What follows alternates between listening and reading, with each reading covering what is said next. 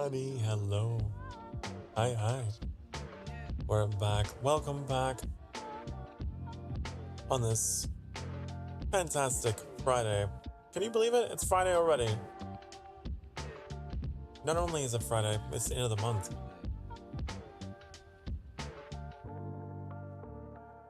Hello, Leah. Hi. Hi.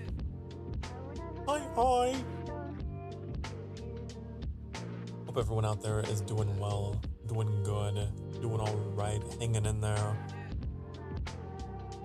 You have a question? Right away. Go ahead. Ask me. What is on your mind?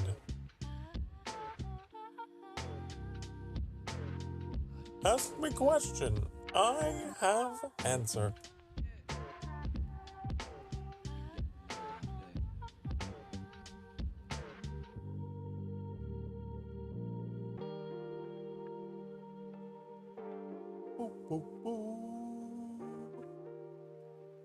I feel so just like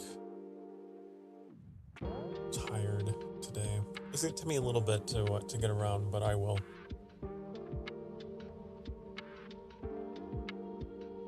Something you probably noticed, maybe. Made a couple changes around the sanctuary. Our soul counter is a lot cleaner looking, in my opinion. Used to be spread out all over the place, covering everything. Look at it now.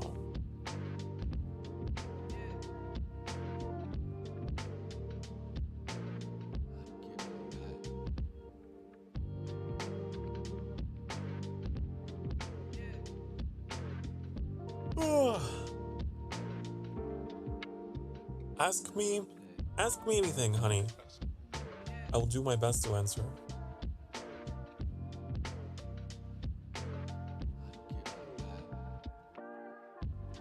Oh. Hold on. There was a bit of a delay there, wasn't there? I see your question now. Can you do a self-introduction? Vtuber Q&A intro? You know, I've thought about doing that. I've thought about it. I would like to. If I could figure out how to do it, I would love to. Or I could record my own, couldn't I? I could just record something that's just like,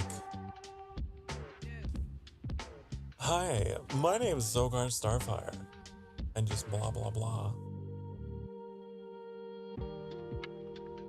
Hi, hello Zero. Hello. Welcome. Welcome everybody.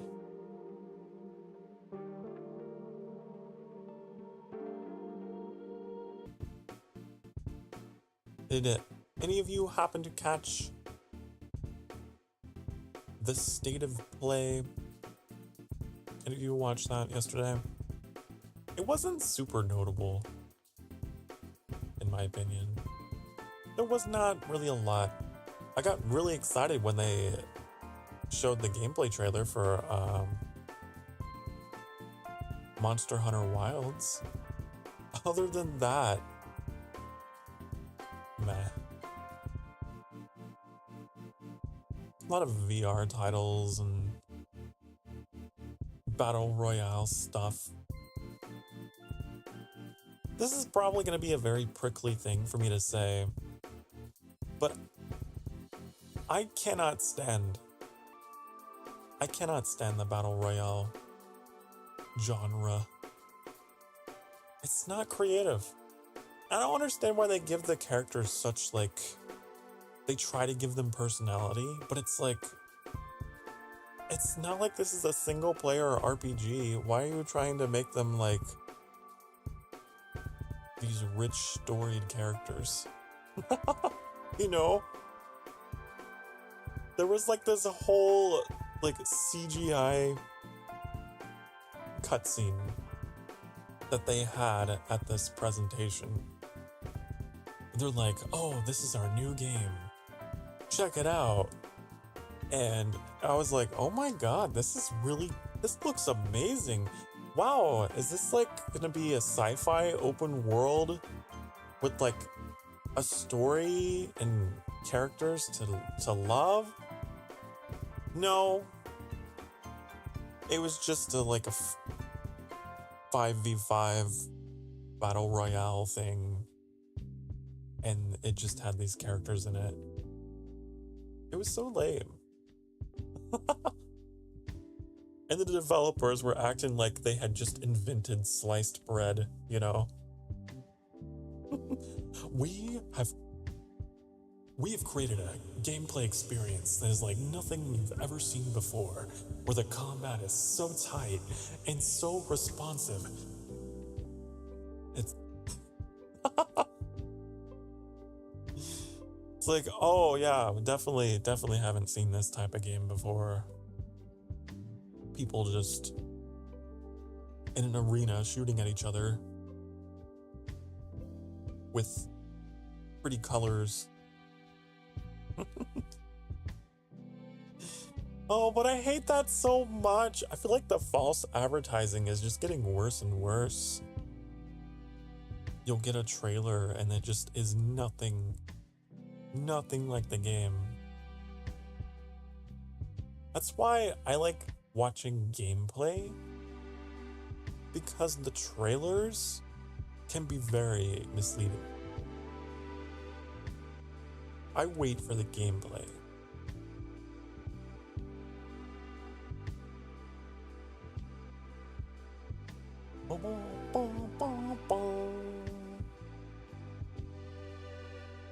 Yeah, I watched that. I'm pretty excited for Wilds that's coming out next year. And they actually showed a little bit of gameplay, so I was happy about that.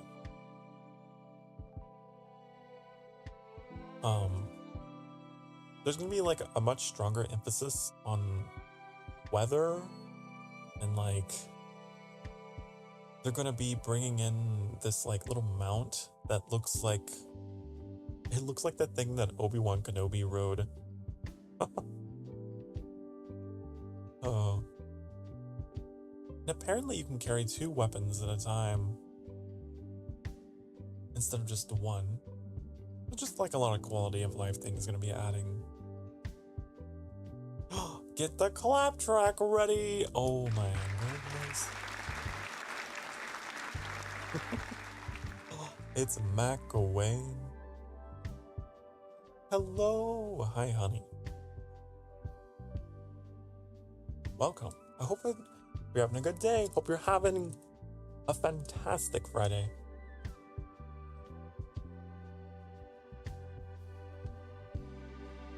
I've been hard at work. You know what I think it is? I'm mentally exhausted this stream because I spent the past 2 hours working on stream stuff, testing. I was testing. I think I finally figured out how to get Vbridger to work. I was having issues with Vbridger for ever since I started streaming, so I just never used it. Today I figured out if I set my camera zoom higher, it actually starts to pick up. I think it's because Vbridger is made for phones. I don't know. You have to have like more of a zoom. Anyways, that's what I was doing. And I was testing my audio, making sure it was all nice and pretty. Then I had to start stream and I was like, oh. It's like stuff I should do when I'm not about to stream, right? But I do it anyway. Zero says, today on my railroading adventures, I bought a new loco, bought more passenger cars, doubled the length of the railroad, and serving double the industries. Wow. Sounds like you're really moving up in that game. Good for you. You know, as an Emberling should. Honestly.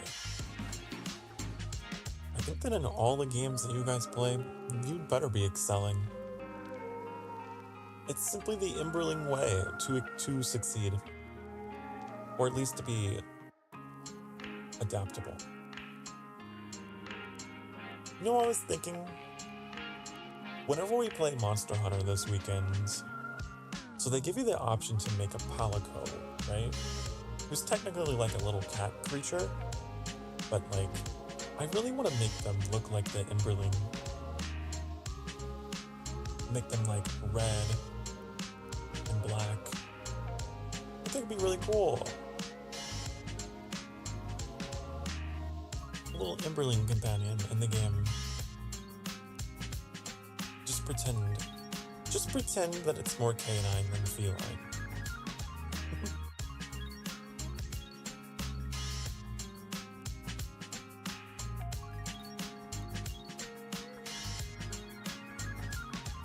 Oh, man. Someone needs to slap me awake, please. Please. Where's Metallic? Usually Metallic comes in here. You know what? I just remembered because I remembered Metallic. My streamer bot isn't on. Let me turn it on. Let me turn that on. Come on. How else are you supposed to give me head pats? Okay. Here we go.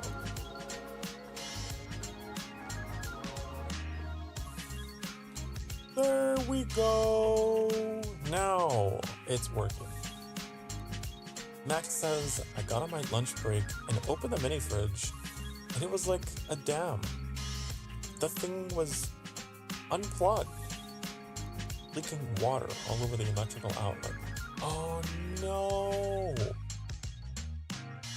My lunch was ruined, so I'm leaving to go get some food.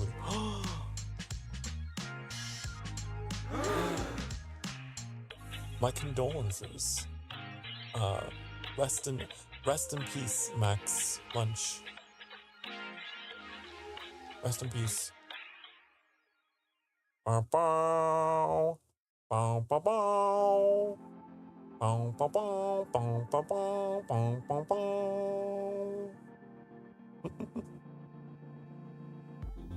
Well, you know what? Maybe it's like a mixed blessing, because maybe you're about to get some real tasty food instead.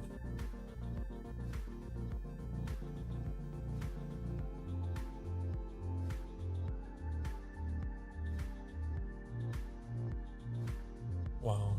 So the mini fridge was unplugged, huh? Someone unplugged it without telling the others. How dare they? How dare they? If I could, I would discipline them. If I could, I would.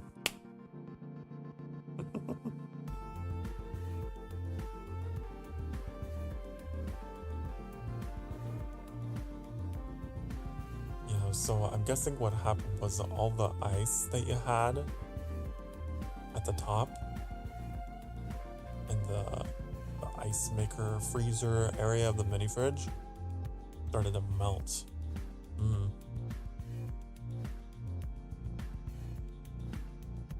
That's one of the more annoying parts about mini fridges, right? I had a mini fridge like that when I lived with my parents, and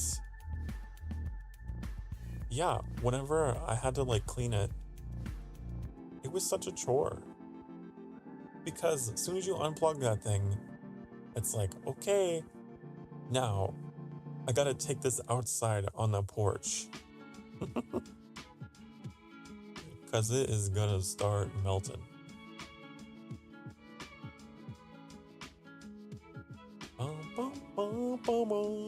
It's a lot of water. A lot more water than you would think. But because it's frozen, it's all compressed. But when it starts to melt, honey, it's like the fucking glaciers are melting, you know?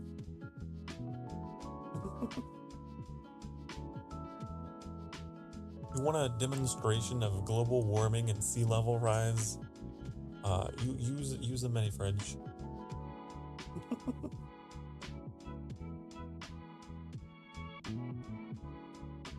Well, whenever Mac gets back, we're all gonna have to harass them into telling us what it is that they got as a replacement food.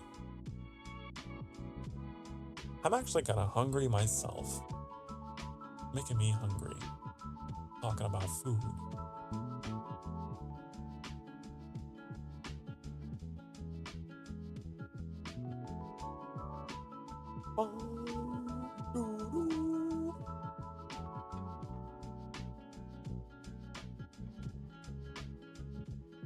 Oh, I can't believe that it's almost June, honey. It's tomorrow. June the 1st, which coincidentally, right? Coincidentally, June is like Pride Month, right? Which I wasn't even thinking about when I typed out that community post last night. I wasn't even thinking about that. It was like, huh, you know, that's kind of cool. What a way to kick it off, huh? Max says, oh, the vacuum hit the off switch on the thing when someone put it away. I had new unopened food in the freezer. Oh.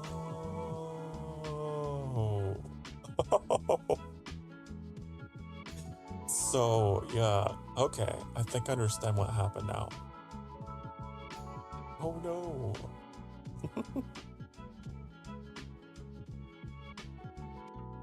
Well, you gotta put the vacuum away more gently. You can't just be throwing things.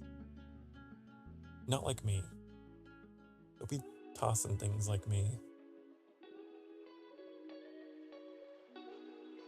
But that sucks. So your food was in the freezer, so yeah. It was on the front lines of the flood. I don't know why I'm laughing. It's not funny. It's horrible. I'm sorry. I'm sorry.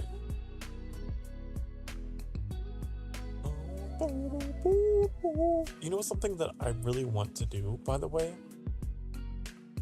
Because I know we have like a little scrolling ticker at the bottom of the chat now. It was at the top before. But it's only a few people. There's only a few names in there. I'm wondering if I should just make like a static like list. Like a little leaderboard instead. I don't know. Hello, Power Guy. Good day to you as well, sir. Welcome. Welcome to what I believe may be your first cozy coffee conversation. Maybe.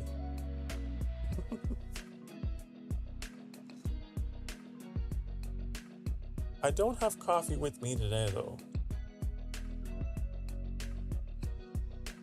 Not yet. I had some earlier. I might have gotten a little bit of a head start.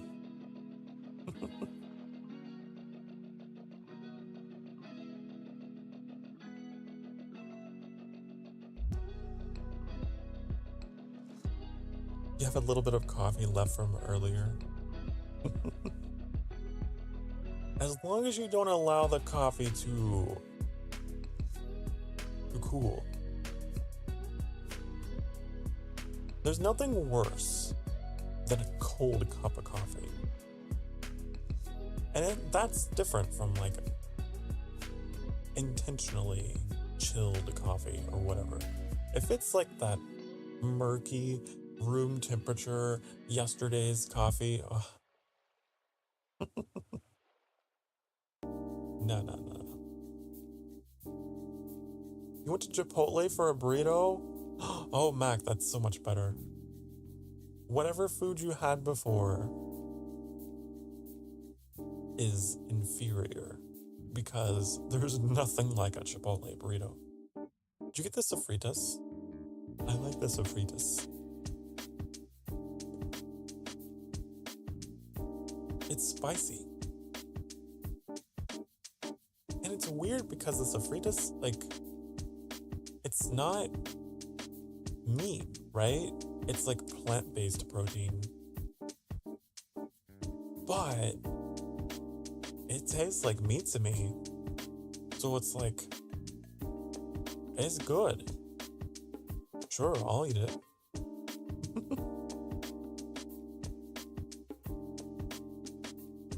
Burrito, burrito. Chipotle is I don't know if it's it's one of my favorites.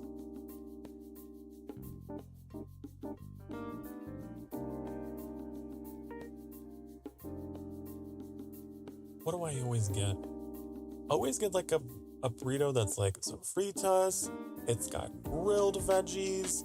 It's got the cheese. It's got the what was it? It's got a lot of things on it. The burrito is practically bursting at the seams.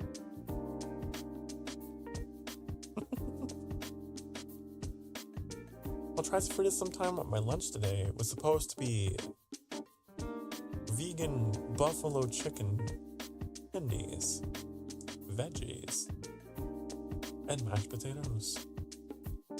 Oh. You know, I can't say I've ever had vegan buffalo chicken tenders. I don't think I've even had buffalo chicken tenders, period. Intriguing. Like, the whole buffalo sauce flavor for me, I'm very picky. If it's too strong, it's like just pure vinegar, and that's not pleasant. Right? It has to be very light buffalo for me.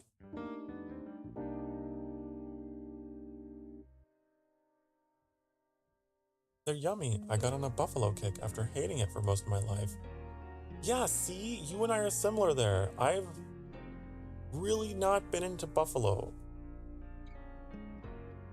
for so much of my life. But every now and again there is like a food that has that, and it's like, you know, it's not too strong. But most of the time I feel like it's so vinegar infused. Not a huge fan of buffalo flavor myself. Okay, that's 3 of us. It's infused, not drenched. Oh, I see. Not really into soaked in sauce. I see soya's like baked into it. Yeah, that probably wouldn't be bad.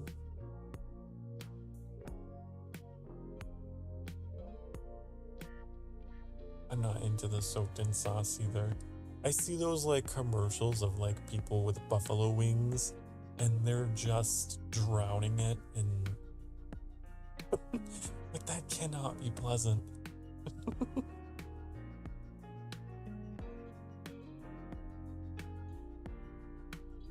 I'm a soggy food hater.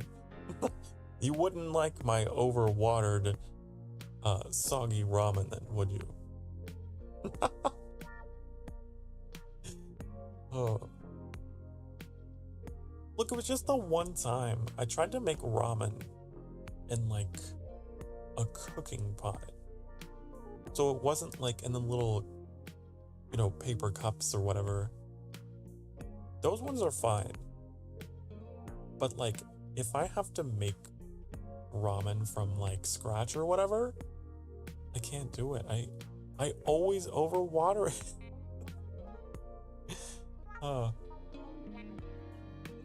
Cheddar cheese ramen. Interesting. I would try it. I have to go easy on like dairy because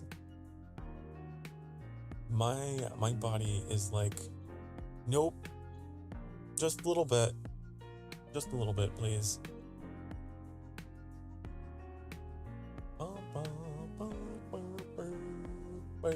You never drain your ramen, but you only make out 2 cups of water. So you found like the perfect measurement. I see. You're a measure twice, cut once kind of person.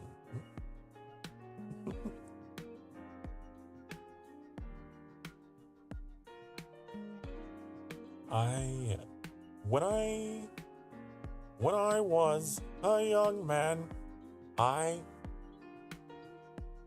lived on so much ramen when I was like with my parents. There was like a phase of my life in those like last few years of living with my parents where like I had semi-independence, right? Like I had a steady job, had my mini fridge, and I had my, I had my own finances and stuff, but I just lived there. And I ate so much ramen. And Chinese food. And yeah.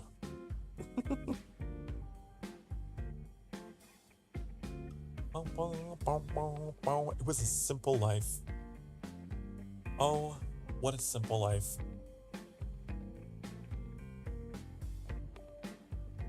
Second comes the seafood ramen. Now, I'm very picky about seafood personally.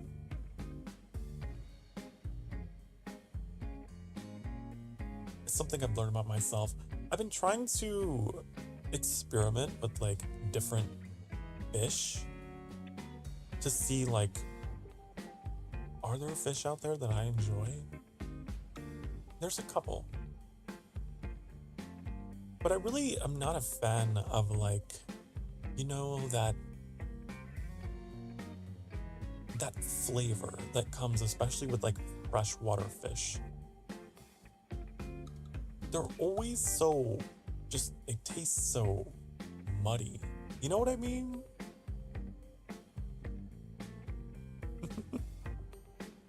Now, if it's like an ocean fish, I feel like fish from the ocean are a little more tolerable.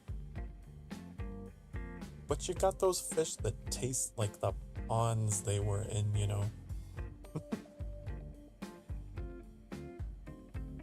I don't know if it's even possible to like get rid of that. Maybe it's just like the quality of fish. I tried sushi at a restaurant and I loved it. But then I tried sushi store-bought and I spit it out. I hated it. So then like there's that. So I don't know, it could just be a quality thing. Now you have a gourmet chef. Very true. I do have a gourmet chef.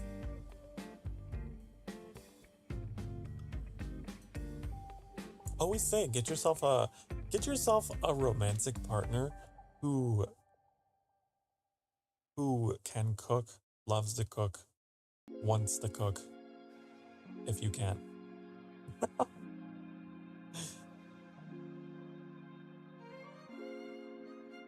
Today hasn't been that great, so keep myself occupied for a bit before I do adult things. I'm so sorry to hear that. I'm sorry to hear that, Lycan, but I hope it gets better for you. Everybody has those days. Everybody makes mistakes.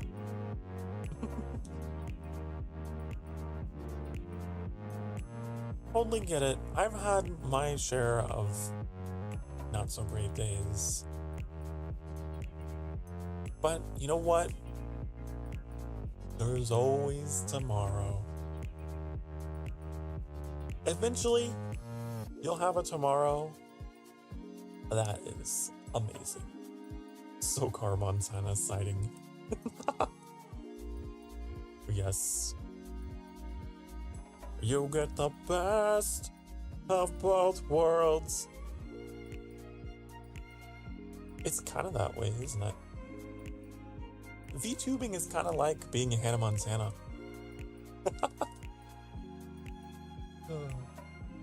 No one knows who you really are. I've told a few people. I've told some people who know. Not that many. Very highly trusted individuals who know me IRL. They know.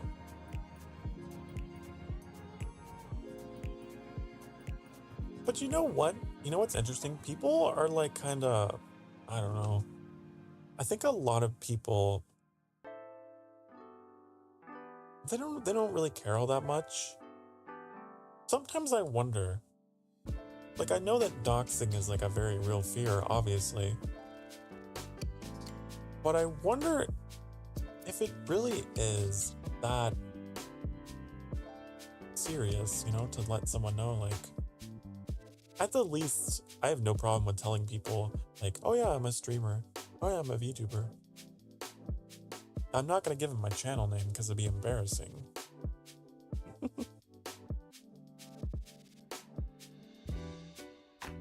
But I have no problem telling people, like, the basics of what I do. Although sometimes it can be awkward. Sometimes it can be very, very awkward. If you ever do get yourself in that situation and you decide, you know what, I'm going to try to explain this.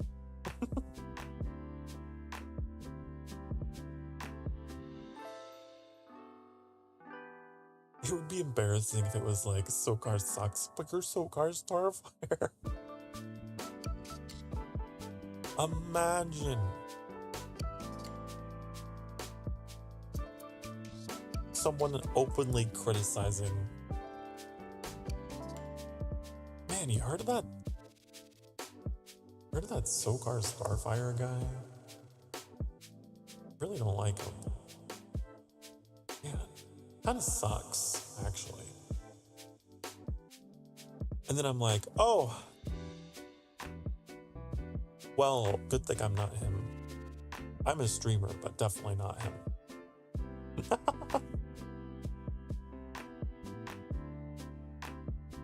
Doxing in itself is a crime. True. True. It is.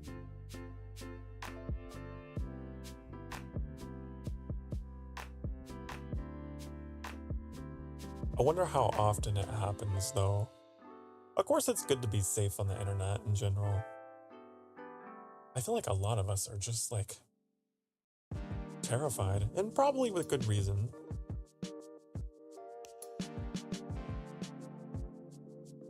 Probably. I think the closest I ever came to it, which I mean, I don't know, maybe it was an overreaction from me. There was one stream, I think it was Twilight Princess. I think it was the first episode of Twilight Princess, actually. If you look on my channel and you try to find it, you'll notice that it's like saved as a video and it's like in lower quality, lower resolution, because on YouTube you can download your own streams for editing, but like it degrades them. Or like there's like a resolution cap or whatever. Anyways, so there's an episode of Twilight Princess floating out there that is a little odd. And the reason for that is because I had to make a teeny tiny edit. I was like half a second long. I sacrificed the quality of that stream for because my first name appeared. But it's just first name. Because the amiibo functionality, I was not expecting it to do that to me.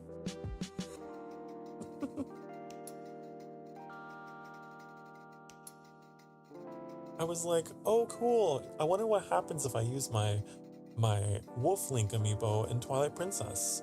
And then it was like,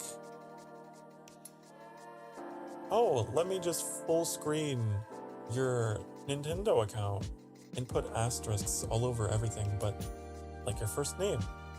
I was like, whoa.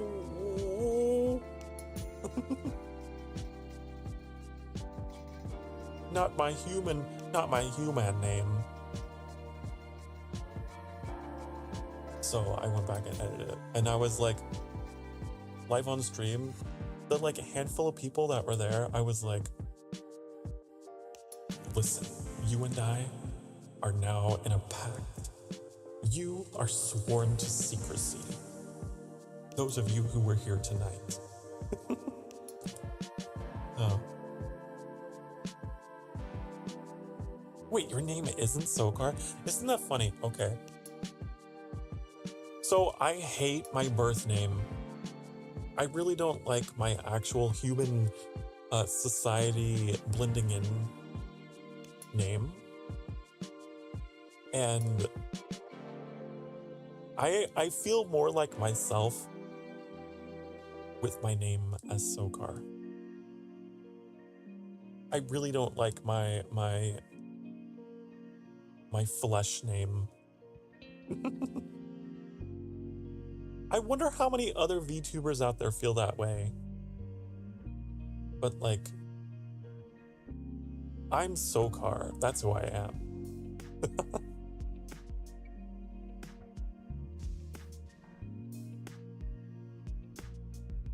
First name reveal isn't that crazy to most people, right? But I want to preserve people's immersion.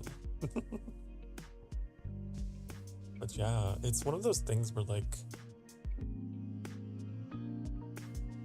I don't know. I always call my birth name my government name. Yeah, right? I love being Sokar.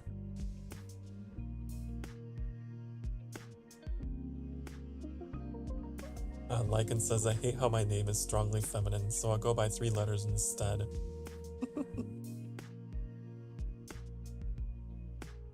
There you go. You're like Annie then.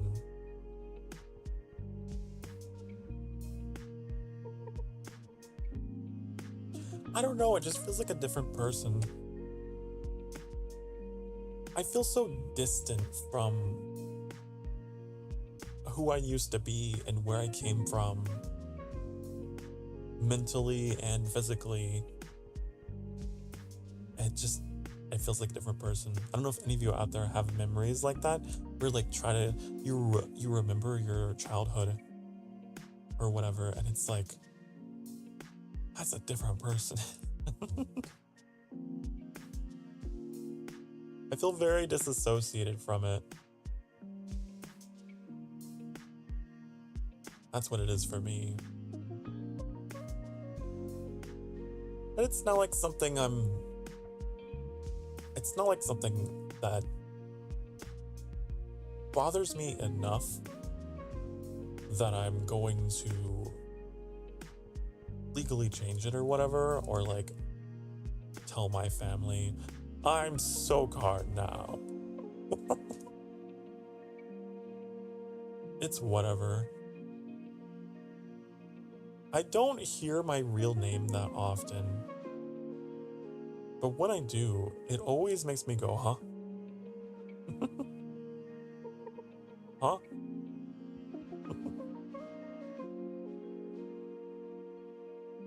of people gatekeep that decision. I'm here like, but it's my name, not yours. Oh, I totally agree. There's so many LGBTQ people with a chosen name that's less than 5 letters. Not me counting the letters in Sokar. Who's like, wait, S? O? A? R. Oh, I can count to 5. Wow.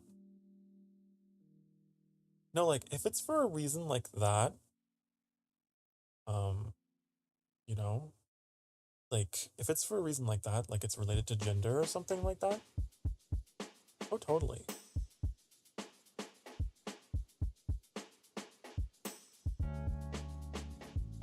Like, that kind of thing was something that was just, like, given to you at birth. You didn't have any say in it, and then once you're an adult, it's like, how dare you? I'm gonna go my own way. You should absolutely have that freedom.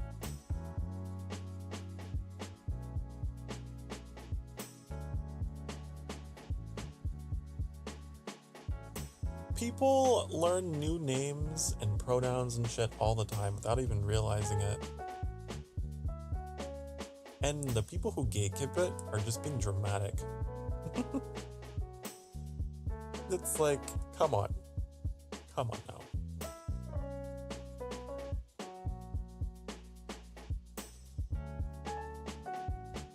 Think about the names you had to learn as a kid that like had multiple spellings of the same thing, right? Like there's so many ways to spell the name Brittany. And people would go out of their way as kids like, I'm gonna learn your name. I'm gonna get this right. I'm gonna learn that name and differentiate you. It's no different than that. You put in effort to getting to know someone that, you know, you care about. That's what it comes down to. That's all it is. Go by a masculine form of my name sometimes. That's much shorter than my name. Only by 2-3 letters.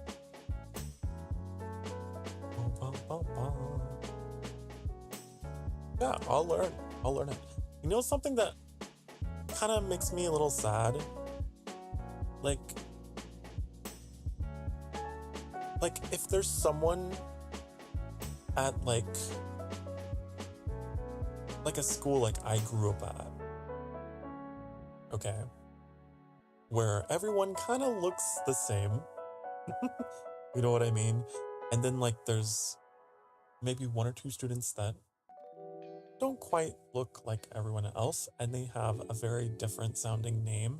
And so out of embarrassment, they like use a different name. It's like, no, like,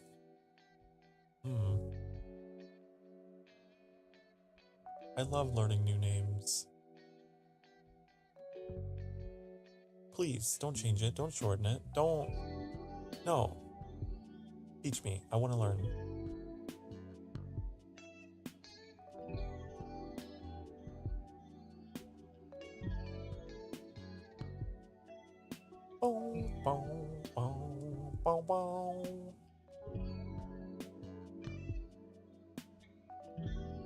Bullying culture. Yeah. Like that shit happens. It doesn't just happen in like in an LGBTQ context as well. Like it really just comes down to like whether those people care enough to get to know you. That's what it is.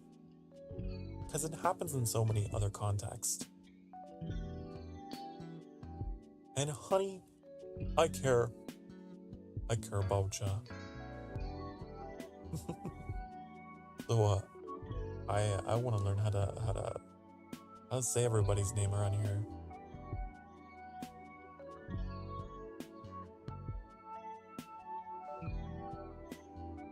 I actually had one of those names that like could get spelled a little weirdly sometimes, it would bother me, and they would just keep doing it because they didn't care.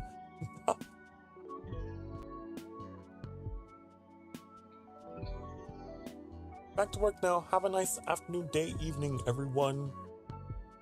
You too, Mac. You too. Work well, but not too hard. I hope you enjoyed your burrito. I'll talk to you later. Maybe, if you're here again.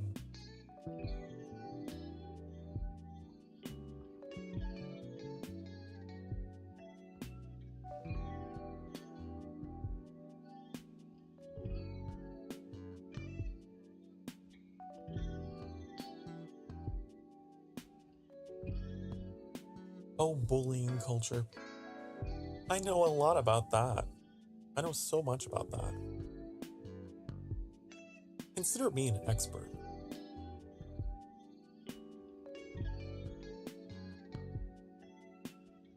I mean, I was the one getting bullied for a while.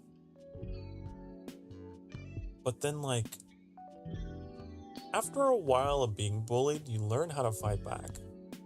And then I became that person.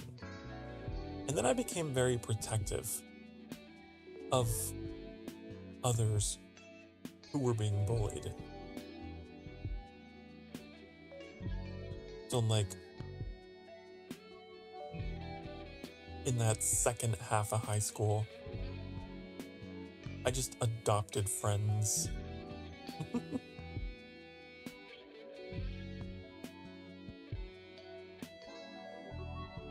There was always, there's always like those couple of kids that were like in PE, for example, who get picked on. And I would befriend them. Much to everyone's like collective. Like, fuck you guys. Come on. Let's be nice.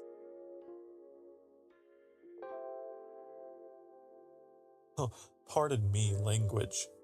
No, but I feel very passionate about that. I hate it. I hate seeing it. Because I lived it. So it's like, in a way, I guess it was a positive thing for me because it made me tougher or whatever, but it shouldn't happen to begin with.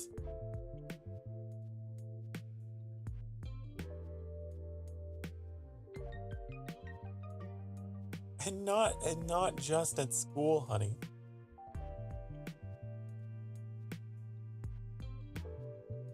The worst kind of bullies are the ones that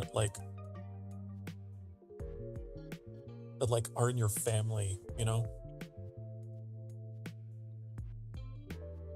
I've been there too. So if anyone out there has that burden, I completely understand. And I do not believe that you are bound by blood. I do not believe that at all. Some people, I think, it's totally fun and like family is what you make it.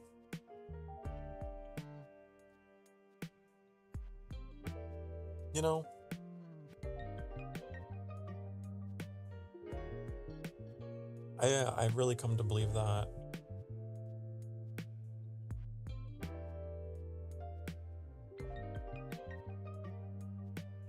But like, there's some people out there that really, man, they're willing to die on that hill,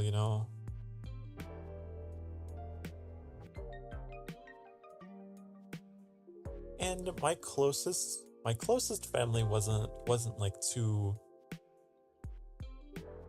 crazy about that. But like, I definitely have more distant relatives that would value that connection so much more, to the point that it would become a little toxic. They'd be like, you have to be like us,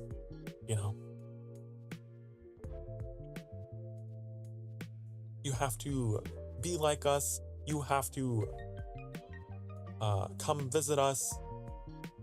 You must worship us. And maybe there's someone out there who can relate to that more, like trying to adhere to traditions, trying to reconcile who you are with who they are, right? It can be really difficult. And honey, you don't have to like make that reconciliation. You can, it's obviously easier said than done. But you can break away. And you can soar, and you can, if you have to, honey, you can find new family.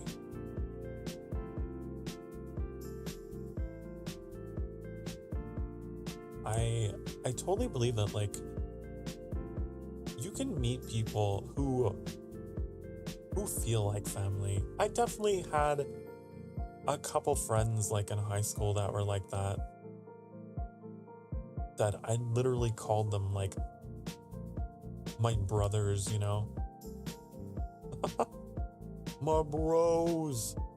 But no, it was like they felt like family. Found family is everything, right? Exactly. You don't, that's the thing, there's so much you don't get to choose about this life until you are much older, right? You can finally start making some independent decisions. But when you are spawned into the game of life, it's just RNG, right?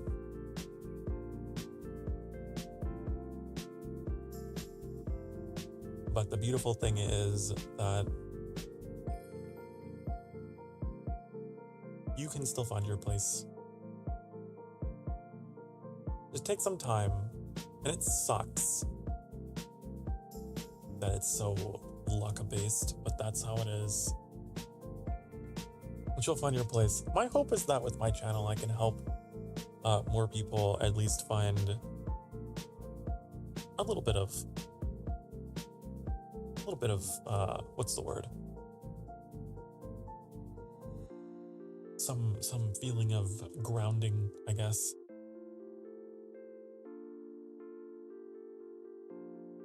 Because I never had that kind of community.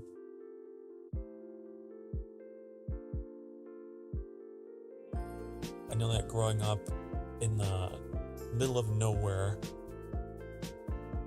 the rural American Midwest, like, I just did not have that community. The internet is incredible though, because despite all of the RNG that we have with how we're born into this world, we can reach out and connect and make do and, like, tell our stories and share our stories and find community where we weren't born with it. Well, we'll make it. We will craft. That's what I hope to do with the sanctuary. No, no, no.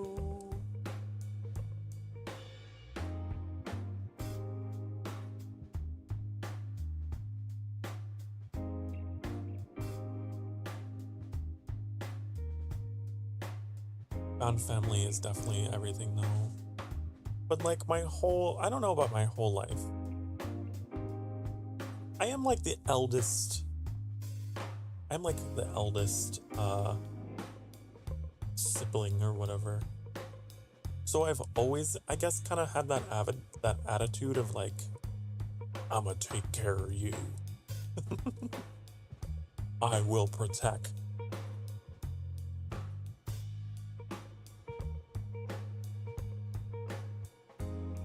And I've gotten to know like others who were like the eldest in their families, and they kind of can relate. It's like, yeah, like it's just the attitude that you kind of go in with it. And it really does shape your personality when there's so much riding on you, you know. I had a lot of pressure on me growing up as the oldest, and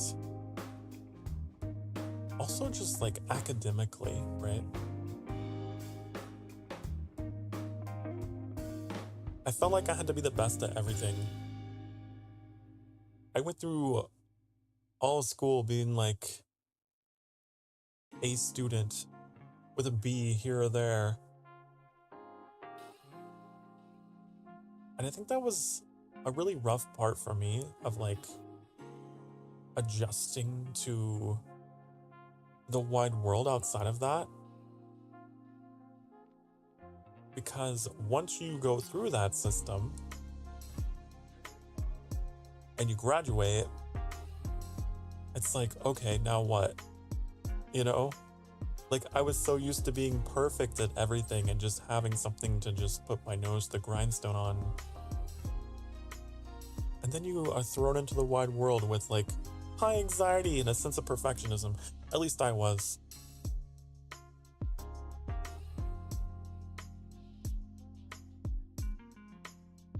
And man, I don't know if I would seek to change anything about the past. I know some people will go through that whole thought experiment with themselves. But you go crazy if you do that to yourself. But yeah, like, I went through my school years just kind of coasting along and just trying to be the best I could. I wanna be the very best that no one ever was. I was even in like some kind of like, I don't know, the gifted kids program or whatever. I was real smart, honey. I'm real smart. I know I may not always come off that way in my video games, but when it comes to book smarts, I'm a nerd. And there's a lot of just pressure to just, at least for me, there's so much pressure to no mistakes. Don't make any mistakes.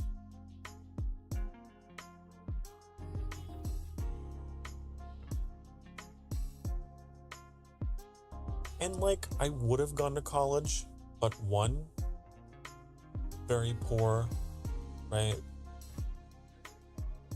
the middle of nowhere where I grew up. And two, I didn't know what it was I wanted to do.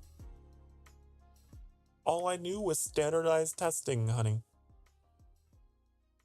That's all I knew. But I didn't really like, I don't know if there's something that I'm like really passionate about that I just want to go. But like all my classmates were like, oh, you gotta go, we're going.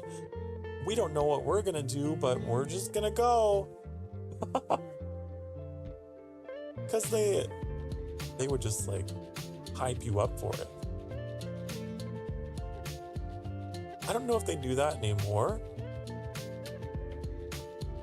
but like in the 20-teens, honey, the 2010s, man, at least where I was, they get these people that come in and they would do like pep rallies. They get it all fired up and just be like, whoa, you ready to go to college? Woohoo! And now so many of those people are like in debt because they just went because they were just absolutely hyped up into going and didn't know what they wanted to do. Because like me, they were just directionless and thought, oh, well, maybe I'll find direction there.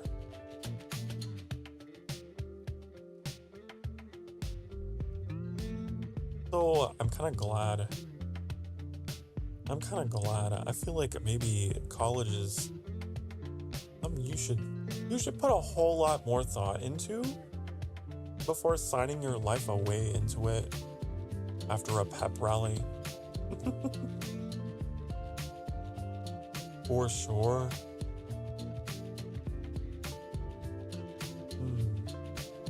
But man, I remember they used to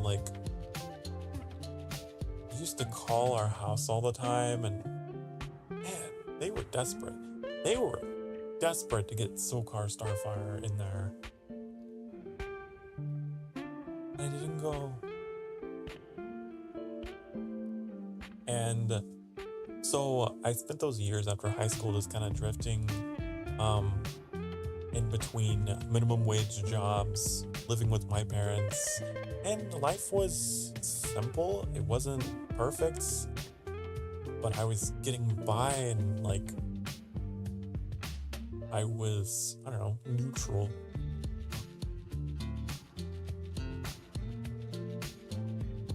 And I started trying to settle in on like, oh well, I guess this is my life, you know. I had that attitude, but that really wore me down. I got stuck, and it drove me crazy. It drove me absolutely crazy. It's hard. You know, I feel like those years immediately out of high school, those like real early 20s, man, that's when you really dig deep and find yourself and realize how unhappy you are and what you deserve and what you don't deserve. What you want versus what you need. And some people figure it out, and some people take a little longer, but you'll figure it out. You will.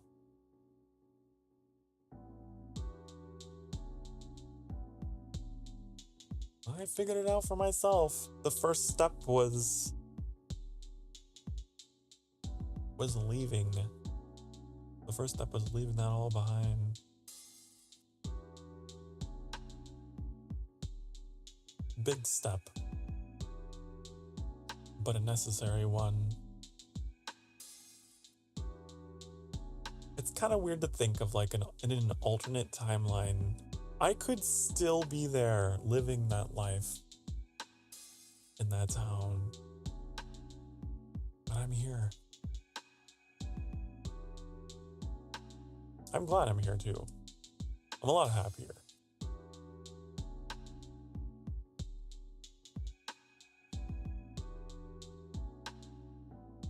But if you are out there and, you know, you're in your 20s and boy, you are just feeling a little lost in terms of, man, everyone else around me seems like they got their shit together. Why not me? That's perfectly natural. There's so many people who feel that way.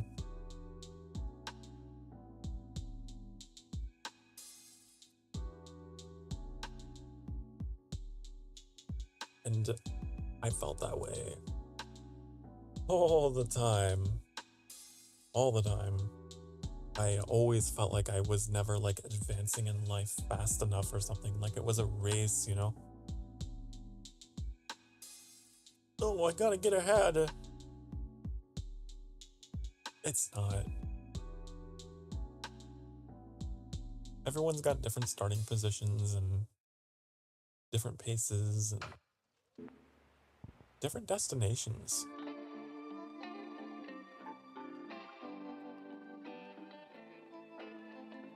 Everyone goes completely different ways after high school. It's crazy, actually. Because, like, whenever you... Like, I remember being in high school and everyone was just kind of a similar kind of mind. But there's people now that I'm like, I don't think I would ever get along with you now. Man, you've moved on. You have changed. That's just what time does.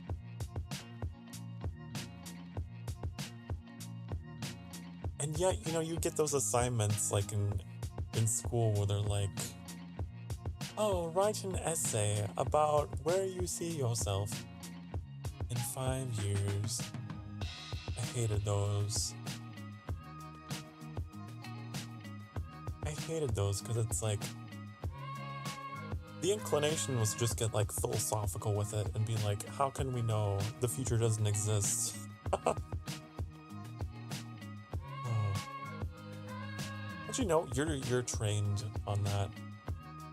Like they really do try to train you to like think of the future as this tangible, controllable thing.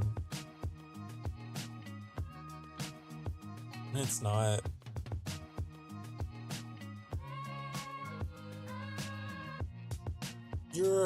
Honey, your life, you're just like a boat. You're just like a ship on the sea. You can't control the wind, you can only control the sail. You know? You just kind of go with the flow. There's nothing you can do besides adjust your sails and know when to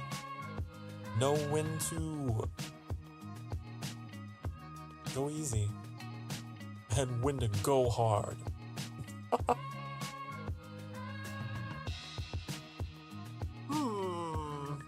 Oh yes. That's what I've learned. Stuff happens that you don't plan for at all.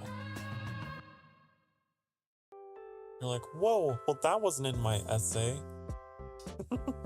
Well, that life event was not something that was in my high school essay about time. Wow, what am I supposed to do now?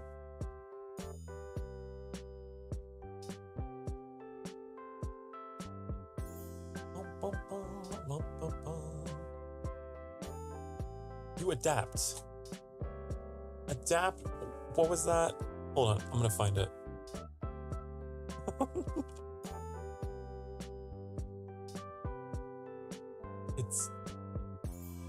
It's adapt, react, readapt, act.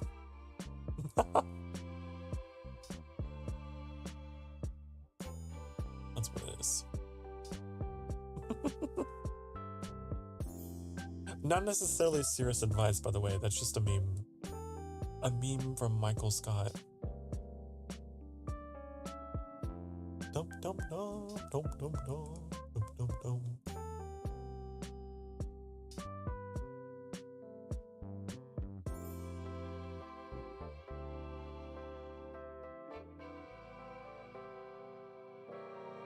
You know something I was thinking about though the other day?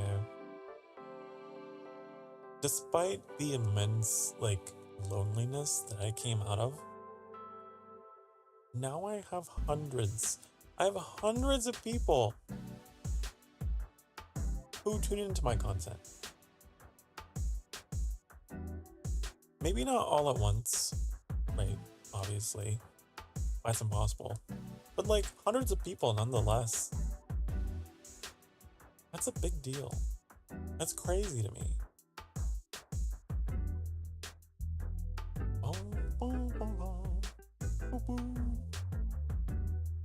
Some of these people have thousands of subs and followers, and they might think to themselves, man, I feel so small.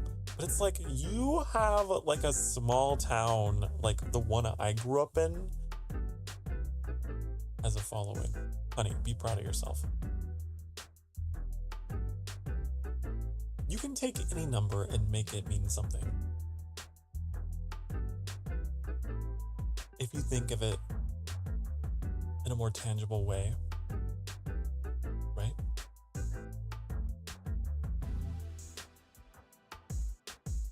Bow, bow, bow, bow. It's all perspective.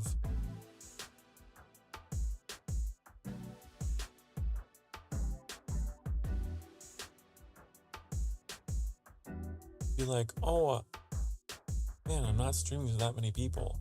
What are you talking about? You're streaming to a classroom size of people. That's pretty cool.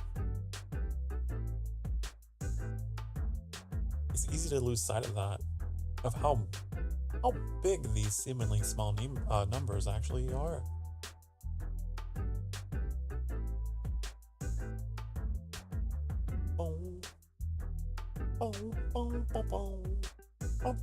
You know, I read something today. Speaking of numbers, is YouTube like changing their monetization policy? Like, I need to fact check this, but like I saw something on Twitter and I was like, I don't know if I can trust you, Twitter. I don't know if I can trust this information. I'd love to know.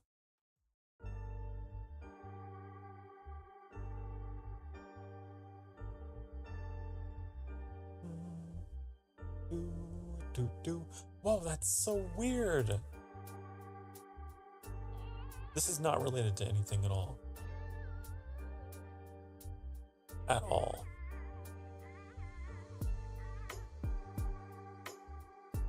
My like list of recent subscribers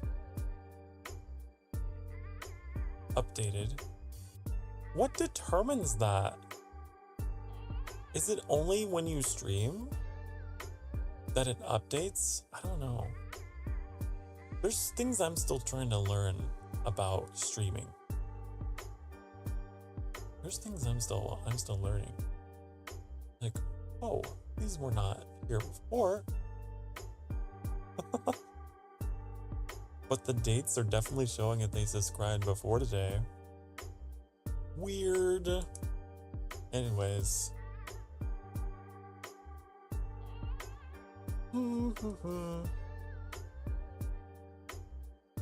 YouTube can be weird about a lot of like analytical data. I think that's the other thing that's very important to remember. A lot of those numbers can be wrong. They can be very wrong. There was one day, I think it was, I was streaming Diablo 4, and there were like a handful of people who were like actively in chat, and there were several more that were watching. But then like after the stream was done, and I was like, you know, that was a really nice active stream. I'm very satisfied with that. Such a fun time.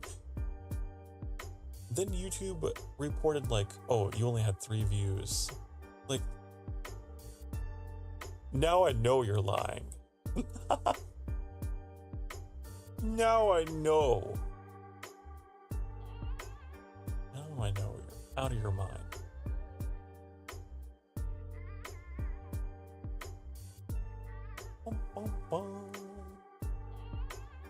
That was something that I had to learn going into this, because it really took a toll on my like my attitude, my like perception of my content, what I was doing. Like, I know I have a relatively small following, but man, YouTube can just make you feel bad with the way it misreports things sometimes, so don't take it too seriously.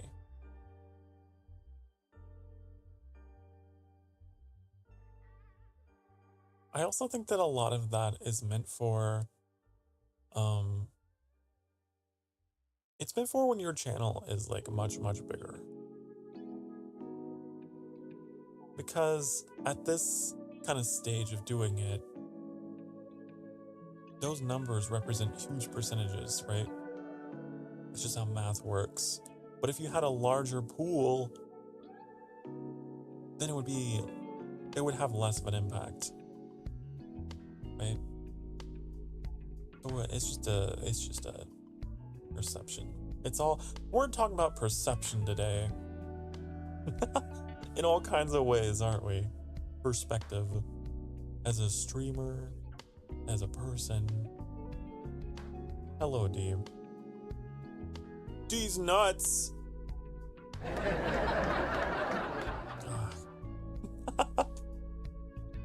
Hi! Hi! Hello! I like how you cartwheel in. Cartwheel. Some changes here and there? Yeah, I made some changes. The overlay at the top has changed. It used to be very wide and all spread out and weird. And I was like, Annie, we need to fix this. We need to make it better, more effective at conveying information in a smaller space. And then Annie was like, according to my calculations, I think that I can make this work. And then we did it.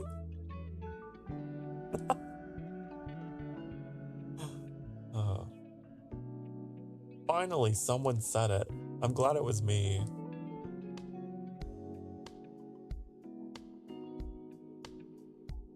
I'm the first.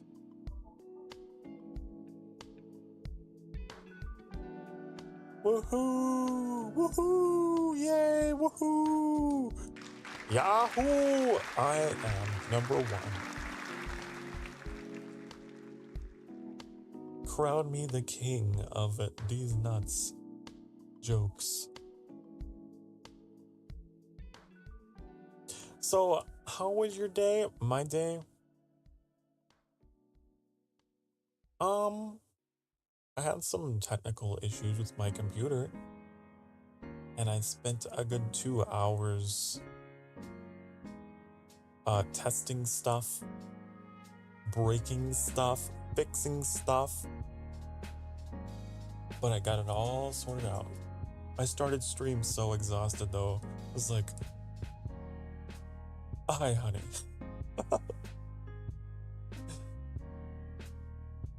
Boy, there's a lot of moving parts.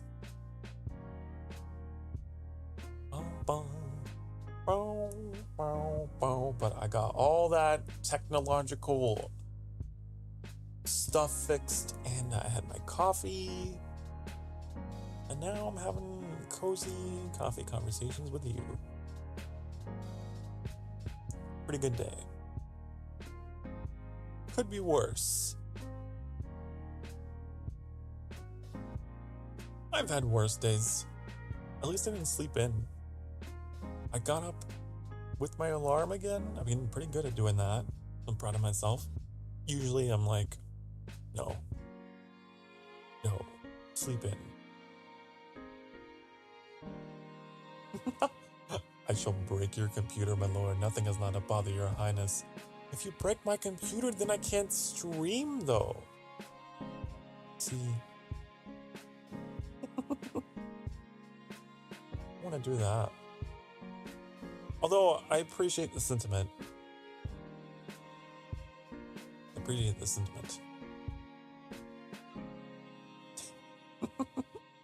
Good point. Yeah. Something else that you may or may not notice today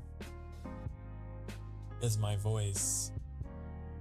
I'm really trying to calm down. I need to relax my voice because I need to pace my voice because I stream for so long. Do I really want to slow down my speaking and try and make it a little lower, but it's not so high? I want to try to work on not yelling as much. Not that I'm worried about peaking my audio. My audio is perfect. My audio is perfect. But it's just, after a while of yelling and being super excited, by the end of the stream, like the start of the stream, I'm like, hi, honey. And then by the end of the stream, I'm like, bye, honey.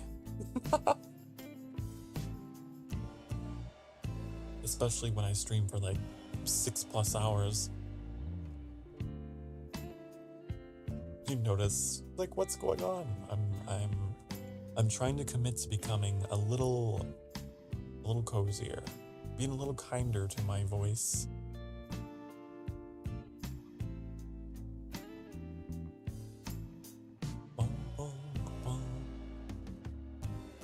You know, when I was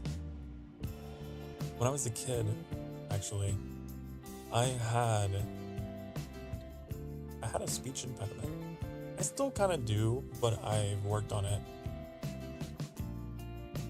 And I would slur my words together all the time. Like certain syllables, and I had to go take classes to work on my speech. And like, as an adult, sometimes I forget about it. And so, like, sometimes I'll listen to some of my older footage and I'm not really paying attention to how I'm measuring my speech. And I'll hear it. Oh, God, it happened. And like, I'm sure no one notices. No one ever calls it out, but I can hear it when it happens. It happens a lot with like TH sounds, anything like that. There was like this one game that we played on stream called The Fermi Paradox, and I remember, so the resource that they use in that game is called synthesis. I struggle with that word. And if I wasn't watching my speech, it was I would just trip all over it.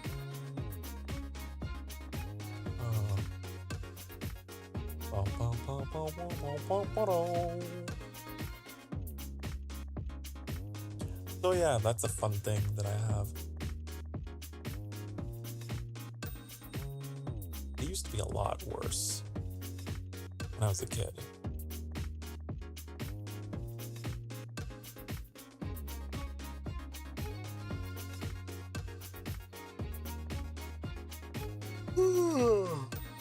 Huh.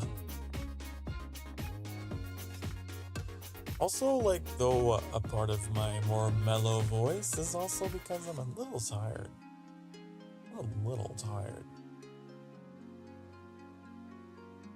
D says I would pronounce some words totally wrong and pretend like nothing was wrong. And if someone noticed, I'd be like, yeah, that's what I said. I said it correctly. You should check your ears. That's great. You know, though, that impediment, though, is what cost me, like, the regional spelling bee. It sucks. I think back on that moment all the time. The word was light. Light. So easy. I knew it.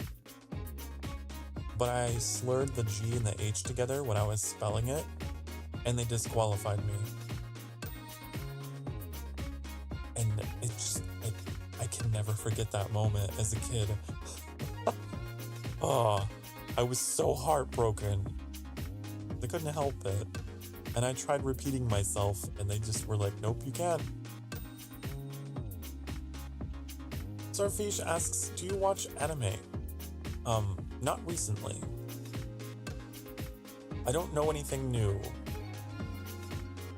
I can't say I'm very familiar with anything that is like newer, but before I became a streamer last year, before I became a Vtuber, I definitely watched a lot more.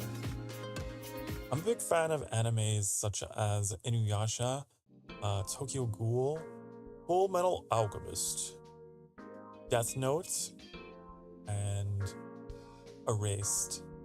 I think those are the ones that like I watched and I really liked.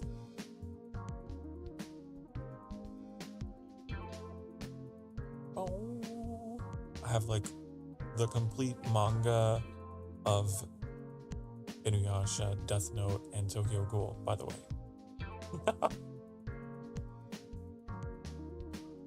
Then there's like the animes that I started and just put on pause forever. You stop watching it? I just don't have the time. I don't have the time. I want to stream. Honey, I can stream for 6 hours, or I can go be a lonely sad boy and watch anime for 6 hours. I have to choose, and I would rather stream.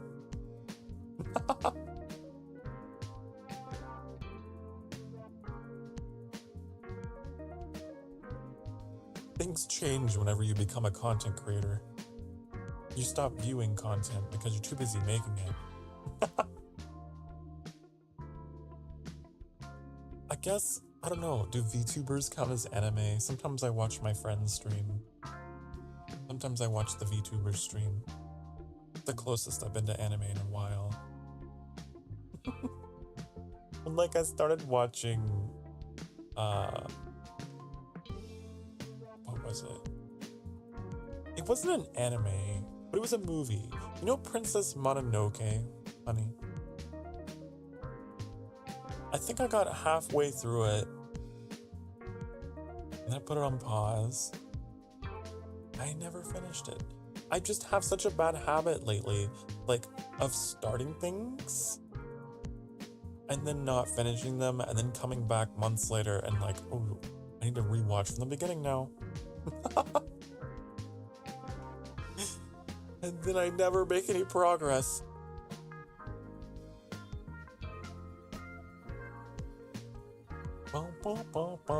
I have some games that are like that. I know, like Path of Exile was that way.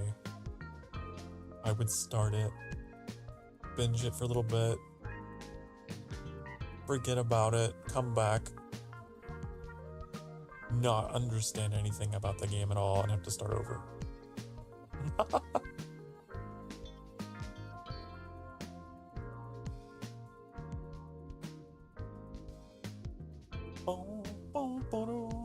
I remember trying to get into,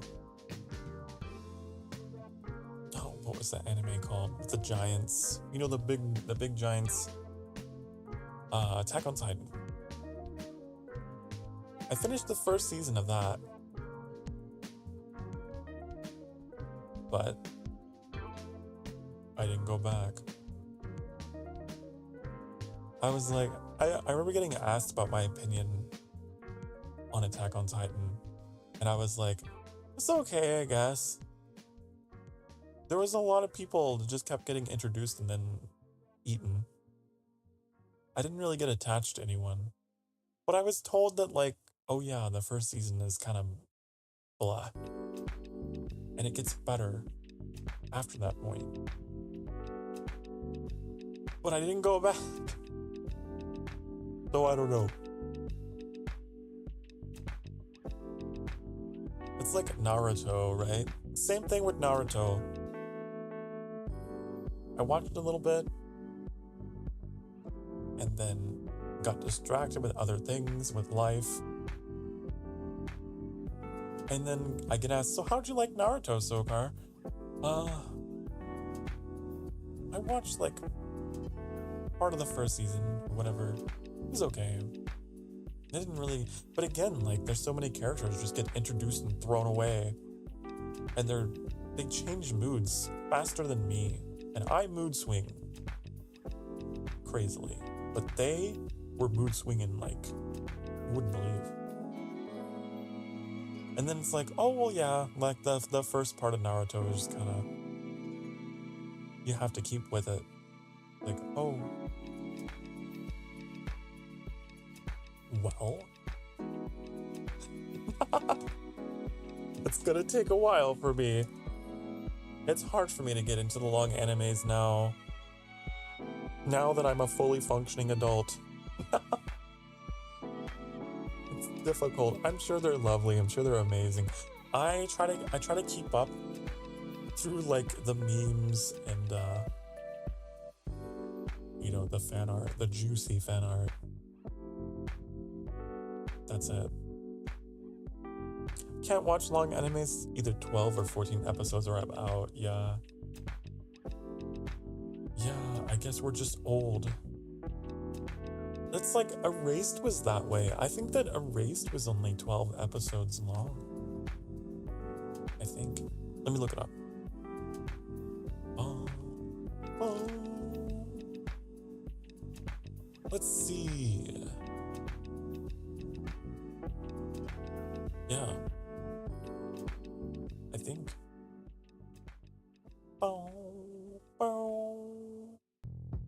12 episode. I don't think there was ever a season 2. No. Very good anime, by the way.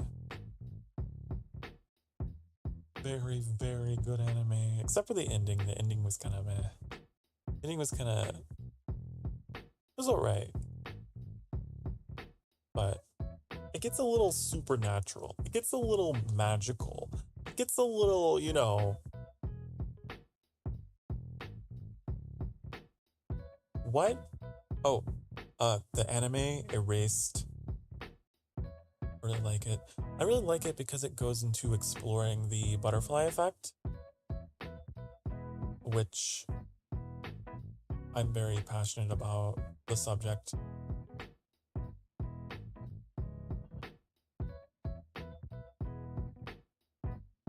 It's an interesting thing to think about, you know, all these intersecting lives and incidents, and we can try to change it, but you try to change one thing, and 10 other things become factors. Speaking of, did you know, honey, they announced yesterday,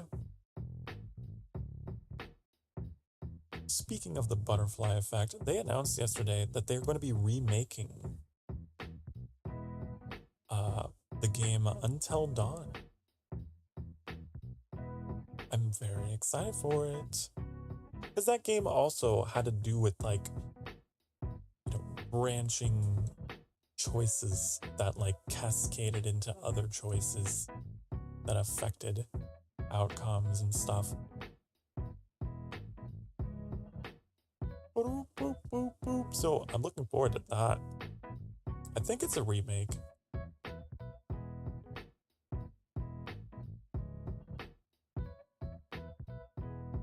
Yeah.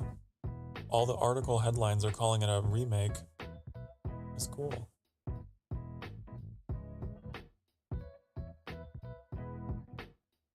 I hope we get a chance to play that on stream. You watched Steins Gate, think it was similar to Erased. I've heard of that. I've heard of Steins Gate. I don't know what it's about. Also, you're asking dub or sub? You like dub? I used to like sub, but then I started to like dub because then I can listen to the anime while I'm up and around moving and doing stuff. Because if it's sub, then you have to like pay attention.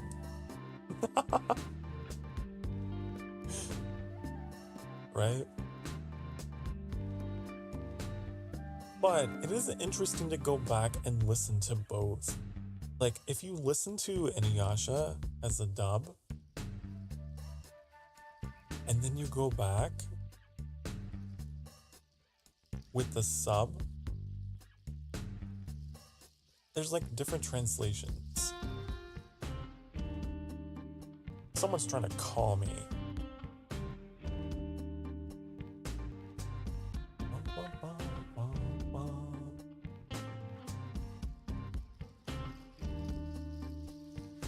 Scam likely. Well then, go away.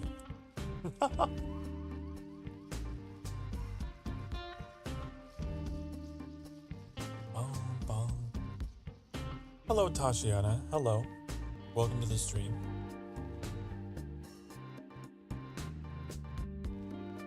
So D prefers the subtitles.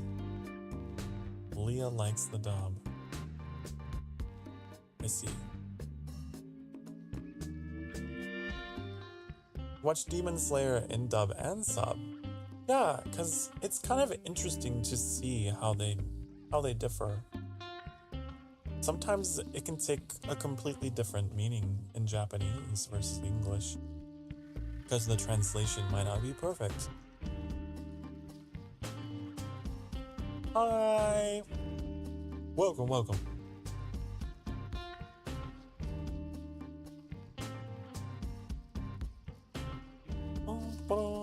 Demon Slayer. I'm trying to jog my memory about this one.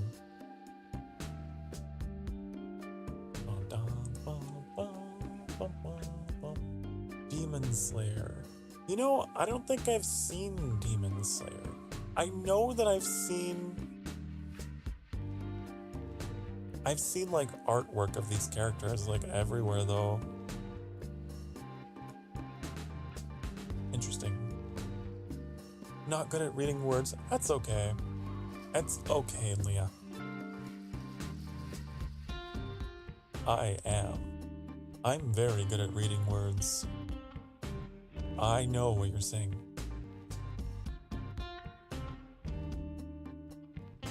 The brother with the demon sister. Haven't watched Demon Slayer yet? Welcome to the club. Maybe someday. What if I merged watching anime with my streaming? I've thought about doing that someday. Just like have like some very exclusive stream where we're like, say we're gonna watch anime.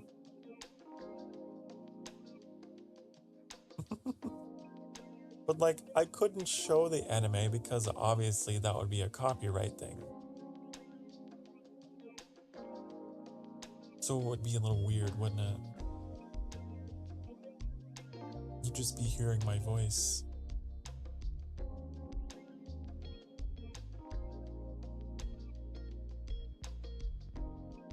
So I figured if I did something like that, it might be like a members only thing, so that way we don't weird people out who are new.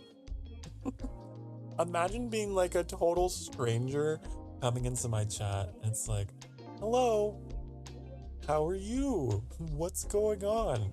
And I'm just like in silence, just like occasionally like, oh wow, that's crazy. Did that really just happen? And they're like,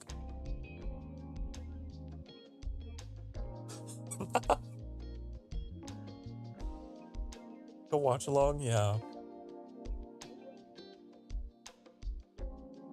I know that's something that some people do though. They just have to like, they have to just like early make sure that there's like a description there that lets people know what's happening. We'd have to put up, maybe we'd put up like a background that's just like theater seats. You know, maybe some fake popcorn just to really get the message across. Like, we're watching something. This is not a cozy coffee conversation. But yeah, I would love to do watch along someday. That could be a really like good incentive to get me to watch things that I've fallen behind on or whatever. What anime would you choose? You know, it may not even be restricted to anime, but also like animated movies. Like I mentioned Princess Mononoke. I really want to finish watching that. It reminds me so much of Zelda, actually. It was really good. But like all the Studio Ghibli films, I've never gotten a chance to see.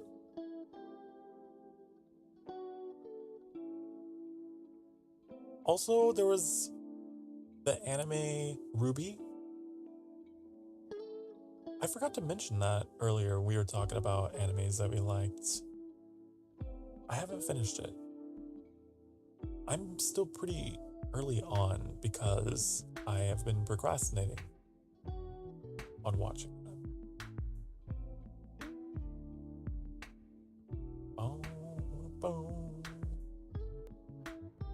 But yeah, I would probably choose stuff like that like I've got some progress on, and I really want to watch them. I don't even know. Did I finish Full Metal Alchemist Brotherhood? I feel like I did, but I'm looking it up. See if the episodes are familiar to me.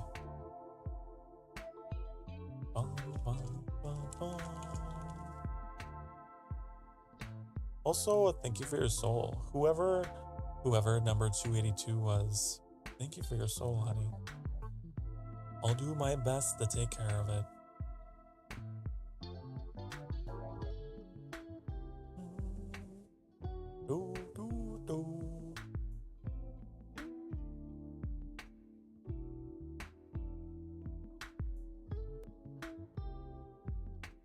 Star and Swords. Wait, is that like a way of saying Star Wars? Am I reading that correctly?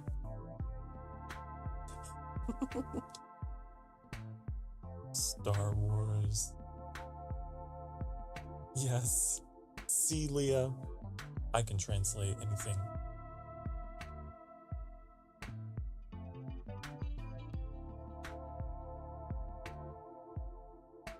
I remember I did want to do a Star Wars watch along on Star Wars Day, but we didn't.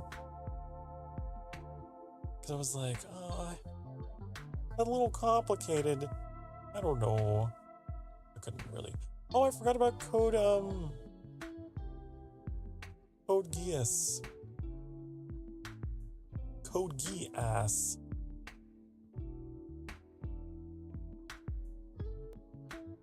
That one is like a short anime, right? I remember watching that. I remember it might not be a short anime. I just remember watching it.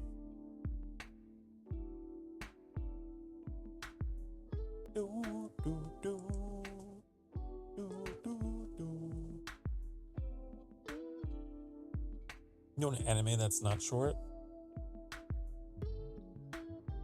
Bleach. I definitely did not finish that. Wait, okay. What is it? What are these emojis now? We got Queen, Snow, Horse, Snowman. Wait, is this Frozen? Do you want to build a snowman? It doesn't have to be a snowman.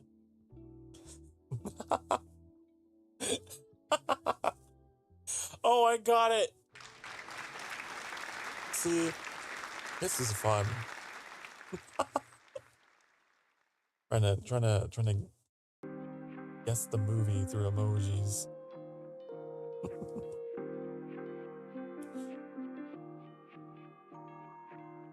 Oh, I really want to watch what was the sequel? They had like a sequel series to Inuyasha that I watched as it was coming out. I don't remember what it was called, but I never finished it just because. Yeah. Yashahime. Curious about that. I've been spoiling it for myself because I've seen some clips on Twitter.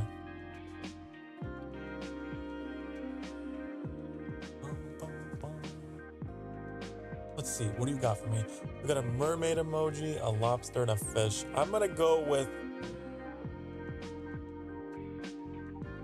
I think that's Little Mermaid. I think that's Little Mermaid. Which anime? Yashahime. Yes, yes! I knew it. Got it. So, it's a sequel spinoff to Inuyasha. It's called Yashahime, and it follows like the characters that were like the siblings, not the siblings, the children of some of the main characters. Kind of cool.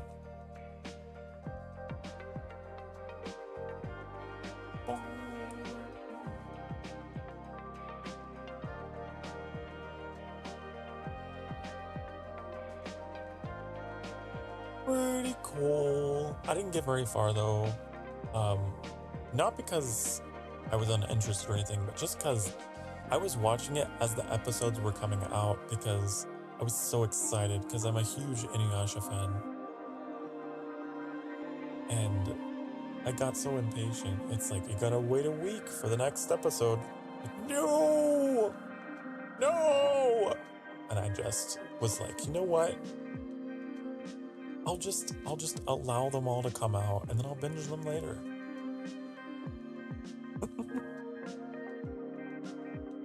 I'll just wait because it's so much more painful. It's so much more painful when you watch a show like as it's releasing, because when an episode ends, you just want to watch the next one.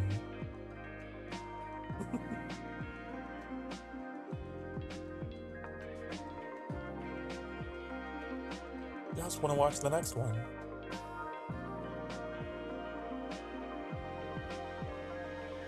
Ugh. I was like that with Game of Thrones. I really enjoyed Game of Thrones, but like I couldn't imagine like watching that show as the episodes were coming out. That would have to be like mind-numbing, actually.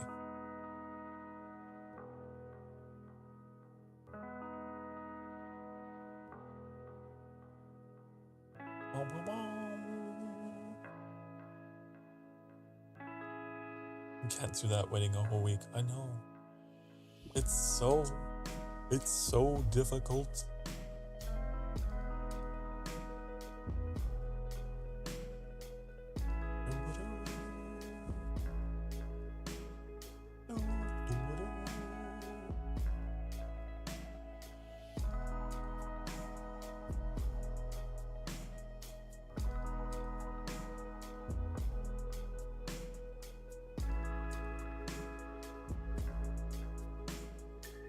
Oh, stretch. I'm starting to think it might actually be time. It might be time for a stretch break, honey. Bongo. It's Metallic. Hello, Metallic. I was wondering when you were gonna show up, and sure enough, there you are. He says when you have a friend who spoils animes for you, you gotta watch a bad show just to be able to get revenge. I miss that. Oh no.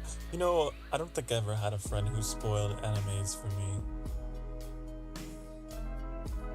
I don't think I have. Fortunately.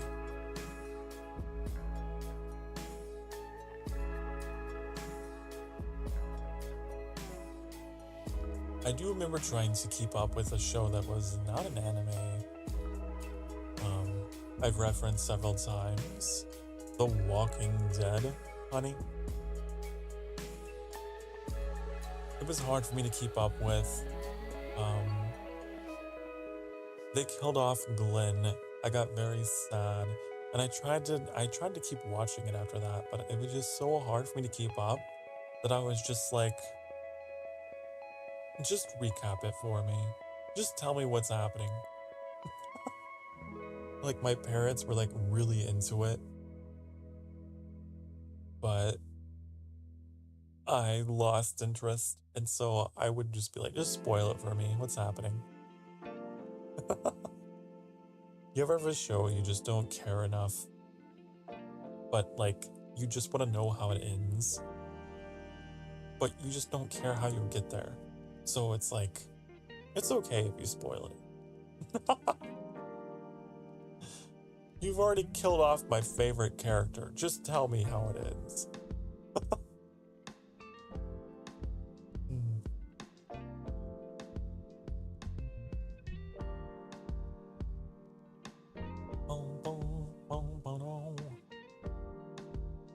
Oh, yeah, it looks like we're coming up on almost 2 hours, honey.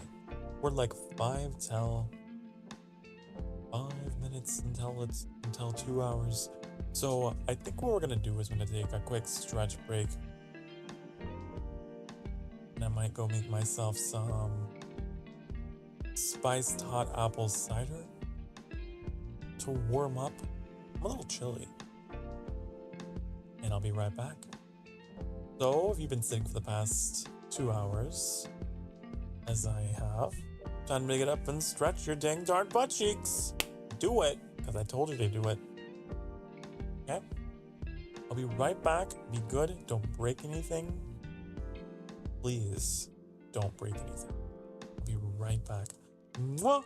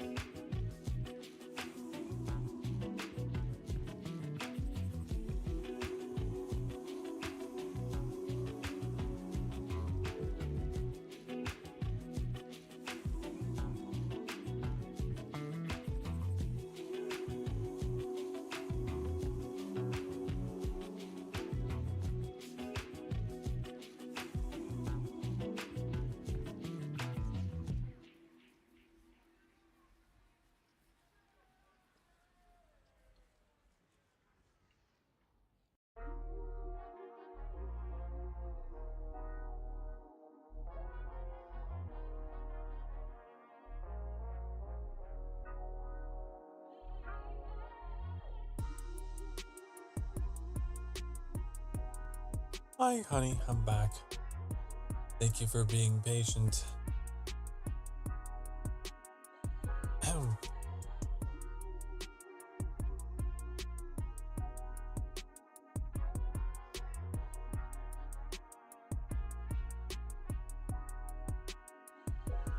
Got the standing man emoji. You're standing when you should be sitting. Is there a sitting man emoji?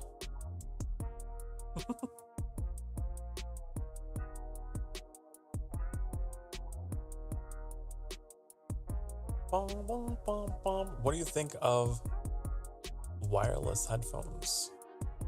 Someone want to get one.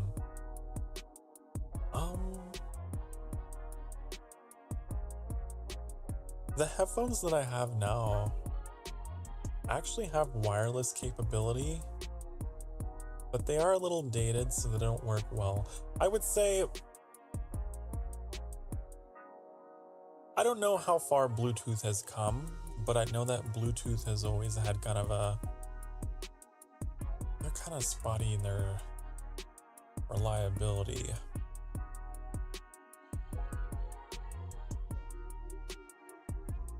I think that Annie has a wireless headset that works pretty well.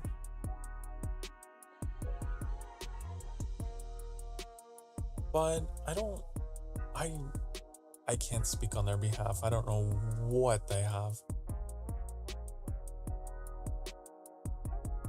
I can certainly understand the usefulness in it though. I don't know about the sound quality. I do not know. I just know that about 10 years ago, when I dabbled in wireless headsets, they were not very good. That's the only opinion I can give. I don't know how the technology has advanced now. RIP.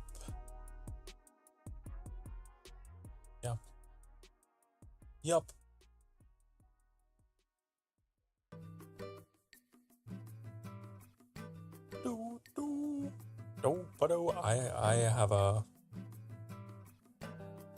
I just have mine just jacked directly into my mic, in the bottom of my mic. Very, very direct. And so it's much louder for me. I've learned that with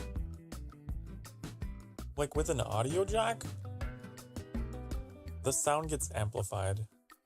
Something with like the metal ending contact thing. I don't know. There's some kind of science to it or something.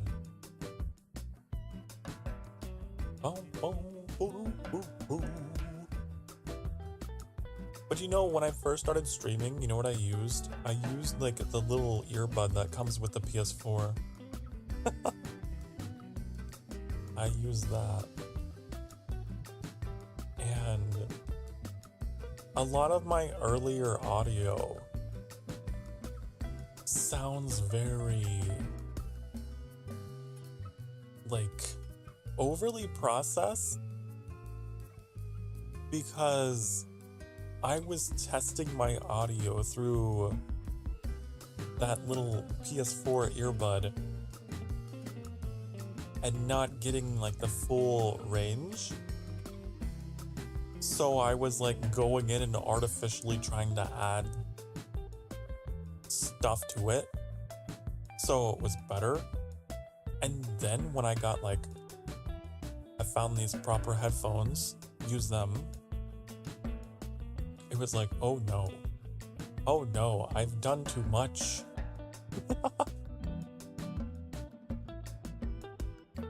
So I would say, I don't know, it depends on what you're using them for. I assume just to play the video games. It shouldn't matter too much, the quality. gamble and get one anyway. The Steel Series Arctic Nova 7. I don't know what that is, but I'm gonna look it up.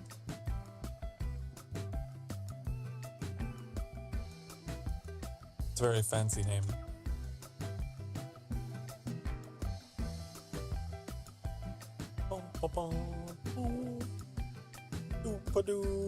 I've never heard of this brand before. I like the red and black one. That's my style.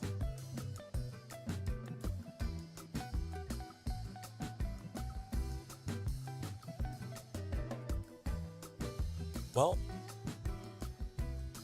you get those just to tell me how they work. Can I get an oh yeah? What, like the Kool-Aid Man? Like the Kool-Aid Man? Oh yeah.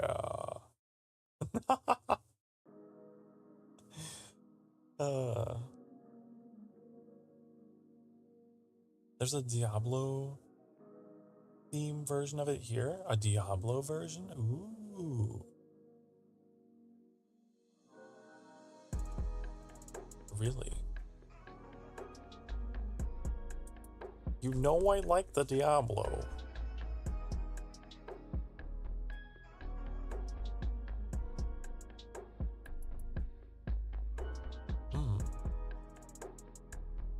Cool.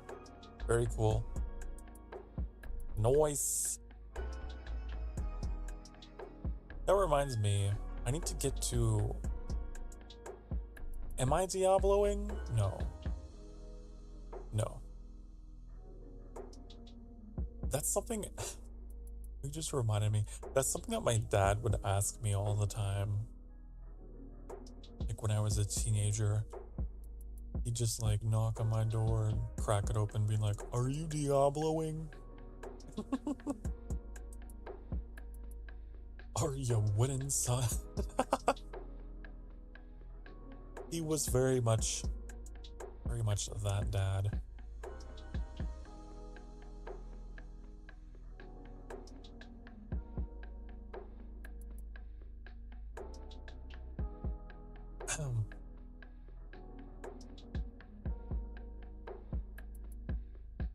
Yum yum! The hot spiced apple cider that I have. It's really good. And yes, metallic. It's hot. It's not cold. Would never be cold.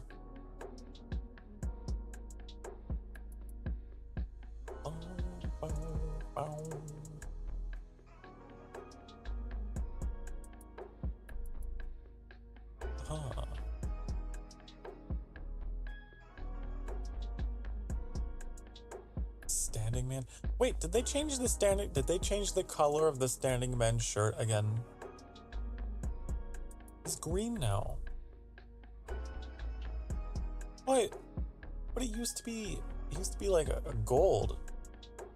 What happened? How dare? It used to be like a yellow orange.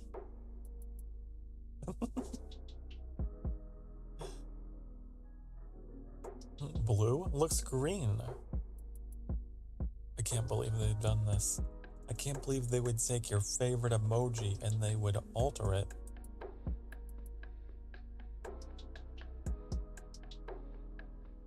Unacceptable.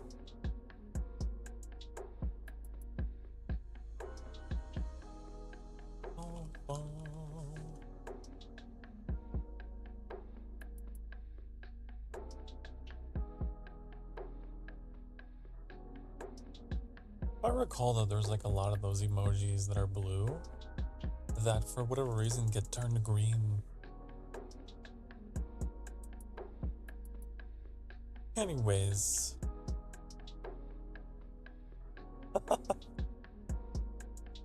Anywho. I was talking a little bit about the state of play that came out yesterday. Very uneventful except for a couple things.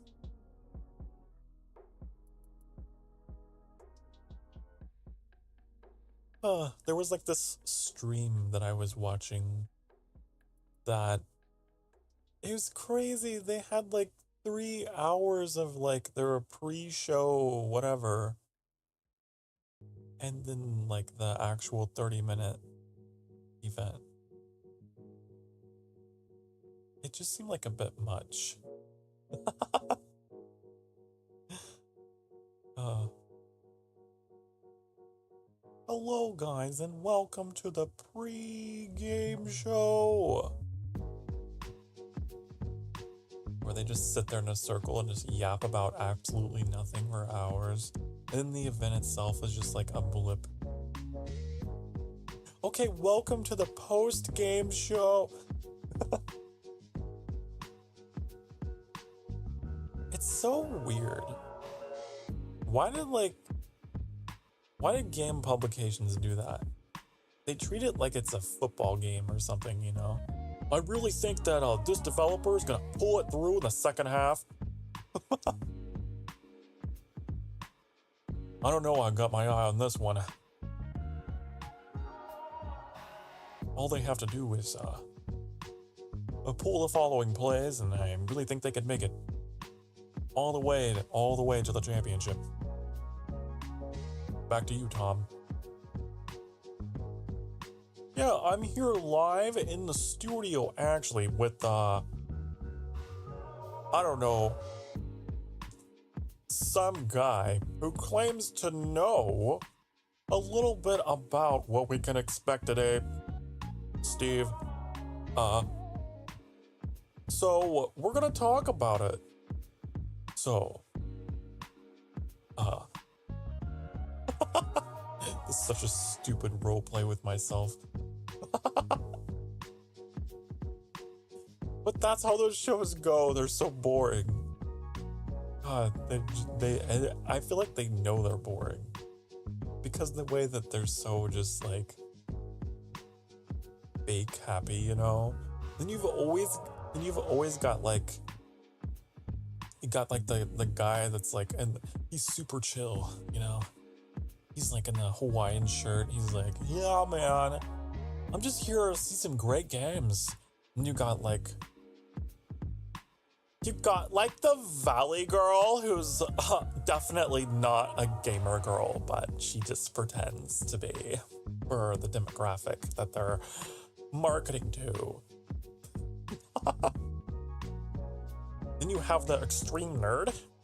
Boy, he knows all the data and everything that's gonna be at the show. Like, how would you? You know I'm right. They got this formula.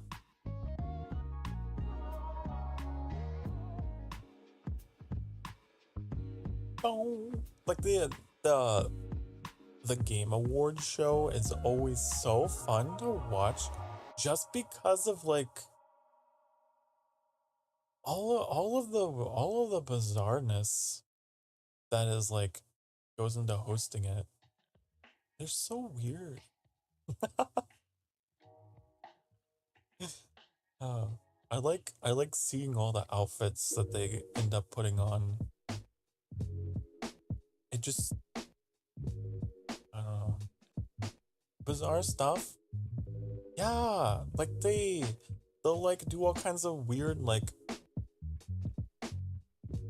stunts and stuff with like fog machines and epic orchestral stuff, and they're just like, welcome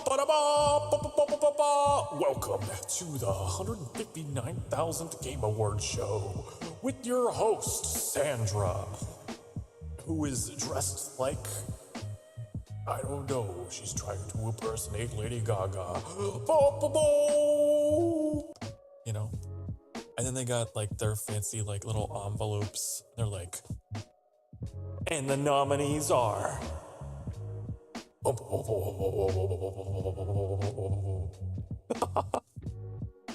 Like it's I don't know. I think they take themselves a little too seriously. Oh, it's bizarre to me because it's so serious and it's just games. Come on. They're just video games. Why are you being like this? How many gamers do you know? How many gamers do you know that are just like in extravagant dresses and tuxedos and are just like, oh yes, oh yes, have you heard of this, Little Divers 2?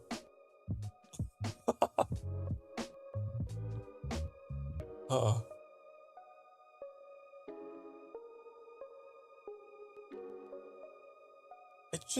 it's just interesting, like, video game industry culture, how it is, it's become this, like, very, oh, we're so civilized. Here at our studio, we play games made by players for players.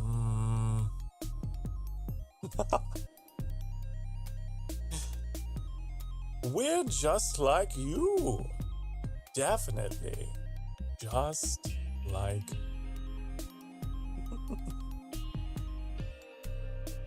At least one. At least one.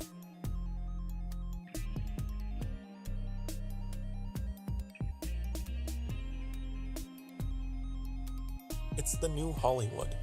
The video games. They're so fancy. The budgets are so big.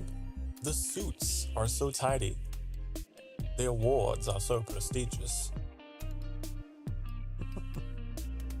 It's actually crazy. It's like some of like the budgets that go into like some of those games.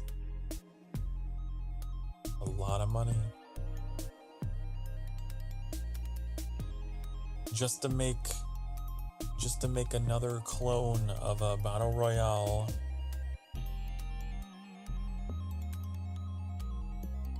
With popular culture references in its cosmetics.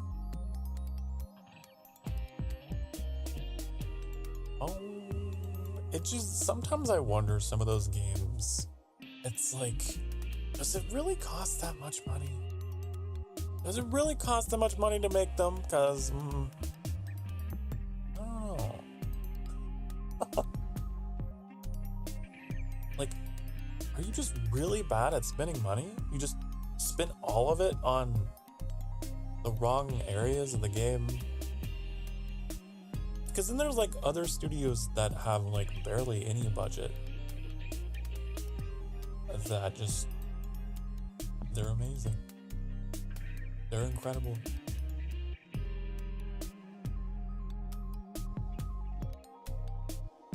Anyways, before I get before I get too political, I should probably change subjects, huh?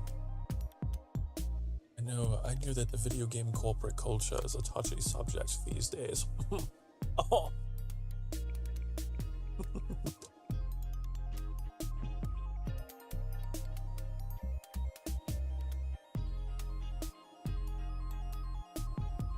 They announced something else though at their silly little awards.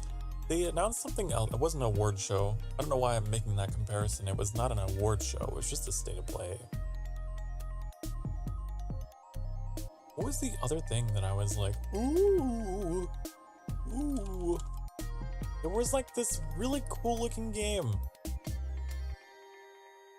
Okay, so there was the Silent Hill 2 remake, which I thought was like, huh, interesting. Okay, cool. There was the Until Dawn remake. Interesting. Cool. There was the Monster Hunter Wilds gameplay trailer, which I was like, interesting. Cool. Then there was some kind of like, it looked like a JRPG, I'm not sure. It looked amazing. I can't remember the name of it. The combat system looked really fun. Oh my god, I love this. I love this headline. PlayStation's State of Play gave us the same handful of games over and over.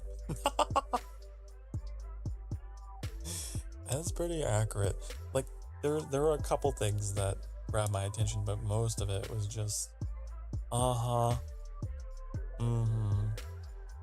Uh-huh. Another Monster Hunter. Oh yeah. Now that's something I'm actually looking forward to because it's something new. That's brand spanking new. Looks pretty cool. And yeah, a remake. So there's those two remakes that are like, yeah, I know we're like, 'tis the season for unoriginal content. Developers are just remaking and remastering, but like, kind of cool. We'll see.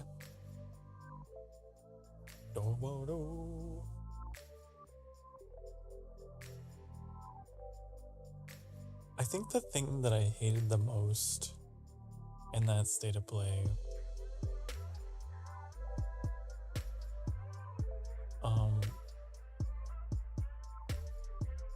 what was it? Oh yeah, Concord. This article is exactly how I felt. Oh my god. Oh, a live service 5v5 game? Revolutionary. Concord admittedly looked very cool, entirely up my alley. That is, I thought it did until the cinematic trailer ended. The gameplay trailer began. And I realized it was just a first-person shooter that looked suspiciously like Overwatch. That's literally the exact same comparison I made. I remember looking over at Annie, I was like, this is like Overwatch.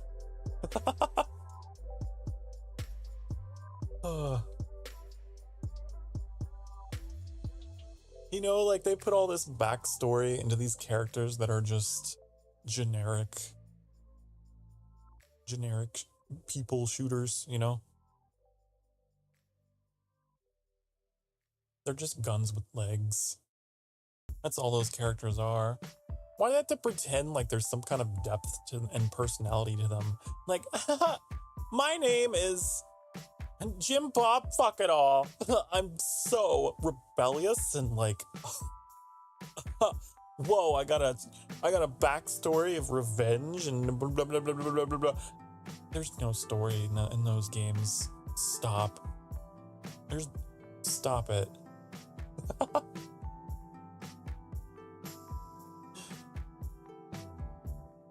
But they had this really fancy CGI that made it seem like it was a game that had rich story and like lore and settings and like alien species. And I was like, oh, no, it's just all a setup for that. It's like VTubers in a way, isn't it?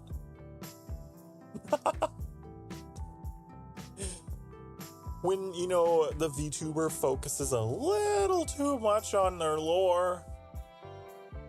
It's like, stop. You have to stream at some point. Come on. You're a streamer.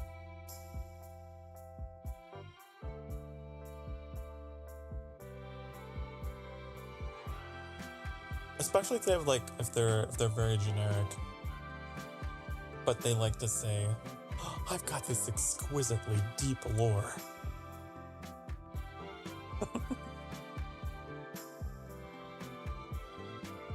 Listen, I bear no ill will towards anyone. It's just a playful jab. Just a playful jab. But yeah, I'm sick of the bootleg Overwatches. I'm so tired of them. Bum, bum, bum, bum, bum. 8-ball embers. What do you... That's not even a question. It's not even a question. I don't know, honey, because it's not even a question. Gotta try again.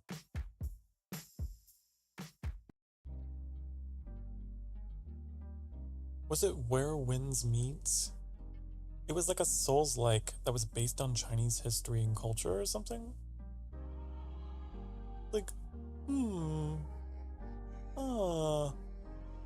I mean, like, It did look very Dark Soulsy though, and there's like already so many Souls-likes on the market.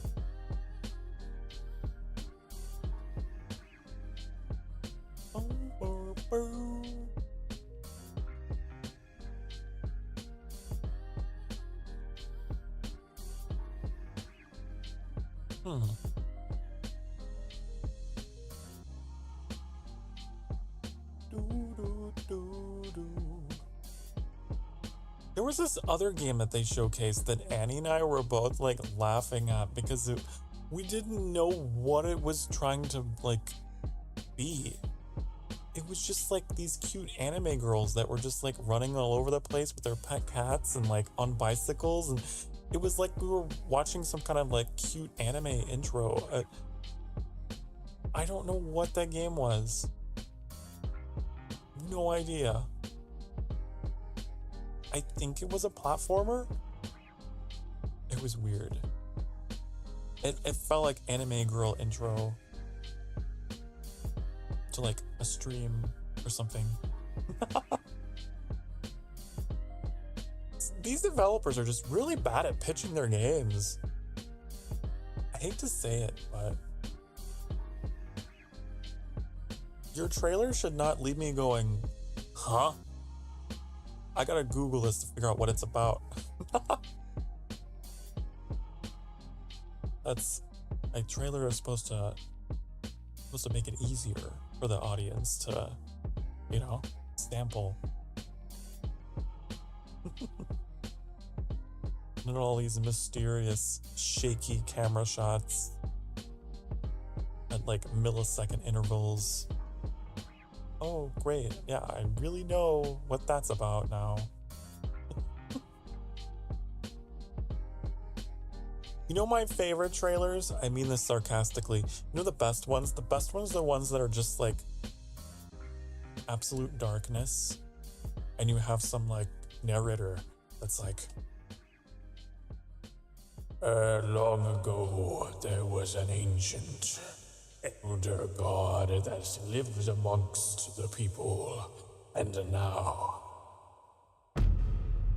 he has returned. And then like the logo comes up of the game, and then it's like coming soon. It's like just some generic release-ish. Or to be announced. Like, okay, cool. Great. I'm sure that was worth the money it took to get that spot on the show. I don't know. I hate the text box. The fade in, fade out text box. And that's it.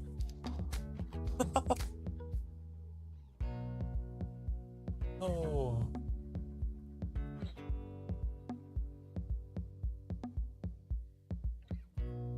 I'm just thinking, as a VTuber, there's a lot of skills translation, isn't there? We have to learn a lot of things.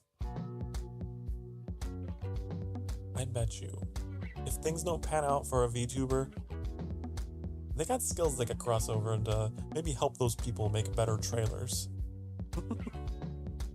Love your avatar. Thank you, Seojun. I love it too.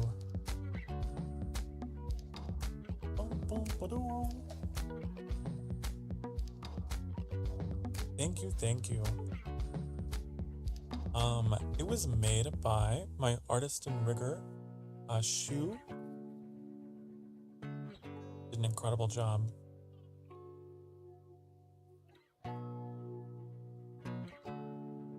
Thank you for stopping by. Welcome to the sanctuary. I hope you're having a lovely day.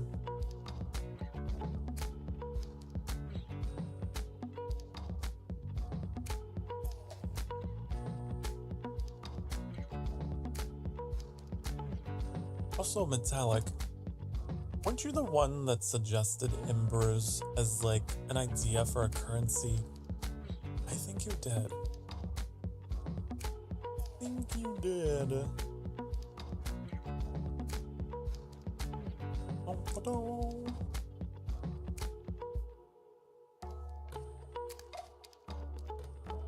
feel like I would have taken note of it.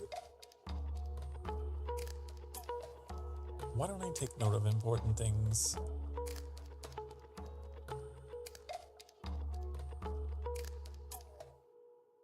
Doop-a-doo. These are some great ideas. Okay, I found... it.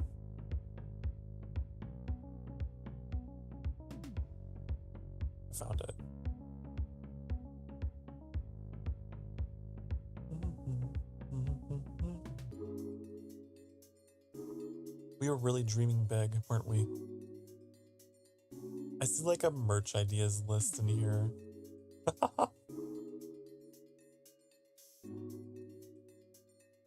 Damn. You already got an oh yeah. I already gave you an oh yeah. I already did. I already did the Kool-Aid impression, smashing through the wall. Pours Kool-Aid. Wait, pours Kool-Aid. Oh yeah.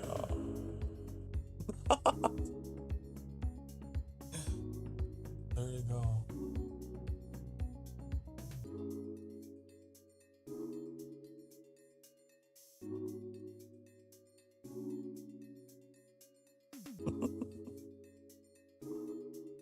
Oh, those commercials were so weird. Like, it was totally normal. There were so many of those commercials, like, in, like, the 90s and 2000s that were just... You had, like, this mascot that was just a psychopath. But everyone was like, huh, oh, you. You're so quirky. That's totally normal. There was that one.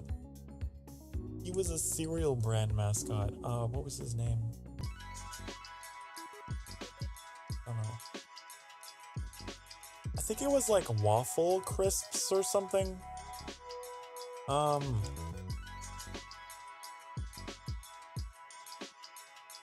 No, not that. It was something like that kind of cereal. There was like this absolutely crazy.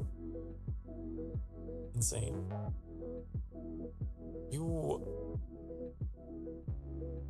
Or like it was the Gushers. Remember the Gushers commercials? Where like the kids who ate the Gushers would get transformed. It was terrifying. It was scary.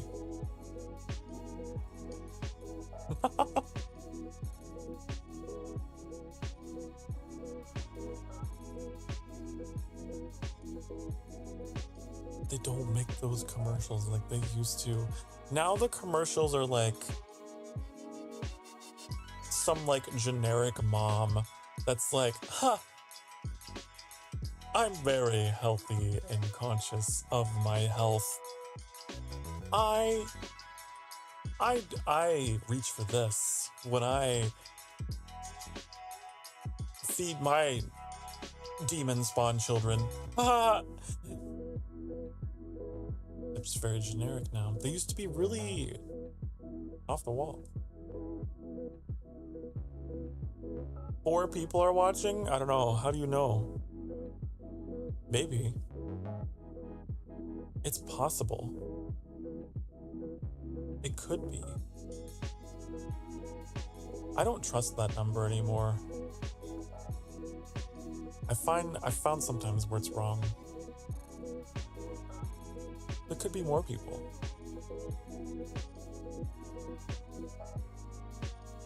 I've had conversations with people in my chat actively, and it will say that I'm streaming to 0.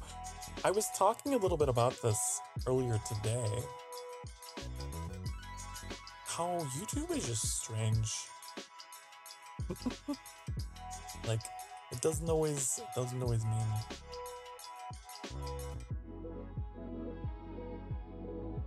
But even if I'm streaming to one,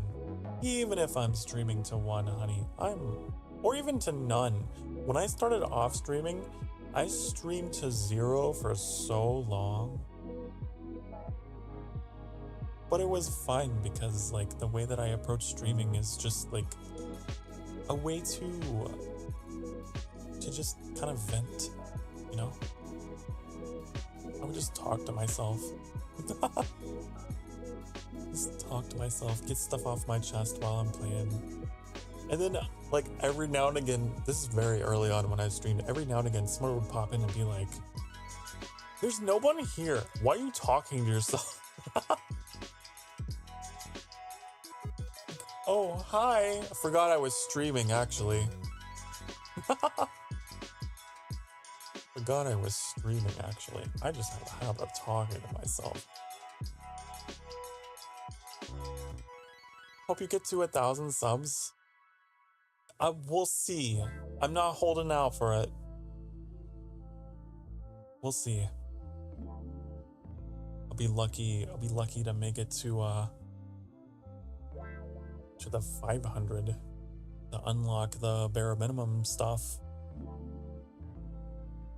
I'll be happy if I can even get to 300.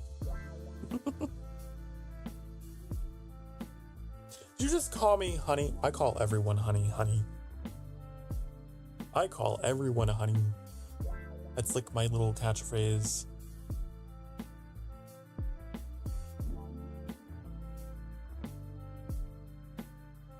One of my things that I say, if I get really exasperated, you know, really frustrated, I'm just like, oh honey.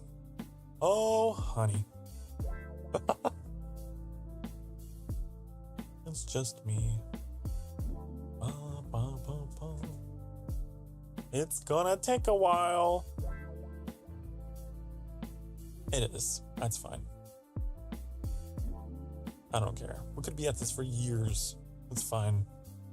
I'm not in any rush.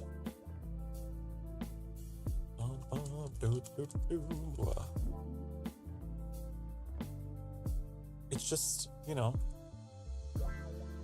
it's gonna take some time to realign. But if you look inside, I'm sure you'll find over your shoulder, you know that I told you, I'll always be picking you up when you're down.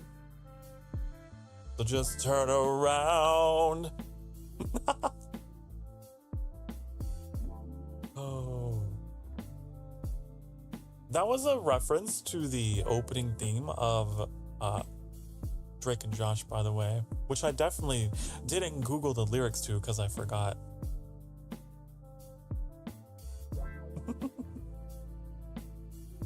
Hello, social Schlin.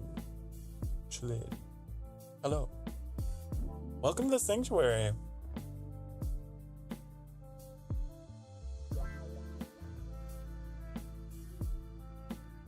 We're just chilling out.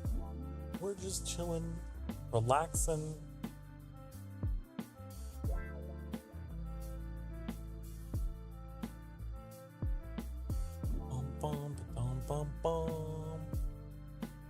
Ciao. I have a habit of just kind of like calling everyone that, just affectionate names. It's what I do.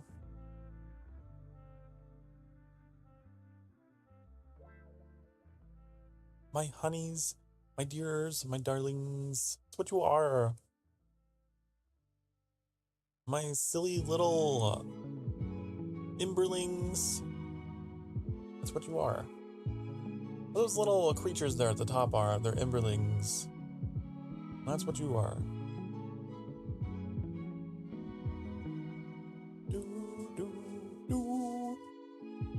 What is that noise in the background? Drive me crazy.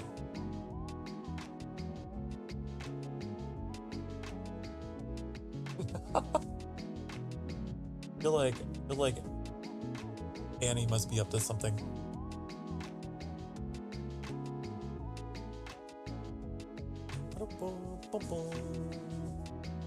I couldn't even imagine being up at 1,000. Oh, 1,000 subs? Are you kidding me? What if I would be overwhelmed? Because I really like... I've gotten so used to this, you know? Just like a quiet little corner of the internet. All for me. Just me and a few of you.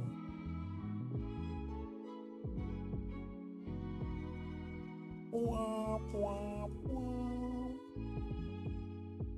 feel like I would start to feel bad because like I couldn't keep up with the chat. I think that would be really hard to like get used to. Because I try to respond to everyone.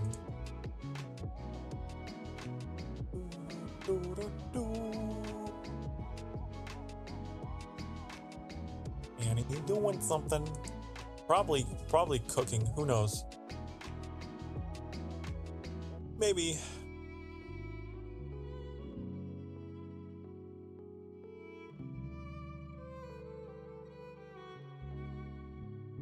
Or just shuffling bags around just because.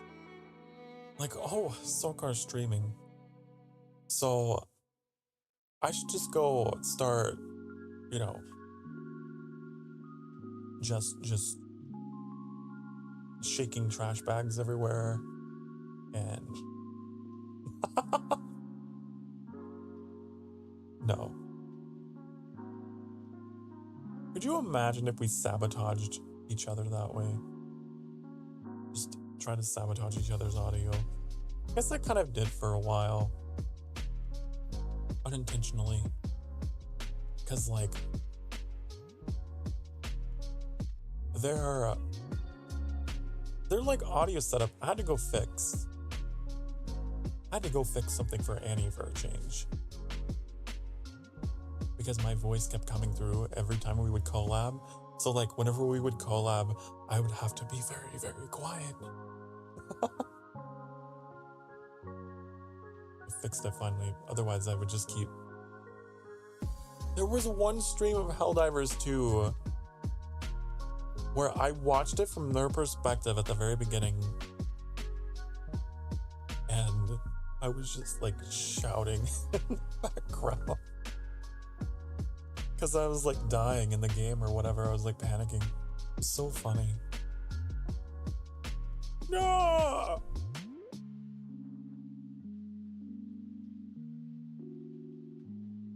Immersion. Making cornbread. We had cornbread once. We had bread of the corn, but once. And now you assume we have it all the time.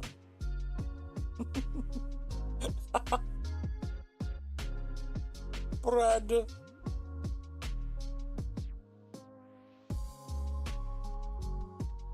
I wish we had cornbread. It's so good. It's so like buttery. Yum yum. Corn flavored bread sounds terrible. Yeah. I mean, it's not like... It's hard to explain. It doesn't taste just like corn. It's more like a very buttery... I hate to use the word, but moist.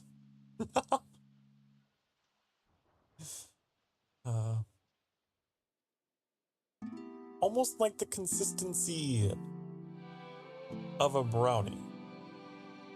But it's bread. It's got a little bit of a corn flavor, sure. Does it have that high fructose syrup as well? I don't think so. I don't think so. It's just kind of creamy. It's just kind of soft and creamy. It goes really good with like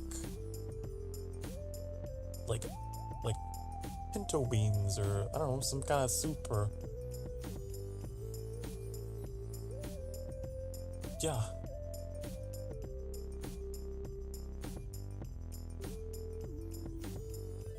Bum, bum, bum.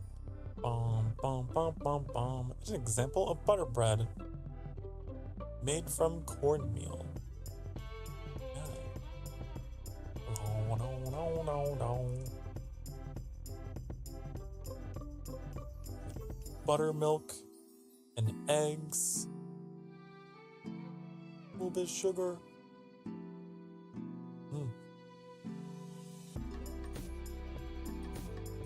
I guess you don't have to add the sugar though. It's delicious. It's something I guess that's more common like in the southern half of the United States.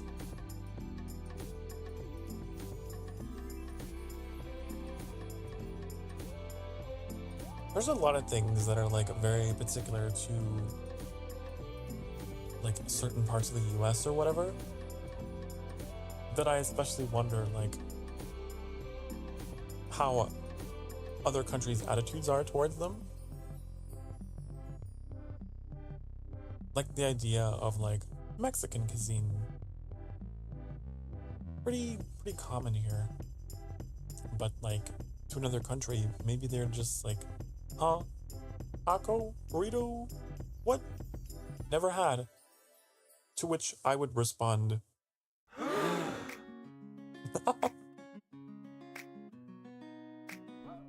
it looks more like corn cake. Corn cake. Yeah, kinda. It kinda has like more of a cake kind of texture to it, sure.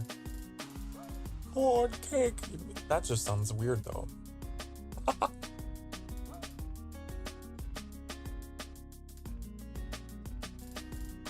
A birthday cake made out of cornbread. You know, maybe my next birthday, corn cake.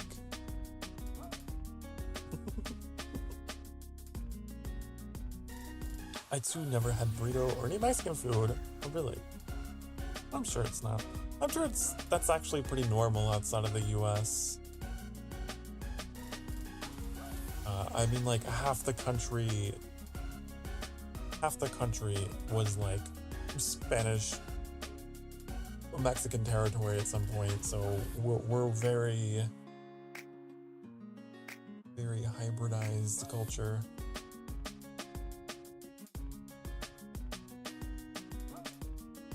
And also, I'm a quarter Mexican, so there's that.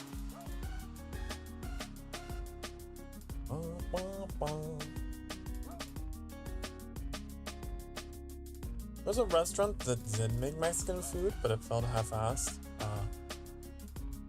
You know it's real when they wrap it in foil.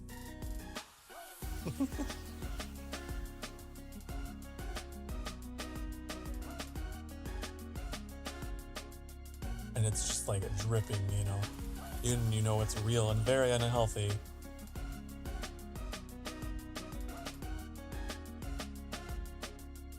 There's a restaurant that did, I just reread your message. Are you quarter Cherokee as well? The Cherokee is like one of those things that's like, I never got a chance to prove it. I only ever heard the stories that got passed down.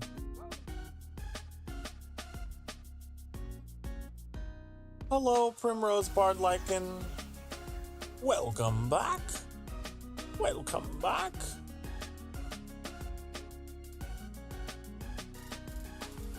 And it's something that is kind of difficult to prove, I suppose.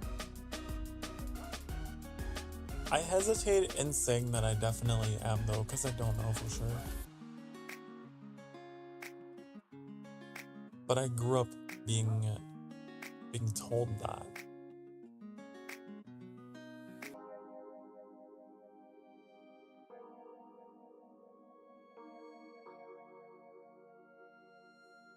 But who knows? I know that my family was definitely like very very kind of like obsessed with that like family folklore though. Though if it was true, no. I remember my dad had this had like, I think it was a disc. I don't know, it could have been a cassette. It was the 90s. That had like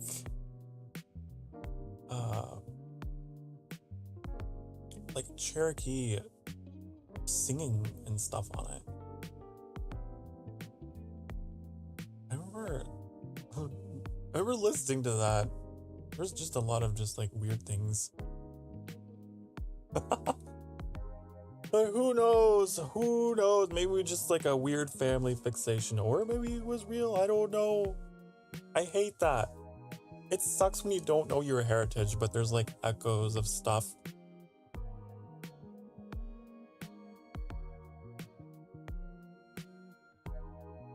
But I think it was like something to do with the relationship with my great grandmother.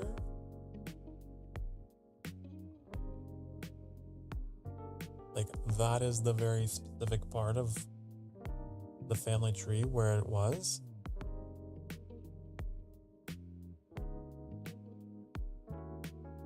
Distant relative that married in Native American culture, but unfortunately never got to meet them. And sadly, that great grandmother has since passed. I really enjoyed her company. She was so cool. I wish it's like one of those things where when you're an adult, you wish you had gotten the chance to be like, I actually care about this now that I'm older. I wish I got the chance to sit down with you and talk about it. But, you know, when you're a kid, you're just like, whatever. Same thing with the Mexican side of my culture or family or whatever. Which is a bit stronger, a bit closer to me, generationally or whatever. But like, I didn't pick up a lot of Spanish. I heard a few, I would hear a little bit of Spanish here and there, but like they prefer to use English if they knew it. I remember watching like some Spanish cartoons and things whenever I was over at my grandma's, but like, I never bothered to learn. I just ate the food.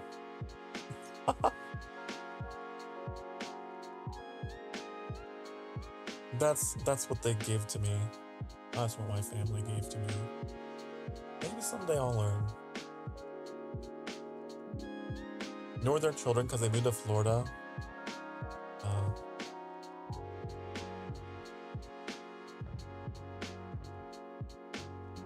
But like, my dad was like really into all of that. He would like tan his own deer hides and stuff and make like traditional leather and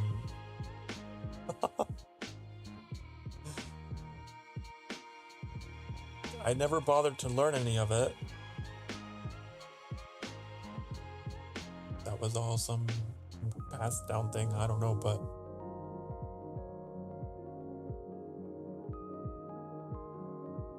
he was very super outdoorsman. Probably still is. Definitely. But like growing up, I remember very, very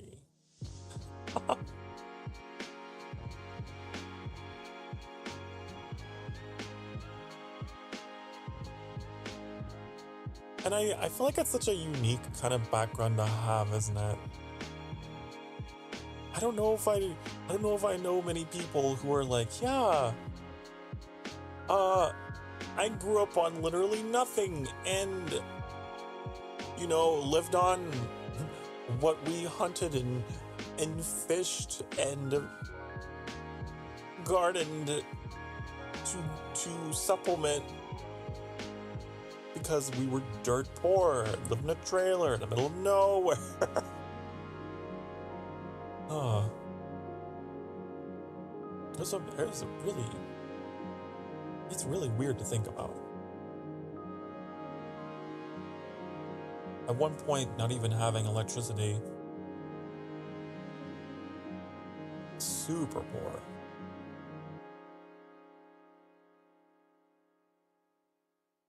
And now here I am. Now here I am in some weird twist of fate.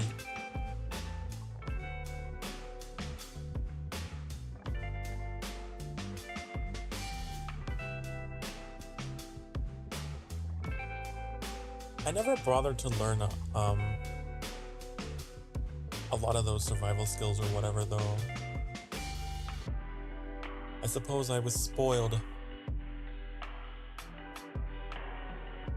I just didn't want to. Hey, I watched, and I was like, I don't want to though.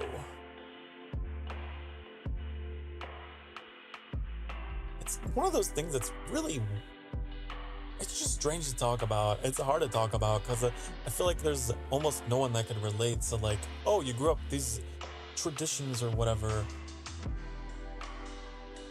but you didn't upkeep them. Oh. You're not a man unless you've had your first hunt. Like, that's how it was. That's how that whole culture down there was. Very, very, I want to say hillbilly. You know?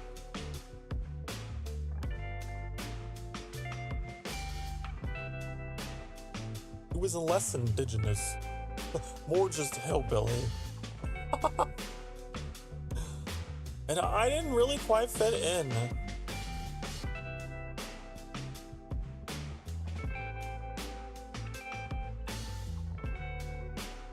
So, going my own way, develop my own interests.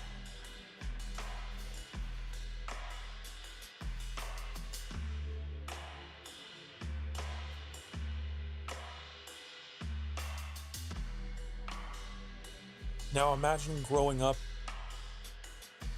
in that type of area and you're closeted. Imagine that.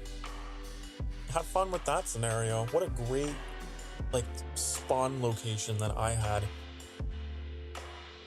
in the game of life. Shit was tough.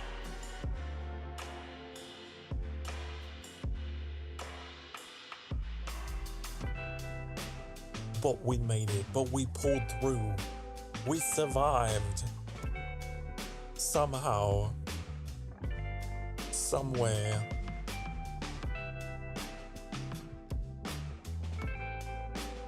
Very fortunately, too. You know, I've never been hospitalized for anything at all. No broken bones, nothing. Very lucky. Especially the way that, like, I'd lived in the beginning. It could have been over right then and there if anything had happened out there.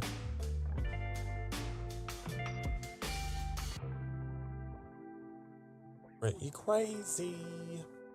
So, like, I'm kind of delayed in a lot of ways, I guess, developmentally or whatever, because, like, you know, I didn't even have internet, like an internet connection, for a long time. You couldn't get internet out there. Are you kidding me? If you did, it was very, very slow. Incredibly slow. Even for dial-up. Once we finally got that. It was like trying to send transmissions from Mars, you know? And even after we got out of the country living into a more suburban type of life much later on, still was pretty small town and not a whole lot of infrastructure, so like it would take a full day to download a game. No joke. And now I'm so fucking spoiled as an adult. And you know what I think? Maybe that's where my imposter syndrome comes from. I've been thinking a lot about this lately. Like, where does it come from? Why am I constantly like, I don't deserve this, I don't deserve that?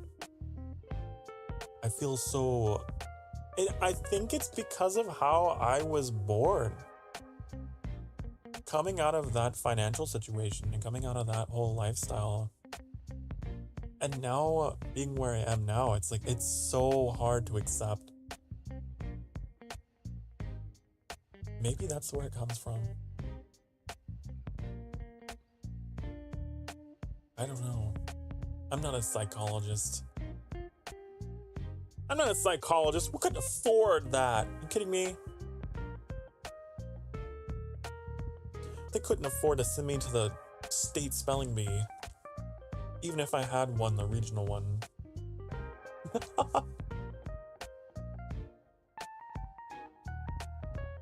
What if you were? I don't know. He says I was born after 7 months instead of 9. I almost lost my life and took my mother's with me. Unfortunately, we survived. Oh, you know, kind of the same thing happened, but it wasn't premature. I had to be delivered via C-section just because my mom had such a small frame and I was a big baby. And yeah, I have technically already died. Yeah, my heart stopped beating while they were, you know, dealing with the situation. And part of my brain, you know, I suffered brain damage from that, which is why I am completely deaf in my left ear and partially in my right, a little bit in my right. And I feel like that event probably also is to blame for my lifelong difficulty with short-term memory, and like it has to be. Ever since I was a kid, I struggled with like memory cards and stuff like that.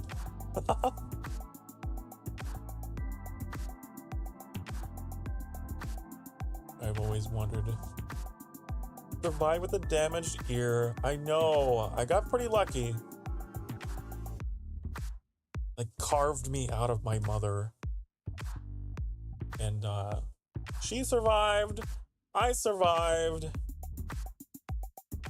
And she never let me forget the fact that I gave her those scars. You wanna know how I got these scars? No, please, Mom, don't tell me the story. Please, I'll be good.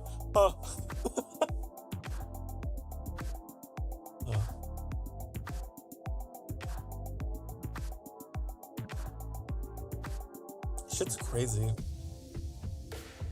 Delivering babies is terrifying. That sounds so terrifying. And then to be told, you know, mid-operation or whatever, we're gonna have to cut you open. You'd be like, huh? Oh, my poor mother.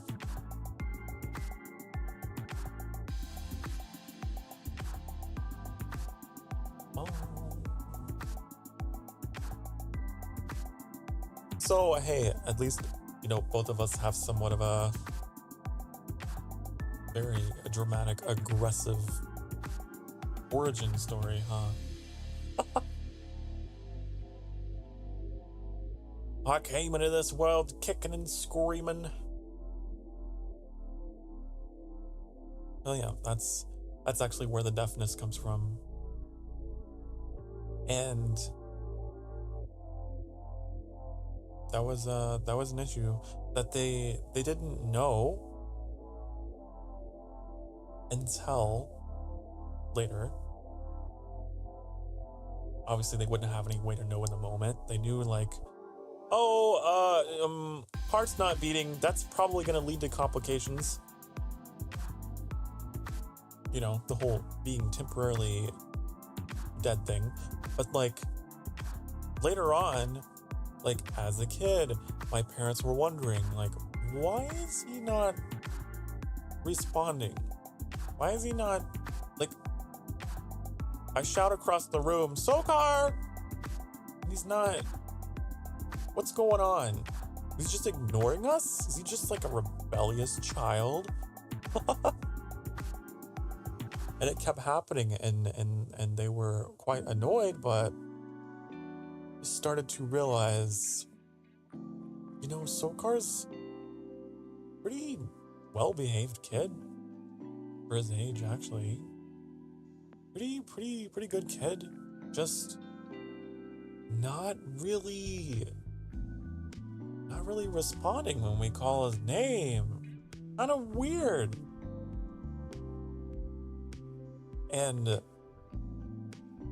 But they just kind of like never minded it or whatever. And then, you know, I went through school,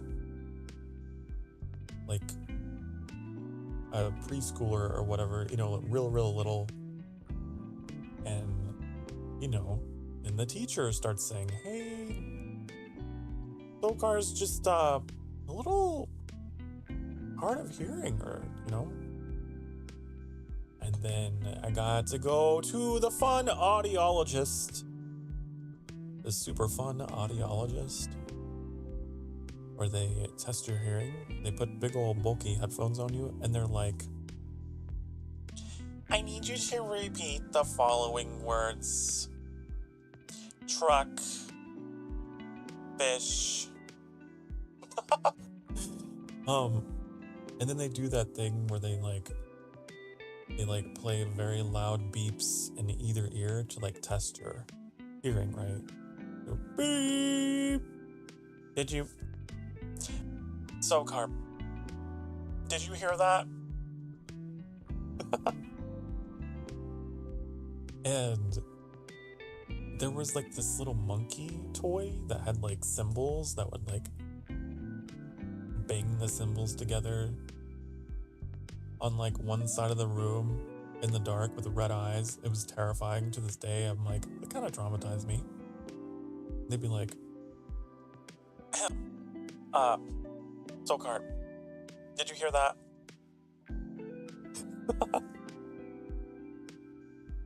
And then, you know, after a bunch of dealing with that,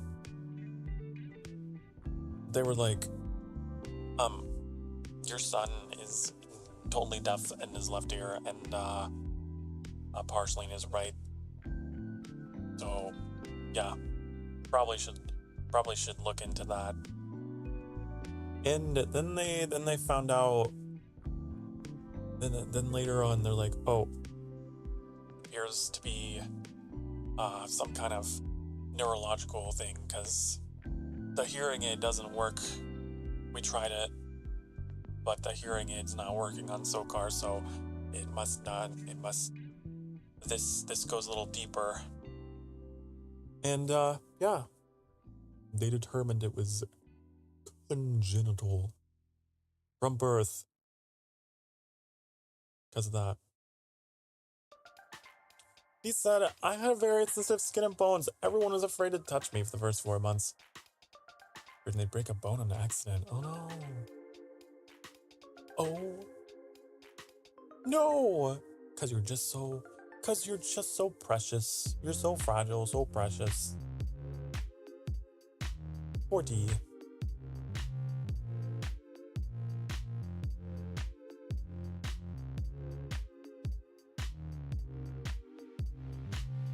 Well, I'm assuming you didn't break any bones, right? Hope not. But you're still here, so it must have gone okay. The bones, if they did break, were repaired. Sounds rough? 'Twas. So yeah, I remember going through that whole thing with the hearing aid stuff. And that didn't work out. And then they're like, well, okay, so we have, there is an alternative. We can have your son receive brain surgery to have this, like, implant, and that would allow him to hear again. Then, but my mom was like, oh, she was like, I don't know how comfortable I feel about having my son's brain carved open for that. Sokar, how do you feel about this? And I was like, no, I'm fine. I'm fine. I'll deal with it. So I elected to not get the surgery and just deal with it. And from that point on, my mom became my biggest, I don't know, representative. Because if there was ever an issue with, like, me not paying attention in class or something, or the teacher was, you know, didn't have me at the front of the classroom or something like that, oh, they'd hear from my mom. They would hear from my mom. He always stood up for me whenever there was any kind of issue related to me not listening, because she knew that this was something I'd have to deal with then as a disability. And it's one of those things that's like an invisible disability, right? Because I'm half deaf too. But like, it's not one of those things that people really immediately know about me either. Like, one, deafness isn't something you can see, and two, half deafness, it's not obvious, because I'm still like, you know, when you think of like fully deaf people, they have more of an issue speaking and stuff because, you know, they never got the chance to really hear their voice and all of that, and like learning that way and hearing themselves. But when you're partially deaf, you have that, so I could still speak. So to the average person, like, there's nothing wrong with you, but you would only notice if you started trying to get my attention from a distance, especially on my left side. Then you would notice. But even then, I got bullied for that pretty hardcore, even as an adult. There was a job I had in food service, and there was for a long time, I had a coworker that would bully me all the time for it, and didn't seem to understand, and thought I was like faking it, or I was quote unquote slow, used like the R word on me, and it really pissed me off. And I eventually brought it up to like management, and they took care of it. they sat her down and was like, that's inappropriate. Like, he really does have partial deafness. You gotta stop with that. And then miraculously, she became like super nice. It was crazy how quickly. Oh, hi Sokar, so glad to see you. So happy to work with you today. Like, boy, they must have really grilled you for that. Good. But yeah, to this day, every now and again, I'll have I might have an adult that doesn't get it. A tone deaf adult who uses the R word or something. Grew up around that word. Hate that word. Stupid is dumb. Don't like it.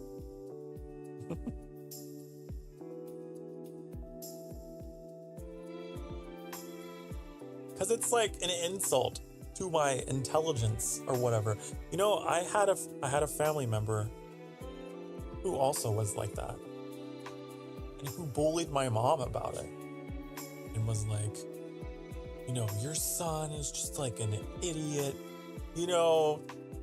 Never gonna go anywhere because blah, blah, blah, blah. Fucking mean people. Right? Well, my mom and I were just like on our own little team against everybody who didn't understand what I had going on. And I was actually very intelligent, and I'm very proud of myself despite my disability, showing them all up and excelling academically very well. But when you're a kid, it's tough. If you don't have someone speaking up for you, if you don't have, because grown-ups can just be awful. Not even just the kids. Hard to stand up for yourself when you're a kid.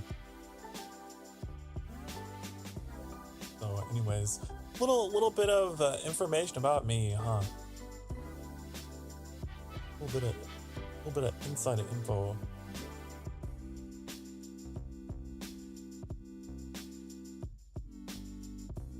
Obviously, my mom would freak out, if I ever got, any kind of problem with my good ear or my right ear, my mom would be like, oh no, we have to fix it now.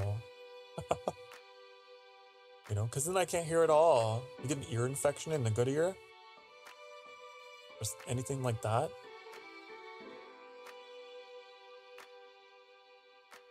So, yeah.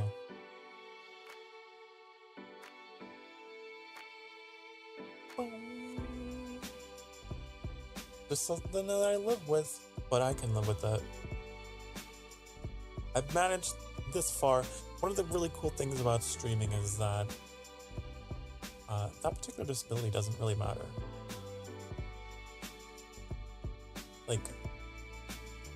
I can function pretty perfectly well here with that. I guess the only time it really would come into play is if I'm playing a game that relies on stereo sound, surround sound, because obviously I can't get that in my headphones. If there's a game that has a sound on the left channel, it just cuts out. Unless I force it to be in mono sound, which not all games can be.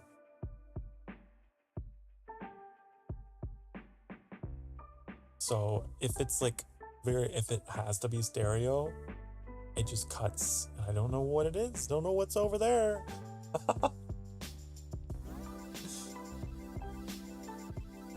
I think it happens more often with console games.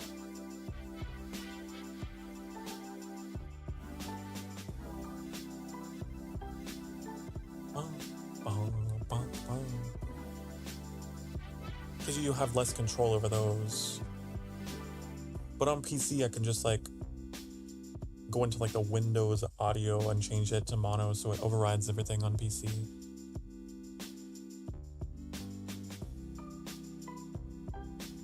I know there was... I guess it could... Lethal Company. Was Lethal Company stereo sound? I bet you it was. But I remember the Lost Woods in Ocarina of Time. I remember that. And it could be a little difficult because I can't hear on the left side, so I have to really go by volume more than direction. And Ashezi was with me during that. And Ashezi was my ears. Because Ashezi knew, like, oh, this is gonna be hard for you because, yeah, you can't hear fully, can you? And I really appreciated that because I didn't have to stress about that. So Ashezi was just my ears and was like, go that way. That's the main thing, is just direction.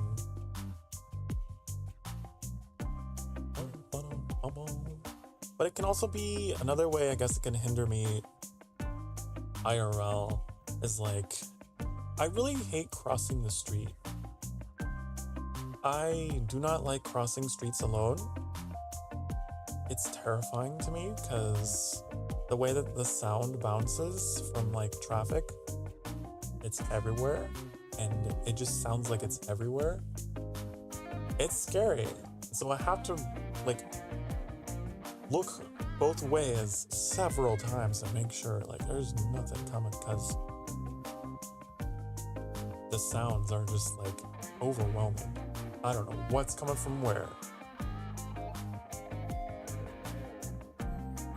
So if anyone was ever with me at IRL, they gotta be my navigator.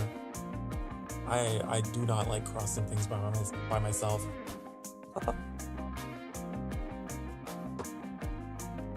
The food has arrived. The food has arrived.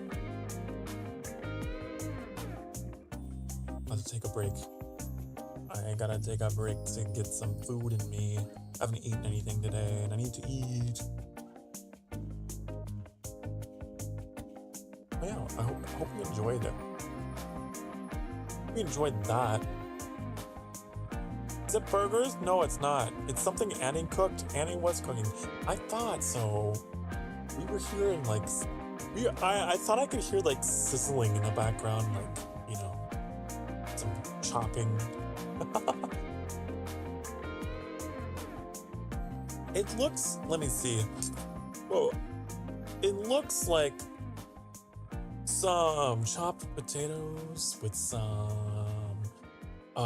broccoli that might be grilled, baked, and chicken with some kind of sliced mushrooms and this like creamy sauce over it. It looks really good.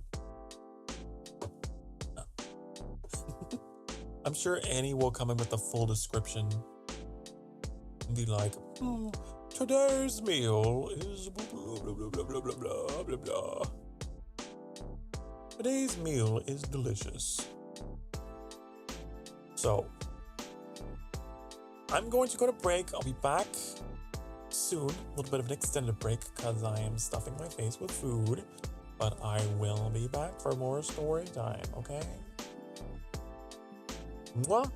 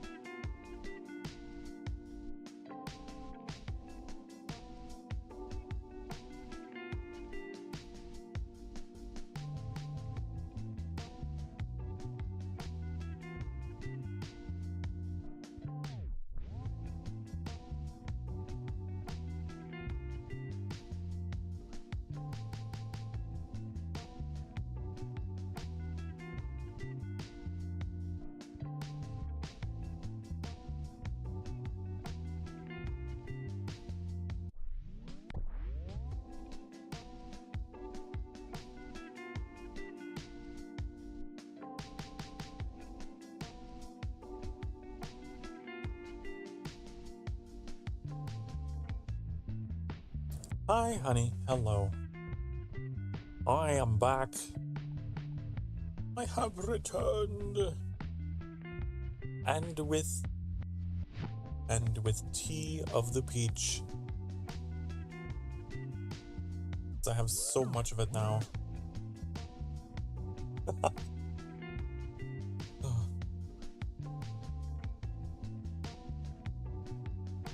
I was thinking though, while I was eating, I was thinking to myself, like, Metallic, you mentioned the Cherokee thing earlier. I don't think I've mentioned that anywhere but on Twitter, I think. I don't know. There's some things that people will bring up to me and I'll be like, how do you know that? Am I just that much of a blabbermouth about myself? It's like Trix today. I was watching Trix's stream of V Rising today, and he was taking on the spider boss, Angora. And got to talking about spiders. No, he didn't like them. And I was like, yeah, same. And he was like, yeah, I know, because you grew up around a lot of dangerous spiders and stuff. And I was like, how do... I didn't say it out loud, but I was like, how does he know this?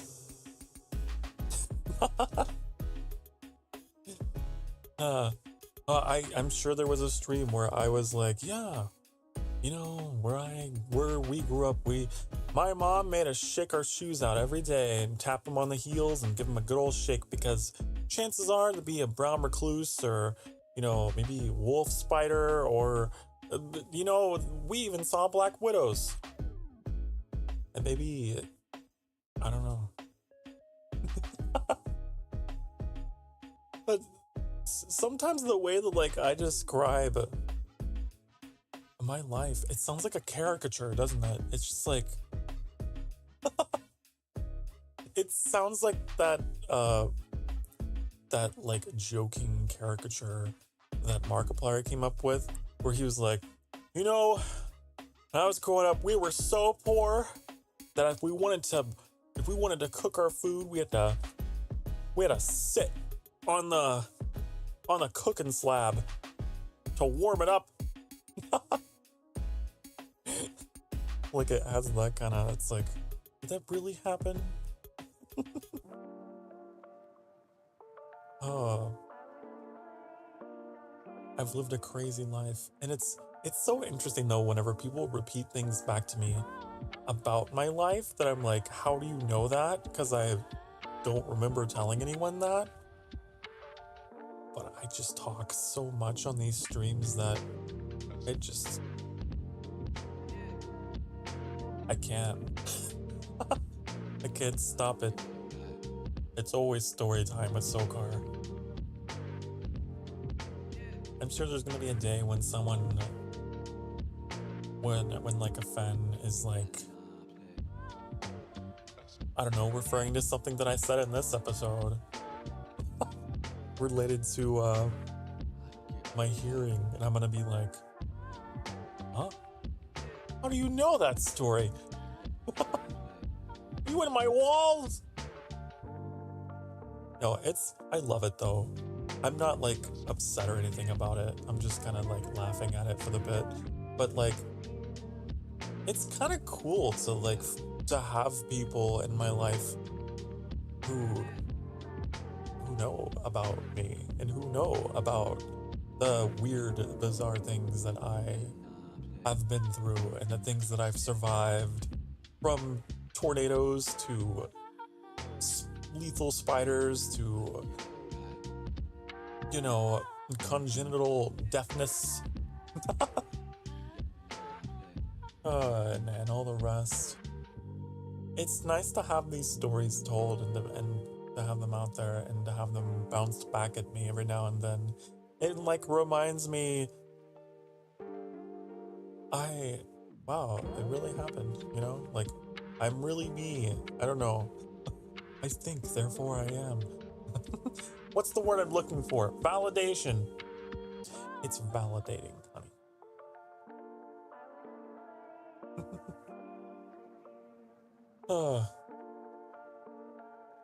that's been another like unexpected part of streaming that I've come to enjoy, is like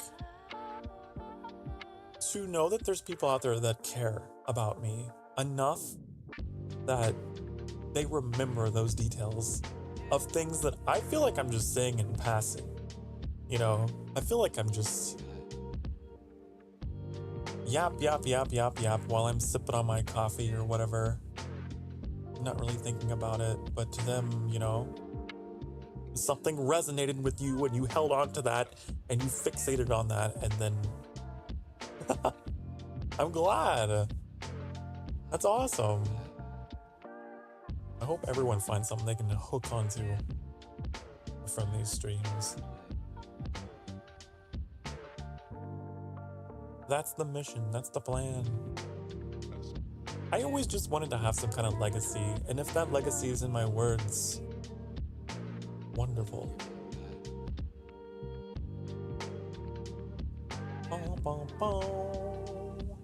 With all the information though that I feed you guys, I feel like it's not gonna be long until I Google my name and you guys are gonna have some kind of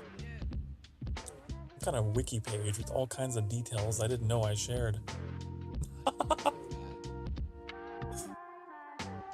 I'm looking forward to it. I'm looking forward to it. As long as it's obviously not like... I would never dox myself, nothing like that, you know, but... I'm looking forward to it. Not to getting doxed. No, I'm looking forward to reading the wiki page that you guys come up with and all the crazy things I talk about. That's what I'm looking forward to. You know.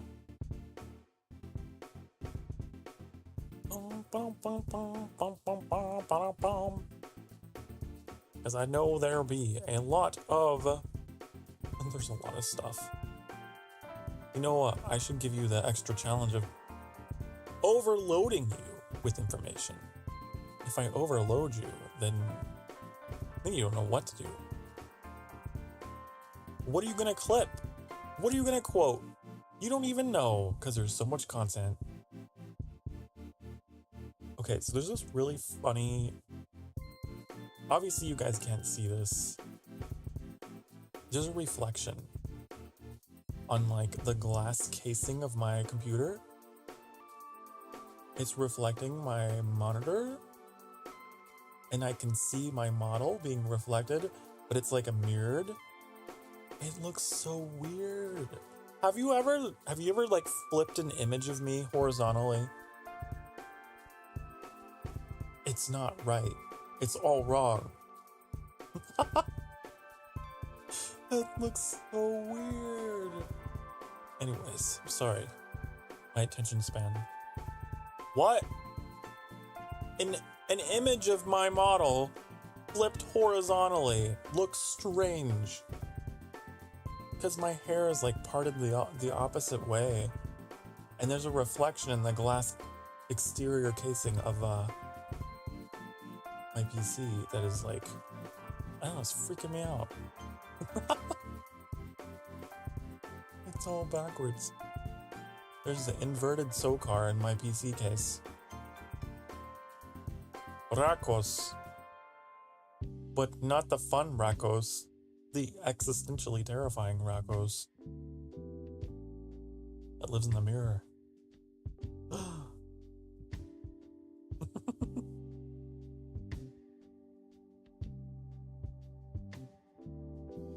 I could show you. I wonder if I can. Do you think there's a way to mirror? Hold on. I'll show you how weird this looks. If I can... Boo, boo, boo. This. Okay, watch this. Isn't it weird? Ah! Oh! It looks so weird. That's not how you're supposed to look, Sokar. Oh.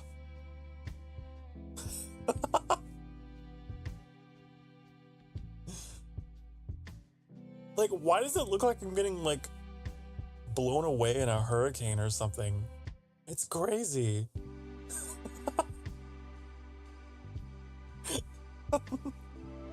It's so dramatic. Like, here we go, ready? Oh my god! Sokar Starfire. Live here. There's like a just incredible storm just blowing me all over the place.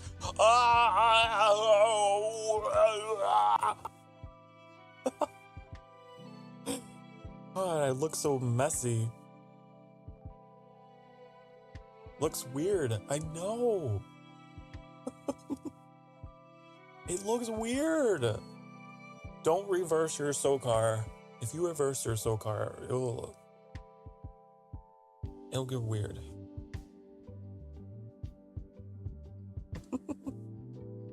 I think it's because there's so many elements of this model that are like dependent upon,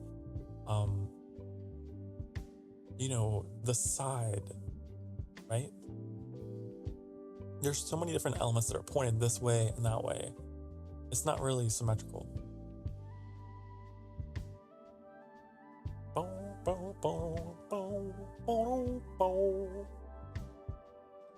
Kinda weird.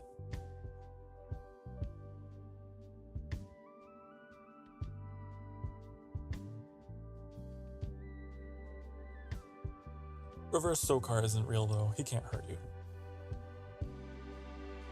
Don't worry. You know what does exist? Hold on. Hold on. Hold. I'll show you.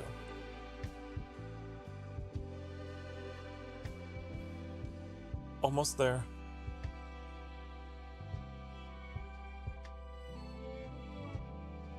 Oh. Fish Island Sokar is very real. Why is it offset though? Is my camera moved? Why did it? Get over here.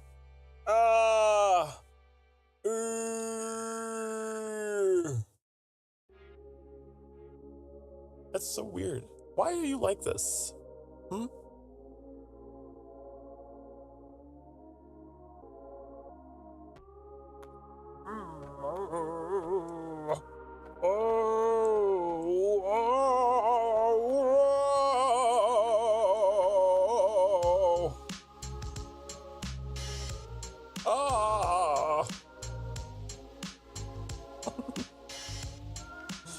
Is that the door cam POV without the effect? Yeah. Just. And I love it. This is my favorite filter.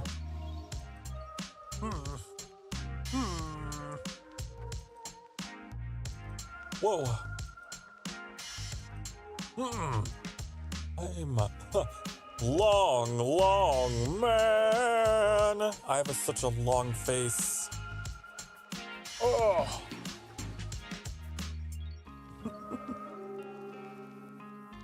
Watch this. Wait. Make myself really long. Now I'm really. Whoa. Oh. My head. It's like I have on a really tall chef hat. Chef Sokar, here to serve you your soggy ramen.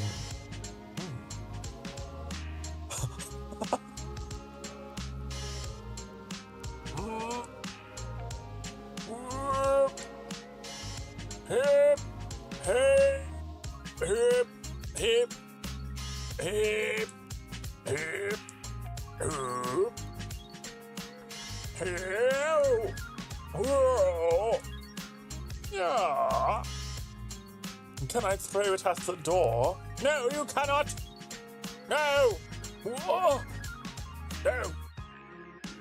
Never. Never. My name is Sokar Starfire. I am very, very manly Oh. Oh. Oh. Oh. Oh. Oh. Oh. Oh. Ah! Oh no! Oh god! Oh shit! Oh! Oh! Oh! Oh! Oh! I am just in this pose forever. Oh god! Oh! My spine's broken. Oh! Ah! Get me out of here! Get it! Oh! Okay, I think I fixed it. You throw it at the door. No. No. No throwing things at the door. You don't get to do that. It's not allowed. Don't you know that's illegal? Don't you know? I can't believe you don't know this. I don't know how and why.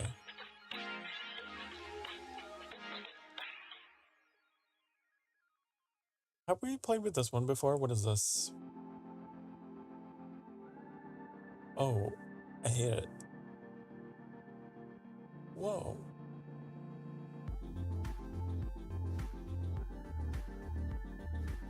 Whoa. I'm like a shiny cartoon or something. I don't know. Woo, woo, woo, woo, woo, woo, woo, woo.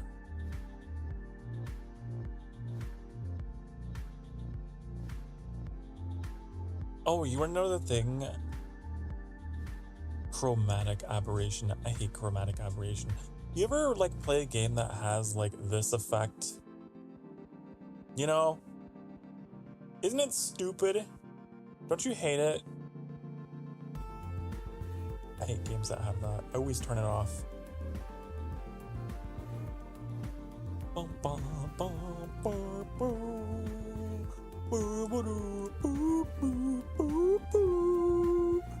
What about...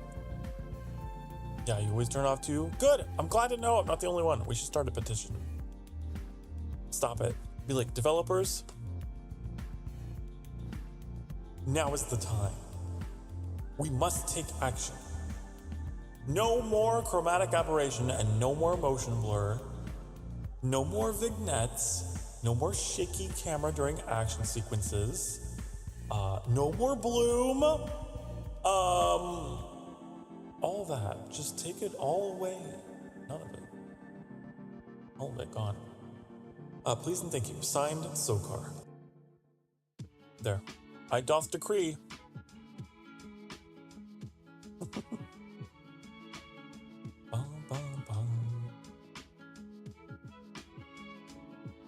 What was posterize? What does this do? I hate it. Also the solar flare effects. Oh yeah, the lens flare. Oh yeah, or I like to call it the J.J. Abrams effect, because he's a director that likes to put lens flares into all of his movies. Like, to the point that it's just annoying as hell. It was all over the Star Wars movies, like the Disney trilogy that he directed. It's so weird. It's like, why? That's not... Stop, please.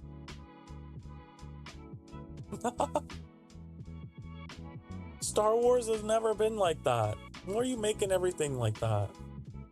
The slightest little glint of light was like, shing! Never watched the Disney trilogy. Well, consider yourself lucky. Am I in the right position? I thought something felt off. There.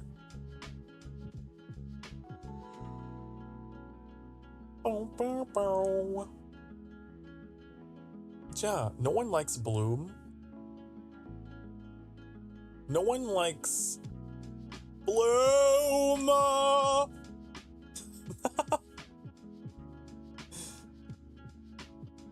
Bloom intensity. It's literally a setting here. Bloom intensity. Oh. Well, that's not actually as intense as the Threshold. The Threshold was way more intense.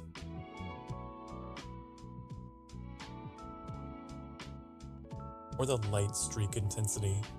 Or the Threshold. Whoa!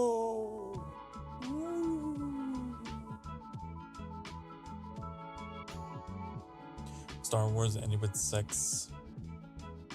I agree. I agree. I completely agree. I like all the... I prefer the lore that is like in all the extended universe stuff. It's way more interesting than what they came up with. Bum, bum, bum, bum. Did you know that canonically, there's supposed to be like this invasion from outside of the Star Wars galaxy, which forces the it forces the Sith and the Jedi to work together or whatever. I can't remember what it was called.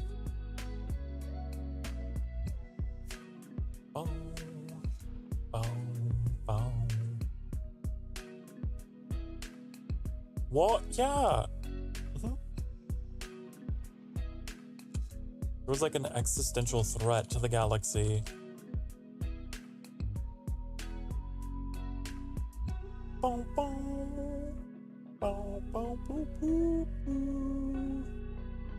It was very like Mass Effect-ish. I wish I remember what it was. I wish I remember.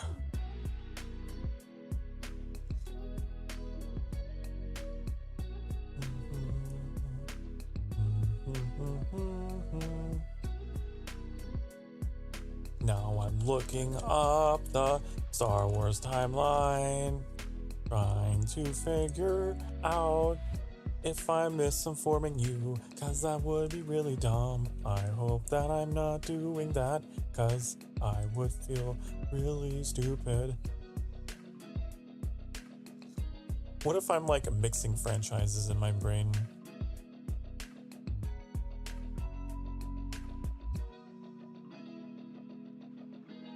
Okay, let me see.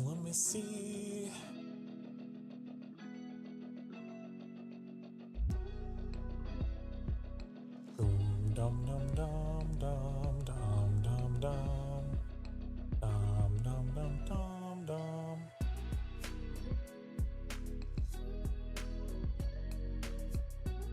It was like an extended universe thing though, I know for sure. Twas. And I could have sworn they like used the Death Star technology to try and fend them off. It was cool. But I don't know if this is some fan-made thing that I read a long time ago or what.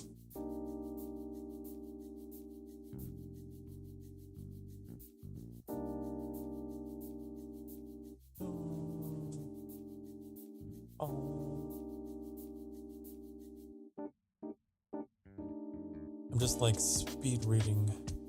Speed reading is what I do. Speed reading. You can do it too. Just gotta search for some keywords. Just the only things that matter. The internet makes it easier because they tend to be blue hyperlinks. Yeah.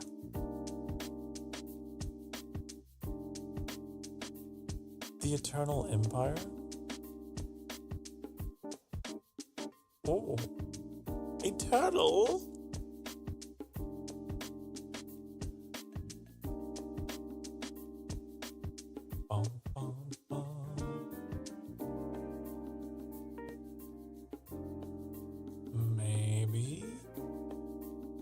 Maybe.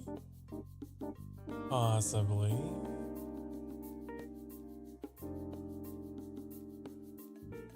I don't know.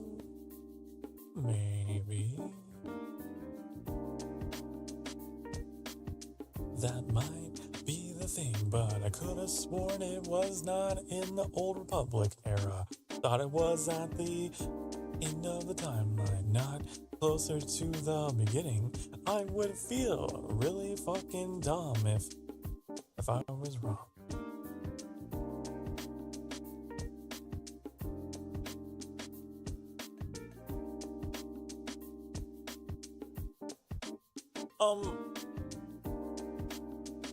Invaders from another galaxy, come on. Let's see. Is it the Yuzan Vong? Yeah. The Yuzan Vong War, also known as the Great War, was a campaign of conquest and terror that ravaged the galaxy by the Yuzan Vong, a nomadic warlike species which had long ago fled the destruction of its own galaxy. Invaded the galaxy.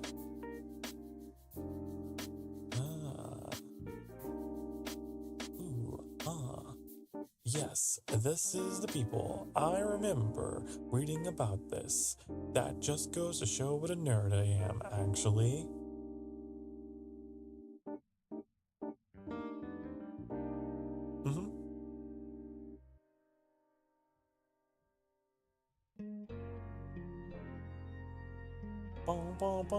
The Mandalorians, led by Boba Fett, joined the Yuzan Vong? Wow. Wait, this was a ruse. And the Mandalorians were actually double agents. Later joining the rest of the forces defending the galaxy.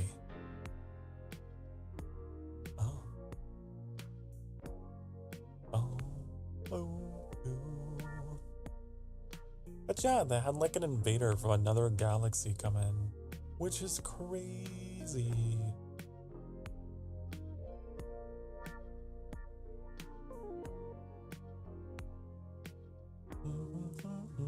Could you imagine intergalactic travel? Like, interstellar travel is already like crazy, a bit of a reach. Science is still fumbling over itself with multiple theories as to how to make that happen. But like, intergalactic travel? If the space between stars is as large as it is, the space between galaxies would just be, you can't even comprehend it.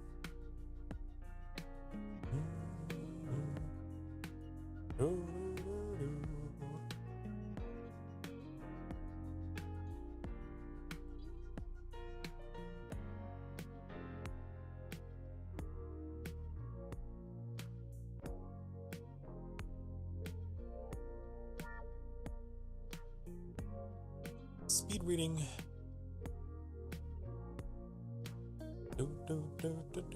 Is that how Chewbacca dies? Oh. That's how Chewbacca dies, apparently. Spoiler.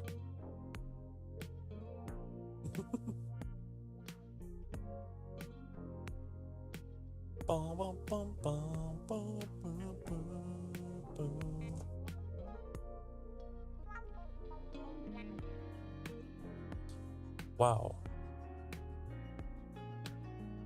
This would have been way cooler. Why didn't they use this material?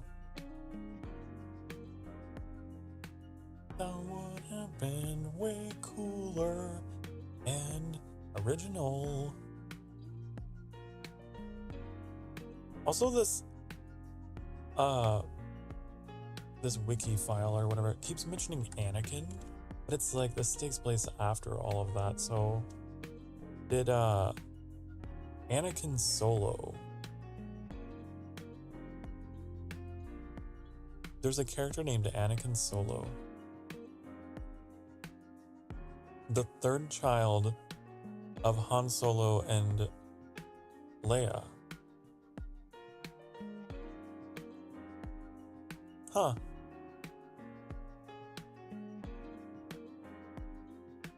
Interesting.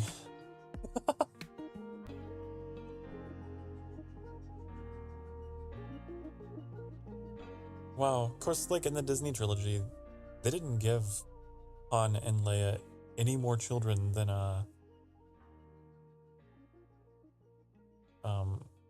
the one Wow. But in the extended universe, they had a lot of they had more than that, didn't they?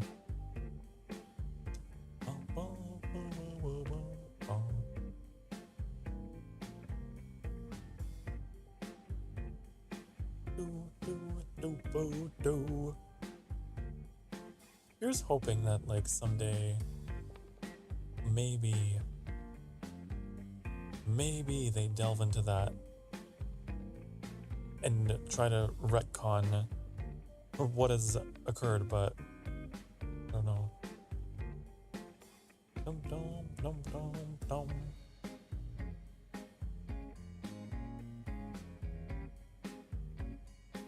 I remember reading some of these like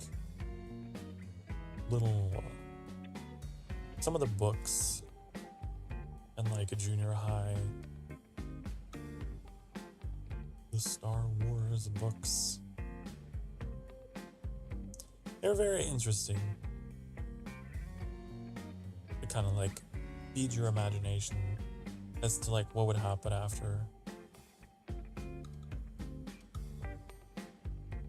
Pretty cool. Anyways, I don't know how we got on this subject, but here we are. Wow.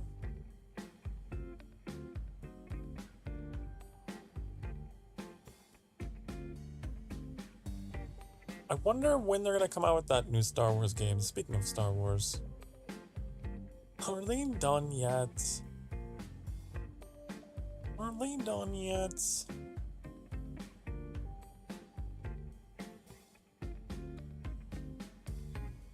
Not Outlaws. Not that. There was something else.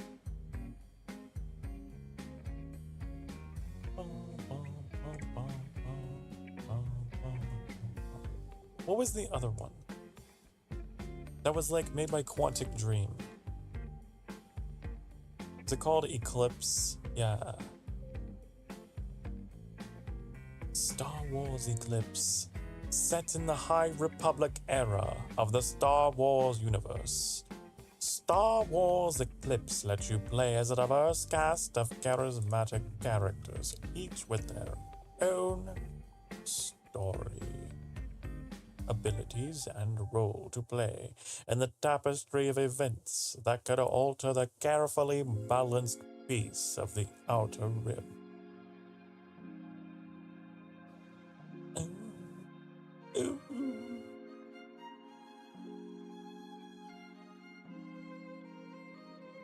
Yeah, it's made by Quantic Dream. If you don't know, Quantic Dream is the developer that made games such as Heavy Rain, Detroit, Become Human, and what was that other one? Beyond Two Souls, right? And they're gonna be doing a Star Wars title. It's kind of cool. And I want it. I want it now. I want to play it now. But I guess I'll let it cook for a little bit longer. I will allow it. It's been in development for a long time. 4 years.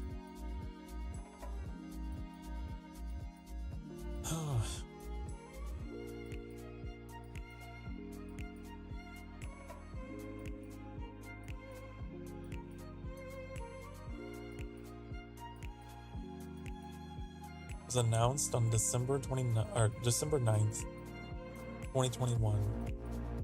Currently it has no release date. It's been going for a bit.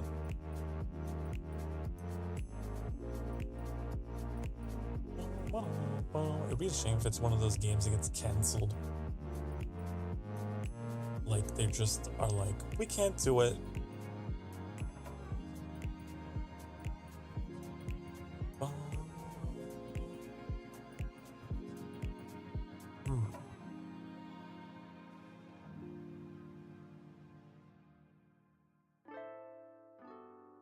I just know it was delayed by several years, I think. But I don't know.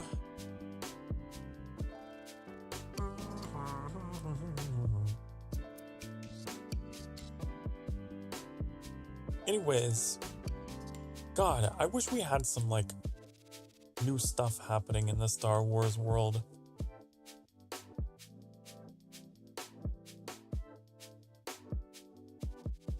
We just don't, do we?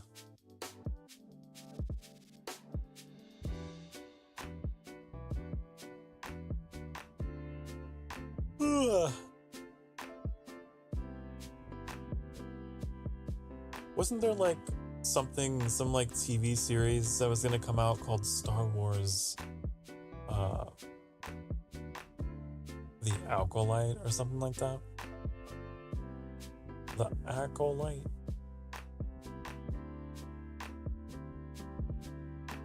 Is that still going forward, or were they like, no?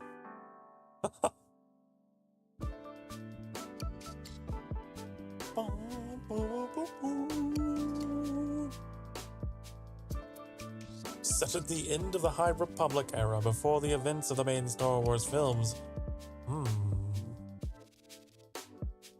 Ooh, see, that's the timeline that I'm most interested in.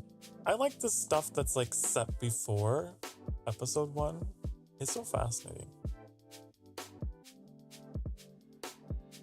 Good evening, Sokar. How are you doing? I am doing well. I'm doing splendidly. Hello, Trix. I am right.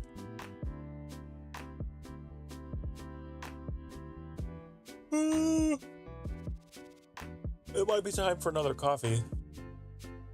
It might be time for coffee number 2. Possibly. How about we do that? How about we take a break and I will get some coffee and I'll be back. Took an accidental 3.5 hour nap. Oops. Well, good for you. I'm so happy. I hope you had pleasant dreams and you're well rested. I'm gonna go get some coffee.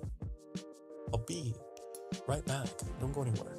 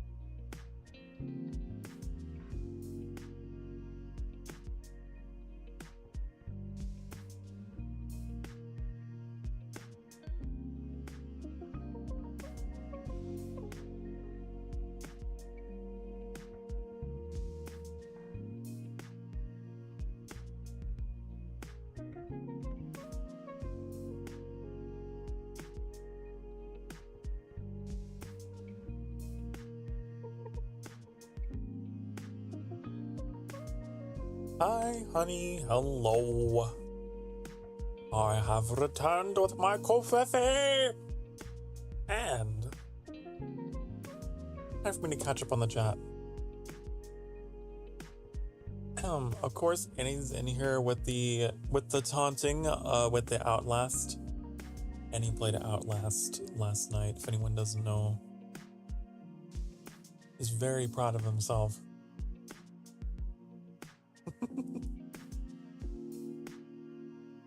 Trix says, I dreamt I was in Italy staying at an Airbnb. The family that owned it came back early and cooked me dinner, and their child gave me a pack of Pokemon cards. I'm trying to remember what mine was. I don't know. I know that a couple nights ago I had a dream that I was transported back to where I used to live while still having the memories of my life that came after.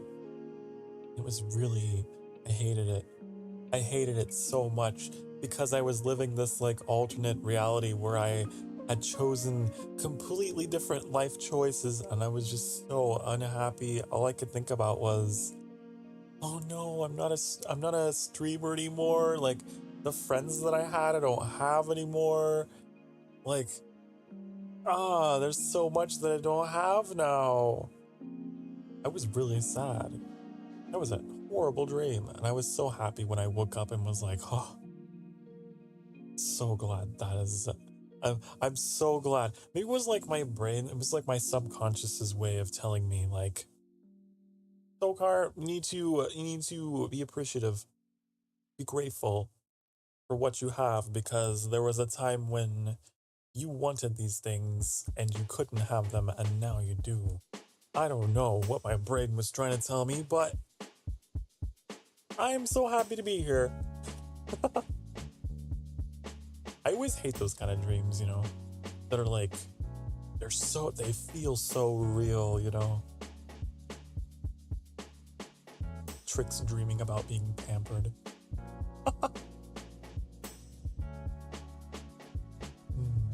The important person, Sash. Oh, yes. I could probably draw. I could probably Microsoft Paint one for you.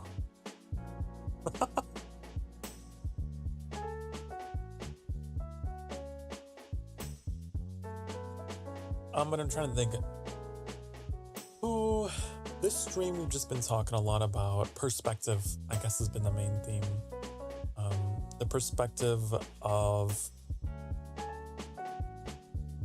just where you are in life based on, you know, I don't know. We've been all over the place, as we usually are. But at some point, I did briefly bring you up. I was talking about spiders because I was watching your stream and you mentioned the spider story, which I don't know if I fully remember talking about. And I was saying how it's so interesting that I'm at a point where I have people bouncing things back at me that I've said, like stories that I've shared on stream. And it's like, how do you know that? Did I say that? Did I share that? How do you know this part of me? It's something that I, for whatever reason, did not expect with my streaming, but it's nice. It's nice to have like people who know things about me. If that makes any sense, it's like, oh, you remembered that weird passing detail.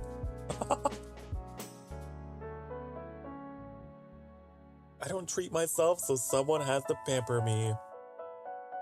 I feel like, yeah, I can feel that statement, I think, quite a bit. I was talking about, maybe that's where my imposter syndrome comes from. Because I grew up with so, like, little opportunities afforded to me, because I grew up dirt poor. dirt poor. Now that I am like a fully functioning adult, doing pretty well off, you know, it's weird. And I hate how I can get sometimes about like, oh, I don't deserve this and I don't deserve that. Oh, I feel so bad. Oh, I'm so guilty of this and that. I do have problems with that. I've always had problems with like achievements, I guess, and all the rest. So I need to be pampered. I don't know. But it was pointed out to me a couple days ago. Man, it's something I do a lot. I gotta do some. I saw you read up on that fascinating stuff. Yeah, I was about to say, yeah. I was reading up on it. Like, I've heard about it, but I never really read into it. And it's just like, whoa. Huh. It's very intriguing. Because I have these, like, inhibitions, I guess? I don't know. That I wonder how other people don't have. You see the way that some people act. And it's just like, how can you? How can you just be that incredibly arrogant? I could never even come close to that. I would be actively refusing everything. Oh. That's why I don't even like to think about growing as a channel sometimes. Bum, bum, bum, bum. Bum, bum, bum, bum. I feel like a fraud and a sham. I feel like I'm just in it for some reason, but I don't even know. It's hard to explain to you.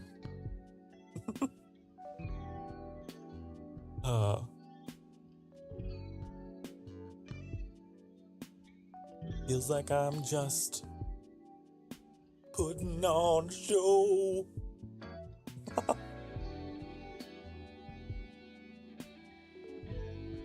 Is that why I gravitated towards theater so much? I don't know. Because I'm most myself when I'm wearing a mask. Oh, how deep and philosophical. The fear of failure dissipates, or at least is not as intense. Doesn't mean it's not there, but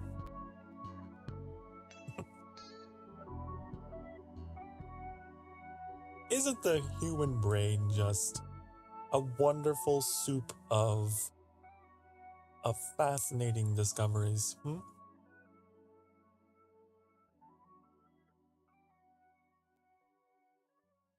Bum, bum, bum, bum. But I was talking a bit about how, like, going through school, like, academically, I was a super high achiever in every aspect. Like, I really wanted to excel at everything. And there's just so many boxes that check for me.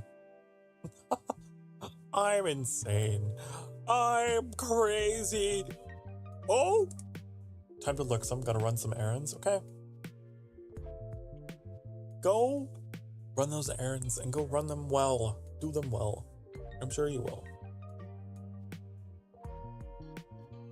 I will just be here, sipping my coffee, getting cozy, having conversation.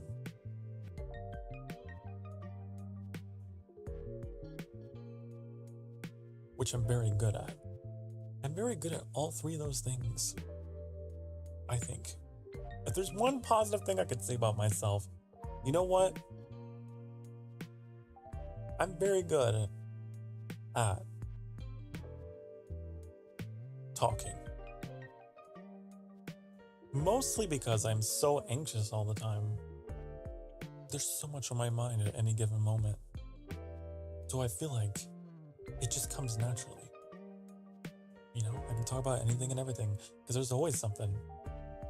And I committed to talking slower at the beginning of the stream. I need to slow down, don't I?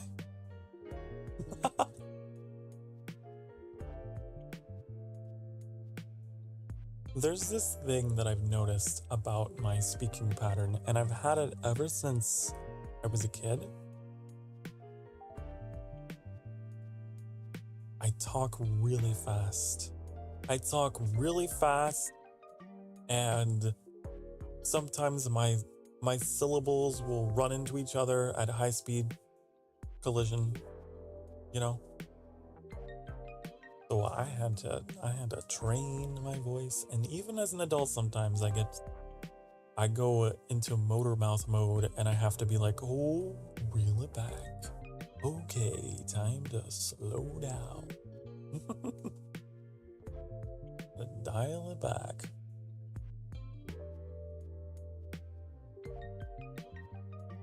That's just been a lifelong thing. It used to be much more intense, prevalent when I was a kid. But I've worked on it. And yeah, I'm doing pretty well, but occasionally I will go off the rails on a crazy train. I also really want to try and keep from yelling as much. God, I get so emotional, you know? I feel everything so intensely. It's like if I'm playing a game and I get really excited about something, you know, or I'm in a really bad situation, I can't help but just audibly make it known.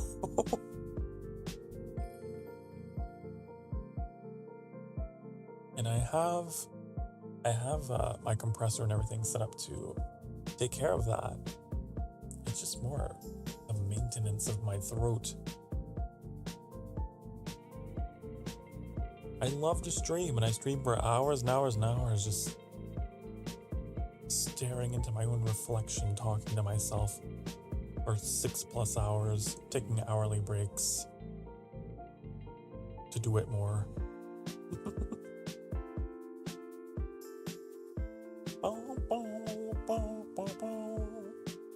Imagine if there's like a VTuber out there who names themselves narcissists, and their whole thing is staring into a puddle of water. They just go all in with the myth. It feels that way sometimes.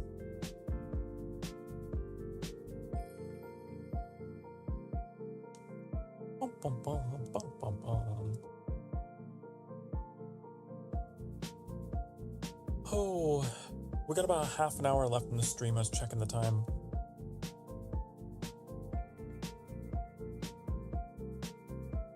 We had a lot of good productive conversations today about what it means to what family means. Family isn't just blood. Family can be found.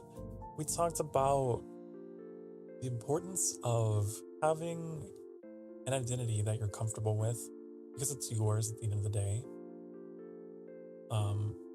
And how anyone who, you know, gets bitchy about being unable to pronounce your name or whatever, they don't want to use your pronouns, your name, whatever. It's not a new problem, and it's not specific to LGBTQ people. People just don't care when they act that way. Because if you have a name that just is a little different, even because you're just culturally different and everyone around you is the same and you're just different. Like, it happens. People get bullied for that. Like, we talked a little bit about that. What else did we talk about today? I guess we talked about bullying in general, didn't we? People can just be assholes, honey. It doesn't mean you have to be one. No. I talked about how I dealt with that growing up and how I turned the pain into power, as the song goes. And I took to making friends with people who were going through that.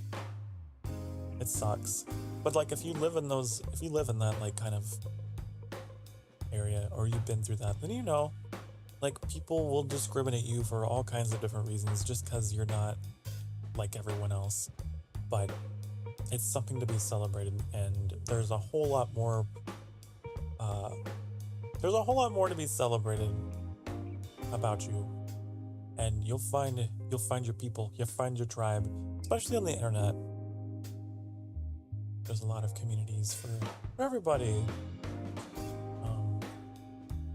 We talked a lot about that, the importance of community, how that can help you get through that, because it can be really hard to get through those those chapters of life, especially if you feel isolated. Loneliness is like, God, it ruins everything. If you get to a point where you feel like you're alone in your struggle, it just makes it so much worse. So the most important thing you could ever offer anyone is just company, and vice versa. And that's what I try to do. It's a message I try to spread. I may not have the treatment, I may not have the solution, but I like to think I can ease the pain by just letting you know that you're not alone, and that you're not the first or the last person to go through what it is you're going through. We talked a lot about my personal life growing up, being partially deaf. How there are these things called, I like to call them invisible. They're just invisible disabilities, where people don't see them. Like being partially deaf, not a super visible one, is it? It's not like being fully deaf. That one is pretty readily apparent. But growing up partially can be really rough, and I've had people just insult me, berate me, and not only for that, but also, for my sexuality, right, as well. So there's that. But I rolled with those punches, and I learned how to fight back. And a lot of those experiences growing up have led me to do what I'm doing today with the sanctuary. I really want to make it a place that is healthy and that is happy, that feels safe. And I think I'm doing that. I think I'm managing. I grew up as the eldest of my siblings, so I've always had kind of a protective kind of vibe about me. I just want everyone to feel safe. I don't want anyone to have to go through half the pain that I did, although I know I'm not the only one. I should eat my own words, right? Listen to what I'm saying. But I've always had this mentality that, it should be me. It's me, not you. So I'm also in the midst of kind of a life journey myself, using streaming to try and learn how to love myself and acknowledge that I can't take on everything. So there's a lot to unpack, and I look forward to unpacking it all with you over what I hope to be many years of doing this. Because that's what it's supposed to be. I wanted it to be more of like a, almost like just a journaling, you know? Just like a journaling of my journey. Oh my god, is that the root word of journal? Is it journey?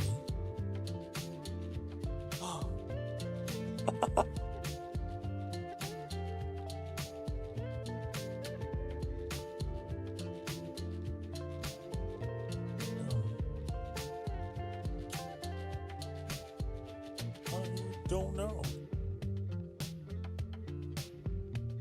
And now I'm Googling this. What's the etymology of journal?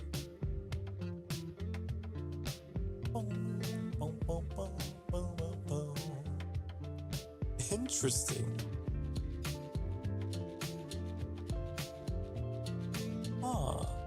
Journal. Originally denoting a book containing the appointed times of daily prayers. Really? Huh. I didn't know it had a religious origin.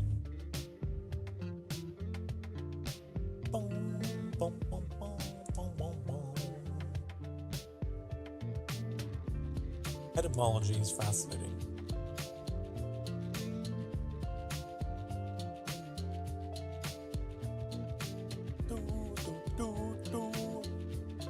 So I see what it is. So a journal and journey, they both come from Old French, which in turn comes from Latin for day, like diurnus. Diurnus.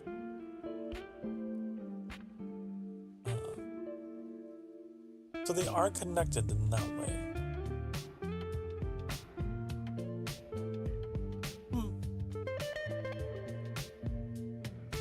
I'm sure this is of no interest to you, but my brain has a craving to be filled with random facts which I will never use.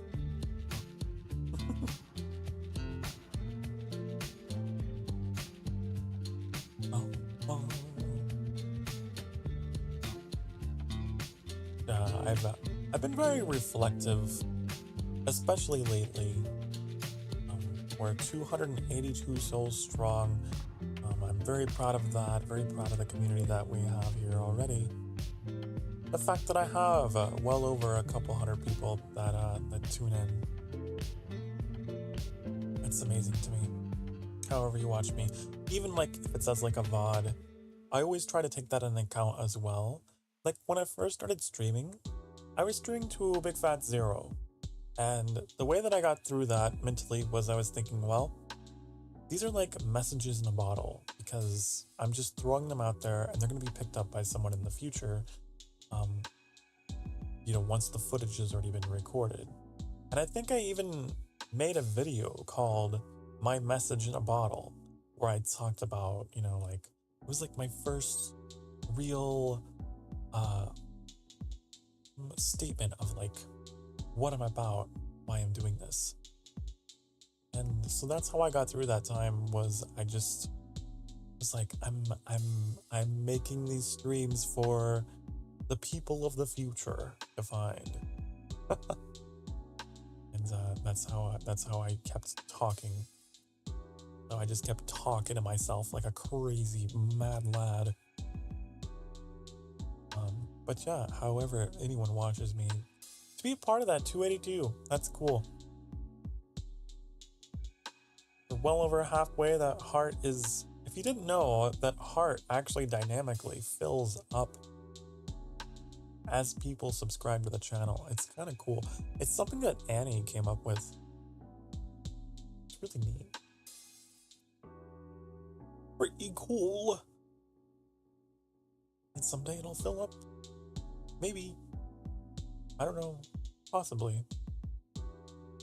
To 500, and then we get to drain it and like set another goal and watch it fill back up.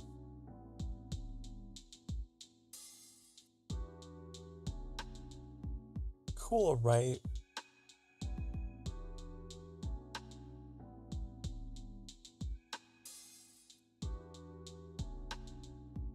Okay, so real quickly, I wanted to remind everybody if there's anyone here that is new, because I don't know, maybe. Tomorrow, I'm going to be doing a collab stream with Annie and Trix, the two of which you can see in my chat right now. It's those two. Those two rapscallions. Playing more Valheim. Be tomorrow at noon. Maybe a little earlier if I can get up earlier. I've been doing pretty good about getting up for a vampire, honey. For a vampire, getting up before noon. I've been doing it. And then Sunday is the big one. Sunday is gonna be a big long 11-hour stream in Monster Hunter World, just because I felt like it. It's been a while since we've done anything like major, and I wanted to do something. I just wanted to do something. It's been a long time. I want to do it. But also with like a good positive message behind it and not just for the sake of streaming. Because Pride Month is right around the corner, honey, and I swear to you, I didn't make the community post that I did and schedule all of that because of that. I realized it after the fact. So that just happened to be coincidence that we're kicking off Pride Month with a stream where you know, that is very much a surrounding theme.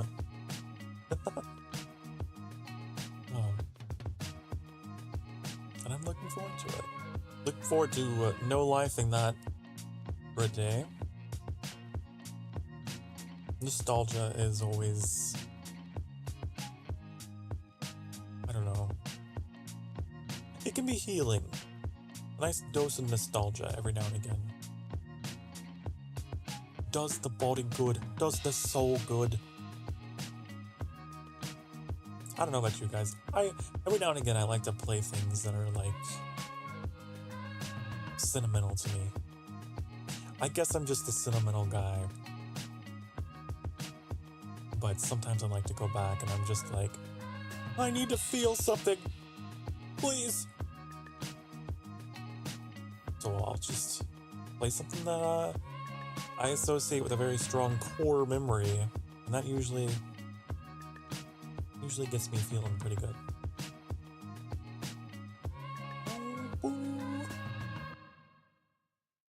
I can't believe June though.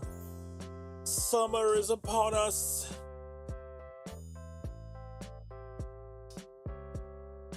Oh, the passage of time is really, it's starting to hit me, you know? It really is.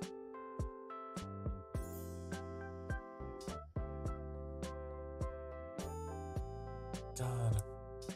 Like, I was thinking about, like, when I played Assassin's Creed 4 Black Flag last time on the channel.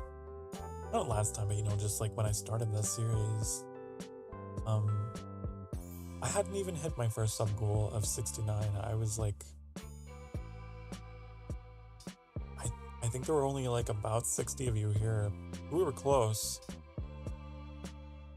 Just a long time ago. I'm trying to figure out exactly when that was. I'm pretty sure it was during the summer.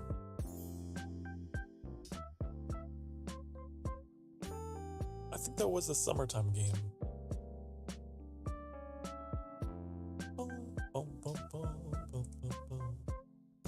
Might have been. There's only one way to know, and that is to go and search in the box for yo.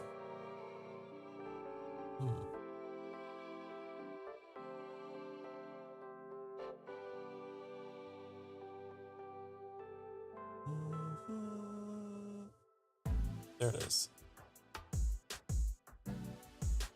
8 months ago. I figured it was September. Yeah. That's crazy. Something that I do admire about streaming on YouTube is that all of my stuff gets saved so I can look back and reflect and just be like, whoa, that's a long ass time ago. I didn't even have this setup or that setup, you know? Really gives you a sense of passing time.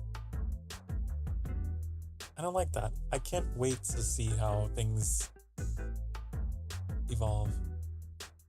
Whether or not I'm entertaining, I hope that I am. I hope I can be. But it's just nice to have a way to see how I've been growing over time, and I can do that through my channel.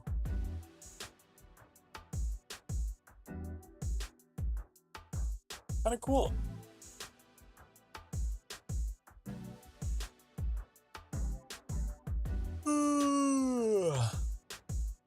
Excuse me. Oh, I need to stretch. Yeah. Yeah.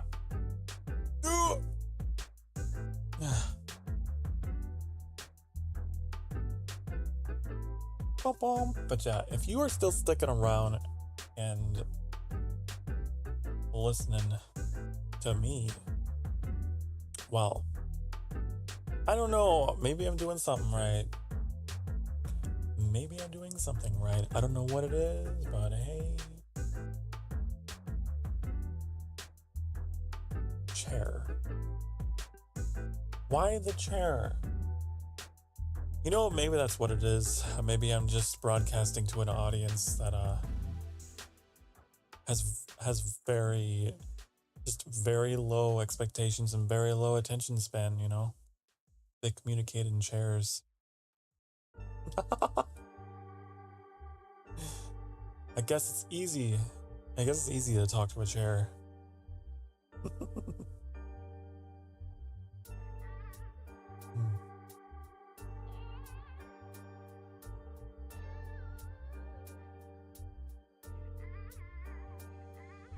I don't know why there's a chair emoji. Why does that even exist?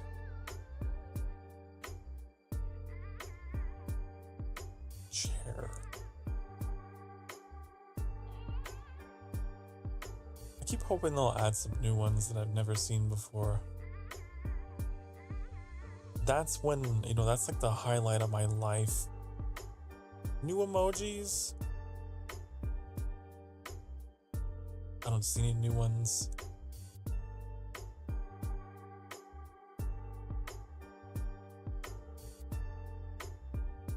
What is that? I don't remember Ampora.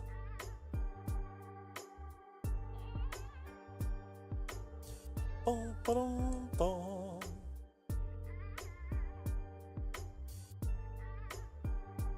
Ooh. Well,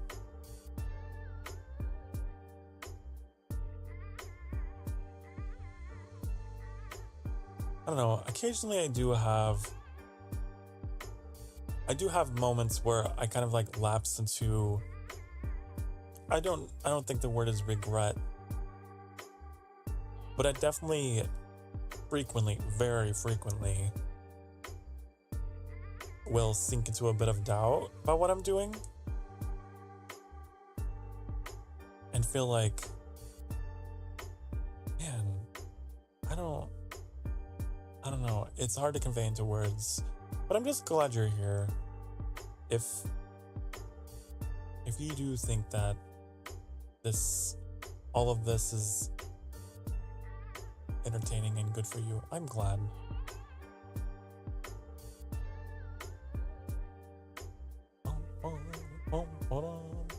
These are some weird emojis that I've never seen. Sorry, I'm very distracted.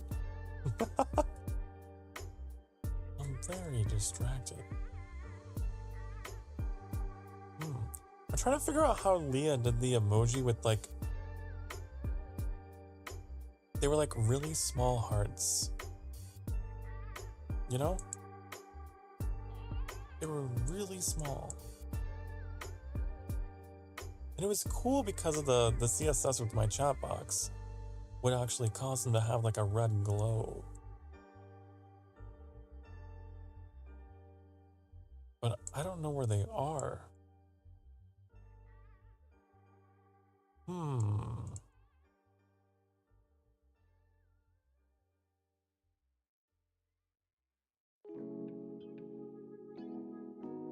don't see them at all. There's only the one set of hearts. It must be from somewhere else. The great mystery of the small, of the tiny hearts.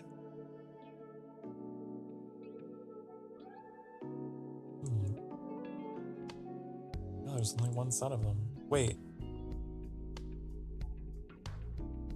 No.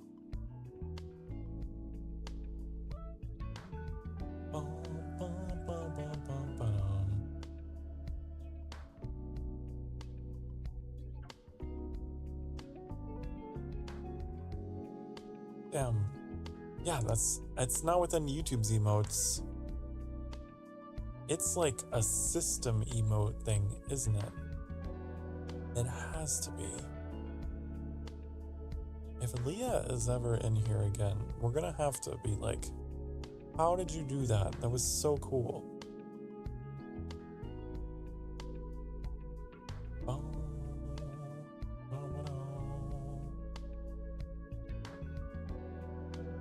Oh hey, I found Standing Man.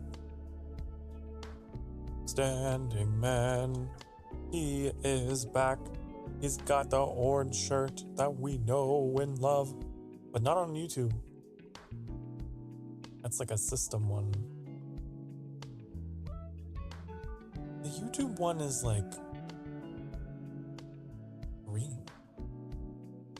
Wait, no. Standing Man is in different shirts.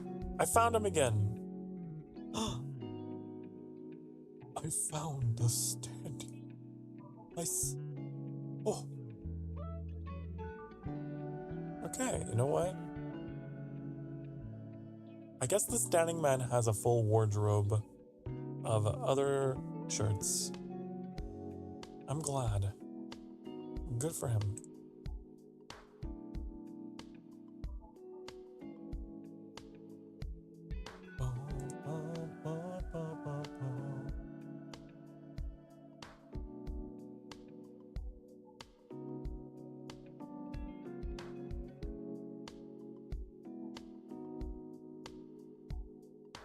It sounds like a...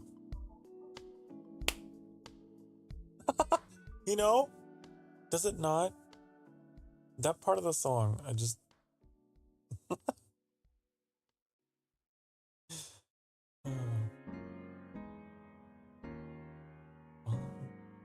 Why am I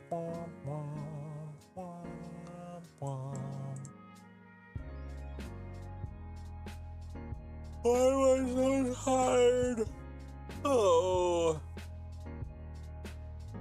I could just fall asleep live on stream. You know there's people that do that? There's streamers that record themselves just sleeping. Why? I don't understand why.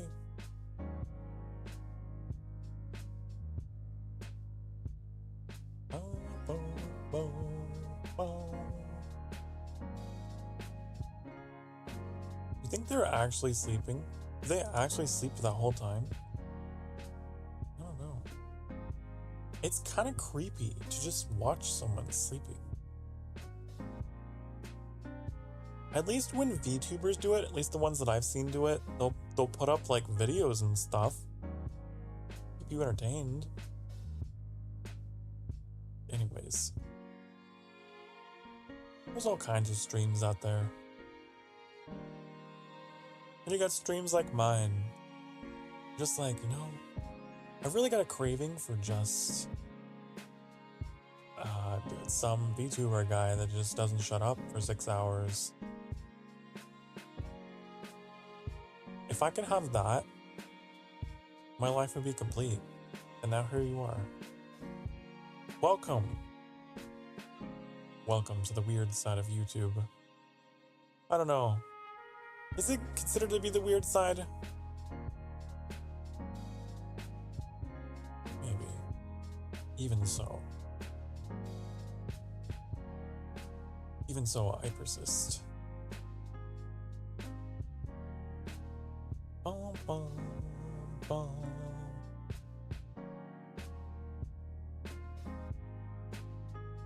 Ooh.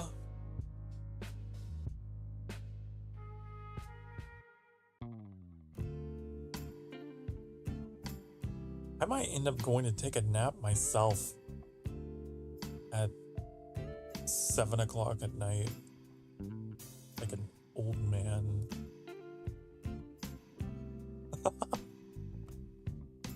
Wake up at midnight, then really fuck up my schedule.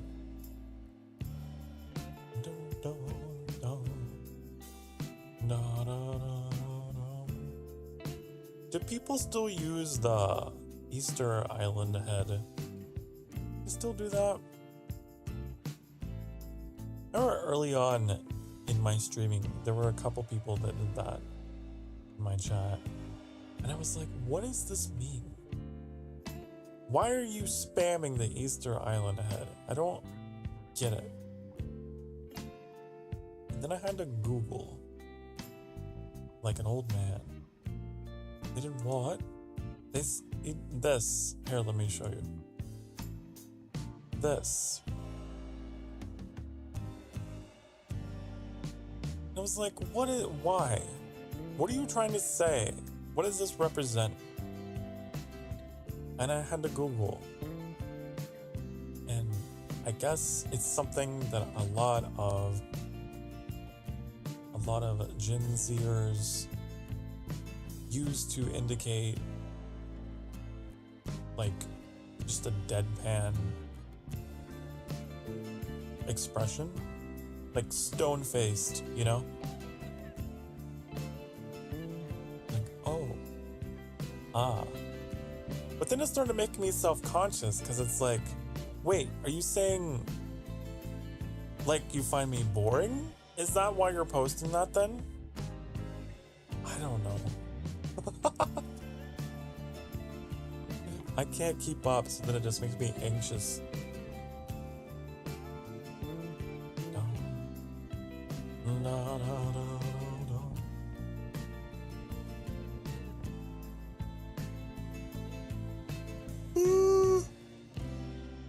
Just a statue. Yeah. But the way the kids use it, honey, they use it to be like, I don't know, sarcastic and silly and just deadpan humor. I don't know. Why can't they just LOL and XD like the rest of us, you know? Why can't they just LOL XD RAR woo XP X parentheses smiley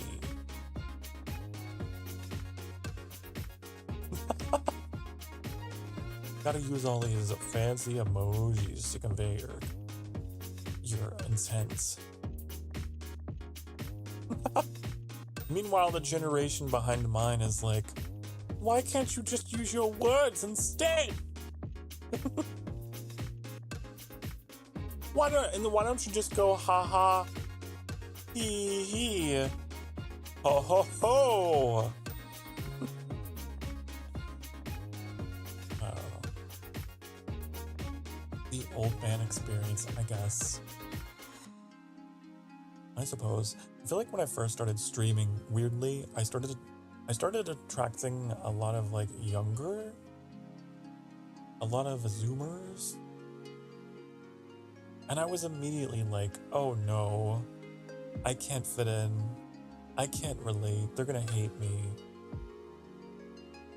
It was kind of difficult. And of feel like I'm attracting people from wider age ranges now. A little more comfortable.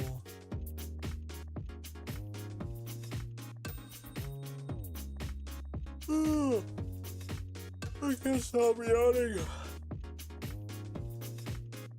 I used to get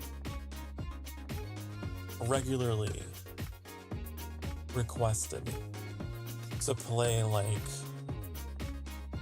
Fortnite and Roblox, and I had to be like, no, that's not the channel I'm trying to make.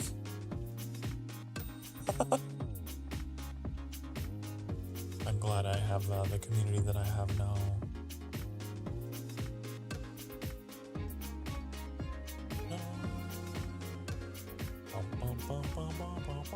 Could you imagine me playing that kind of stuff? Could you imagine with my sleepy, tired personality? I couldn't. I wouldn't last 10 seconds. You know, I tried playing Rust because it was half off. And I got into this like solo server. I was like, okay, cool, solo for me because I'm peaceful and I don't want to hurt anyone. I don't want anyone to hurt me. I just want to go on my own, build things by myself in my little corner of the map, play with my little sandcastle. Don't let Sokar play with his toys. As soon as I left the tutorial and I reached like the beach of the main continent or whatever, just I'm looking around like, oh, this is fasting. Dead. I just got sniped within 20 seconds. I believe it was. I was like, well, fuck that. Never playing this again. I can't. How do you people play those games? I don't understand it. It makes me so mad.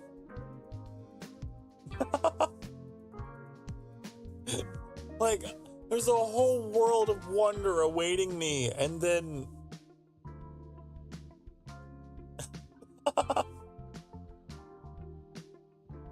If I ever play Rust, I'm gonna have to play it on, like, my own, like, dedicated server.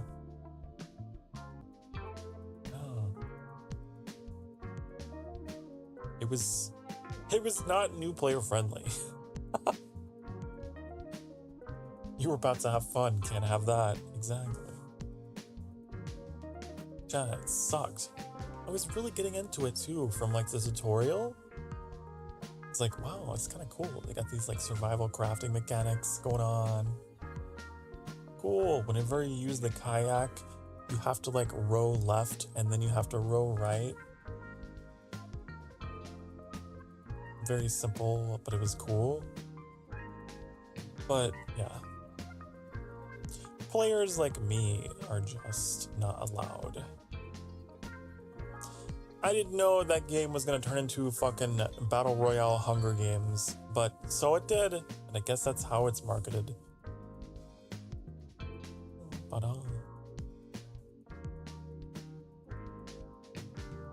I hate those games, by the way. With a passion. Don't like them. Like, the only people that play those games, they only play those games because they have nothing else to play. Am I wrong? Maybe. But I feel about 80 to 90% confident that I'm right. That the people who min-max Battle Royale games, they don't have anything else. That's it. That's all they got. Maybe they got Genshin Impact on the side or something like that. You know, some other free-to-play things. Oh, which is fine, whatever, but you get what you pay for, honey.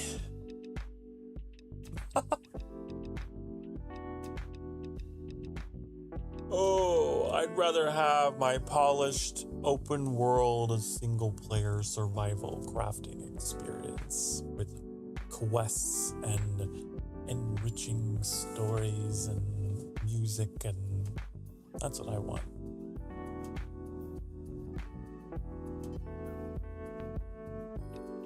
But everyone's got different tastes, I suppose. I'm hoping that I, over time, meet more people, though, that have more things in common with me in terms of, you know, a similarity with games and stuff. Understandably, it can be a little bit hard, and I can understand why, the more I think about it. VTubing is expensive. And I need to come to terms with the fact that not everyone I'm going to meet is going to have an expensive game library. There's a lot of VTubers that play the same things because it's all they got. Like, kind of expensive. Games are expensive. I just happen to live with an absolute freak who buys games on super sales and discounts and knows how to get the best deals anywhere. Has a crazy, crazy library. And like is patient. Annie is patient. Very, very patient. So like is not inclined to drop $70 on a release title and then can't play anything else. So I have the pipeline to being a successful streamer. Such a variety of games. I'm never going to get around to finishing. I feel so, I don't know. I feel so bad because of that. It's like, God, I feel so bad. I hate it. You know? Here I am playing like 1,000,001 different fucking games, and there's so many VTubers who, you know, they can't afford that, or they don't have the time. Time's another thing I'm very fortunate with, that I can do this full time. Also, my internet connection. I have a very good internet connection. There's a whole lot of VTubers out there that they don't. And yeah. I'm in a weird spot. Pretty weird situation. Apex Legends in Minecraft. Apex Legends in Minecraft. No, but there's a lot of channels that are like that. Like we're joking and all, but there's a lot of channels that are just like 2 games and that's it. And it's like, it's just what they got right now.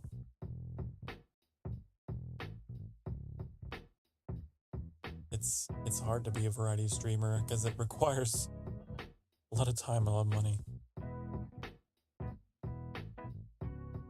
Also, I don't know if you're saying LOL or if you're saying League of Legends, because League of Legends is another one. League of Legends is another one of those that I feel like a lot of people have access to. But it's just an interesting little era of gaming where you have all these games that everyone's kind of playing the same because they're the most accessible, or they're just straight up free to play and easy to stream or whatever. Hi, Mac. Hello, Mac. Welcome back. Talking about streaming, talk about gaming. Because we're gamers. We're gamers. But it's hard. It's hard to be an independent VTuber because unless you were in a bizarre kind of position like I am, I have a partner who I met them and they had an expansive games library already built up, and I'm just like, I guess I'll use this.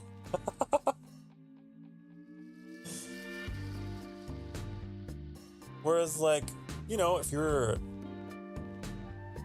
like working as like for an agency or whatever, presumably they have games to spread around, you know. I don't know for sure, but I feel like the corpo tubers that I did watch were like, oh yeah, they've been spreading this game around, so I got a chance to play it, or it was, you know, gifted to me or whatever. They have a lot more games to play than indies who have to provide their own libraries. I think that's another big hurdle that people have that I, unfortunately, have not had to deal with. It's all luck. My fellow gamers! Spelled with a Y. G-A-Y-M-E-R.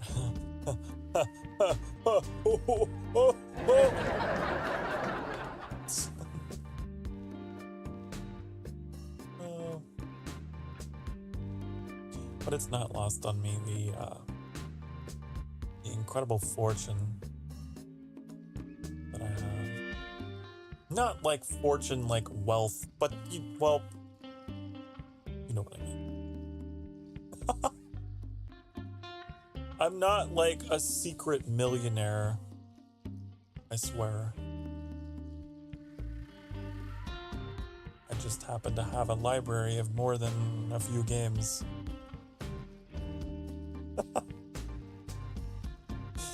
If it was June 1st, I would spell it that way. Yeah. Pride Month is on the horizon. Are you proud? Are you proud? I didn't realize it until this morning.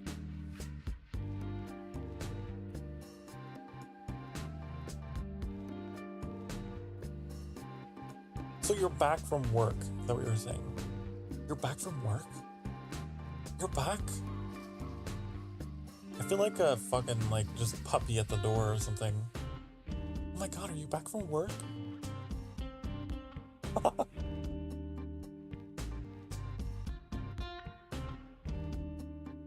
The mini fridge all cleaned up?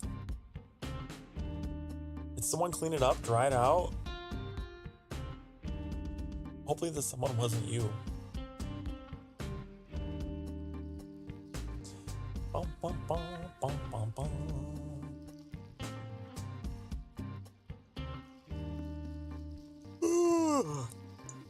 I, meanwhile, can't stop yawning. Yes, I finished work. My manager took care of it. Woohoo! Yay!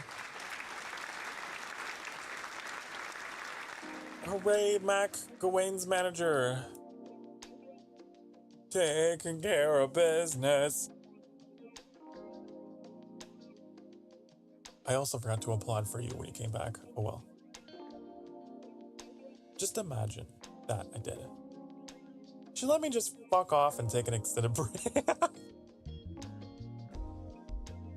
Am I rubbing off on you, or were you always talking like this? I feel like that's exactly something that I would say. I'm gonna fuck off now.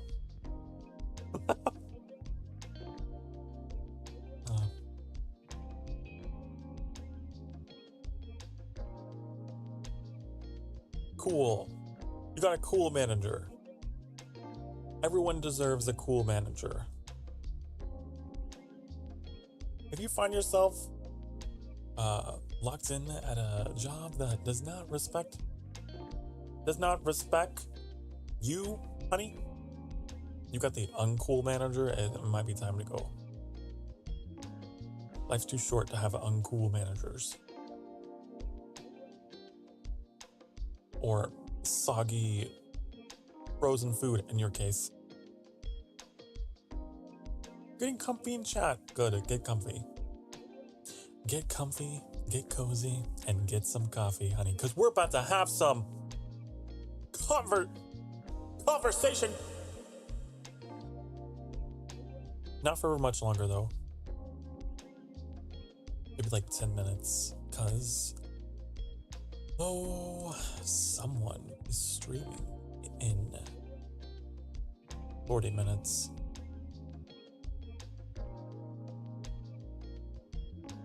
Oh, and also, I got a super long-ass stream on Sunday that I don't want to cut into with my hours. We have a lot of time to talk then. Welcome back, Eva. Welcome.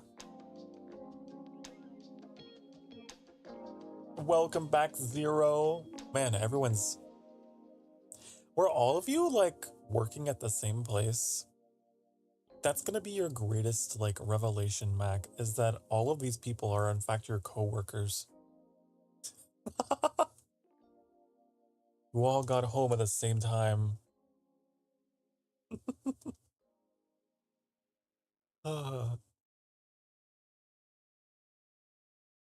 Welcome back, all my lovely little Emberlings from your common job. You're also back! Trix is in on it too? What is this? Am I on the Truman Show? You guys are all one common hive mind. Anyone else? Huh? Anyone else want to come forward from the shadows?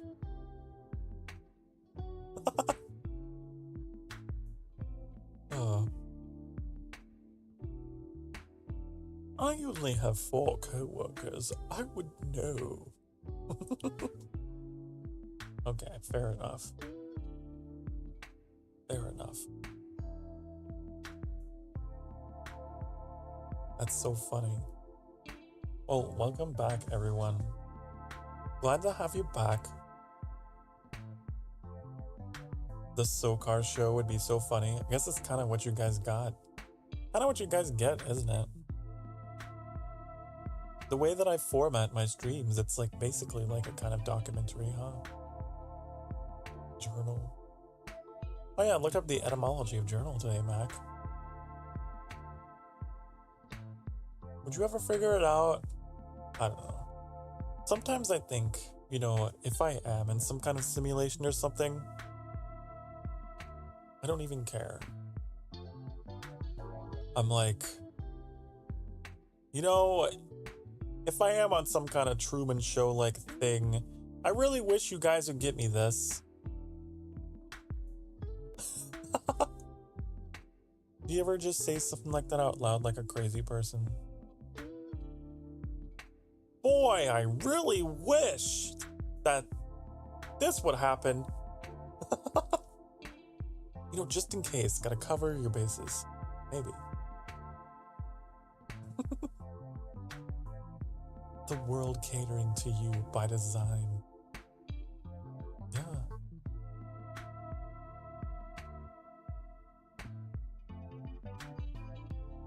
Don't know. Maybe. Maybe. Or maybe that is just the hubris of humanity.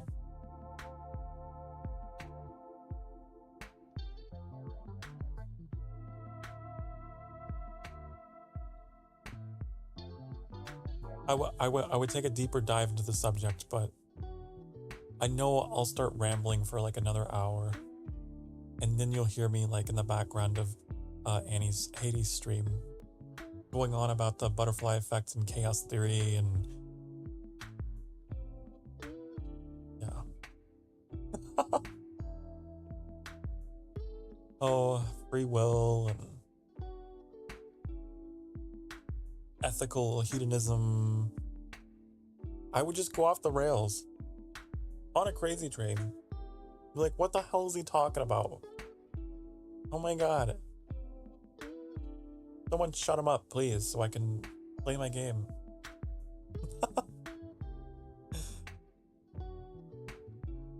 Yes, I live according to a policy of ethical hedonism. Do as thou wilt, but harm you none. Do whatever the fuck you want, but just don't hurt yourself or anyone. Okay? Let the winds of chaos bring order into our universe, and just be yourself. There is no greater, grander design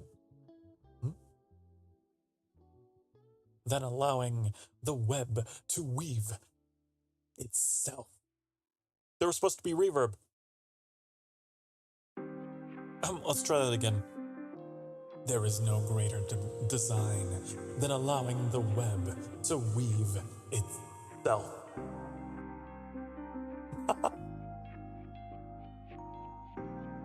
I don't know why I cut out the S in itself. Have to look into that later. Hyperfixate on that for a bit.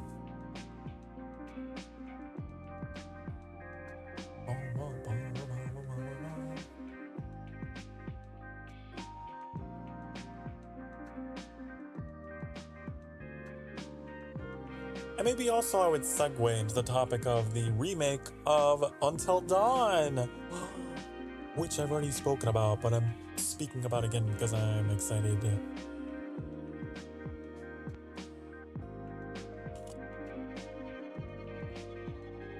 At least they better not be misleading me and calling it a remake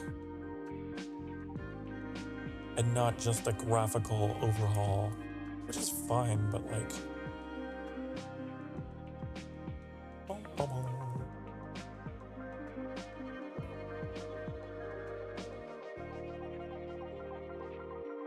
Pretty cool.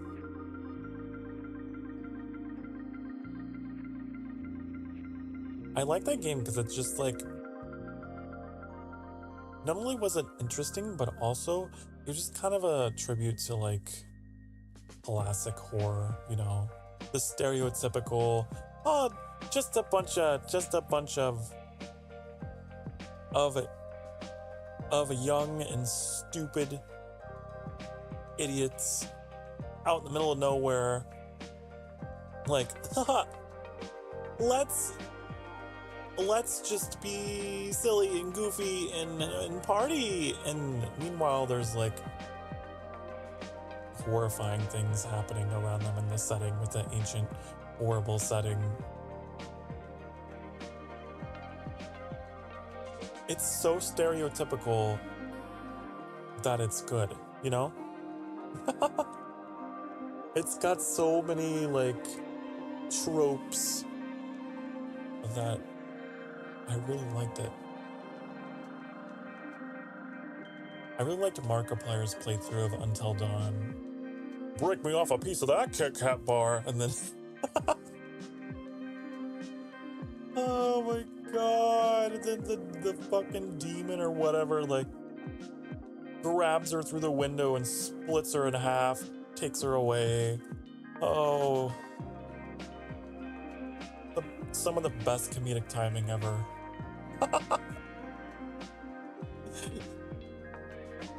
I wonder if they're gonna fix the visuals of whenever you would grab things in that game.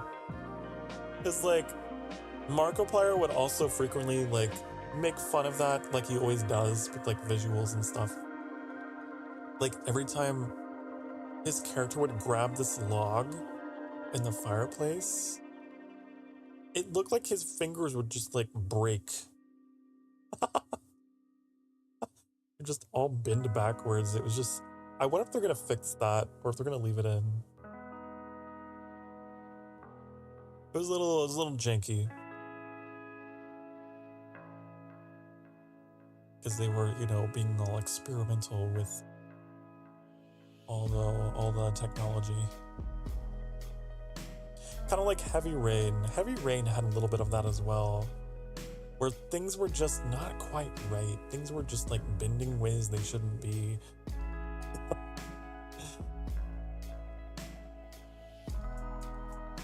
God, if they remade Heavy Rain, ooh. I guess they technically remastered it, I think. Until Dawn was a trip. It was. Very memorable. Do you remember Emily? She was the mega bitch. Who was also in Superstore, I learned later. She like it turned out to be like an actress that I was very familiar with.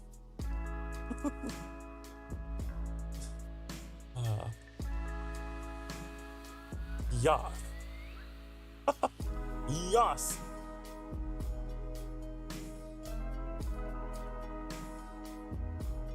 Superstore in all caps? Yeah. Wait, do you know? Do you know of it? Are you being excited, like excitedly exclaiming, like, oh my god, you know what that is? Or are you like you accidentally hit the caps lock and you can't can't find a way to turn it off? And you're like genuinely confused.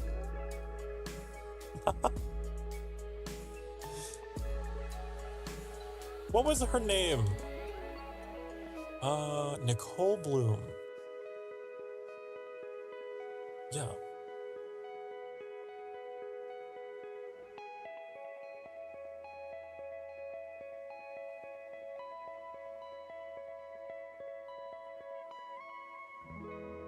Nicole Bloom. She played the role of hold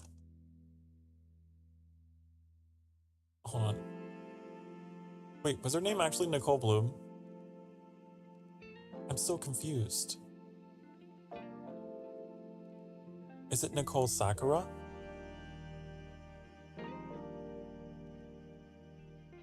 Anyways, she was on that show. And she played the role of Cheyenne. And I don't know, it's just so interesting to go from that role to that role.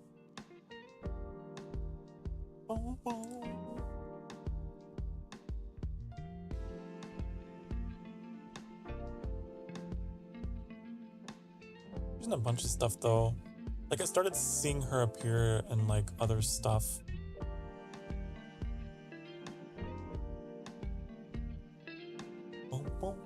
And of course there's the, oh, what was the guy's name?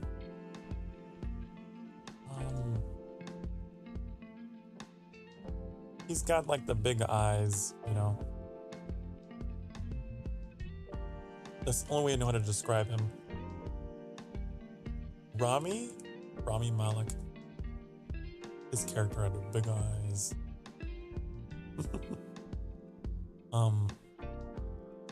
Yeah. He went on to do a lot of very high profile stuff after that game. The biggest of which in my mind was the 007 movie. He was a 007 villain.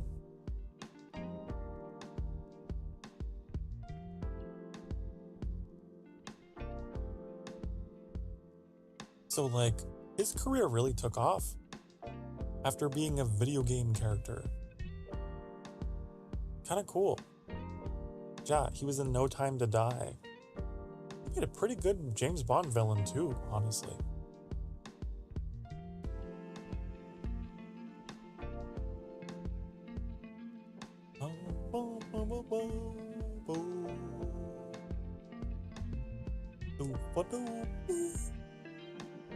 Oh yeah. Cool. I don't know what else like really happened with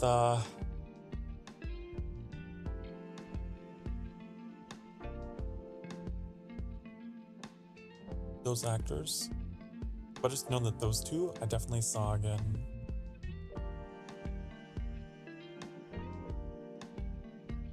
Oh, there was something with like the psychologist as well. You know, like the creepy psychologist? I think he might have been a psychiatrist. There is a difference. Let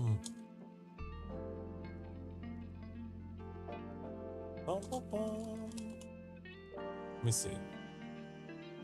Peter. Yeah, okay, so he's a psychiatrist. Dr. Hill. Portrayed by this guy. I feel like I watched a movie with him in it recently. And I was like, wait, he's moving like his face and everything in that same way.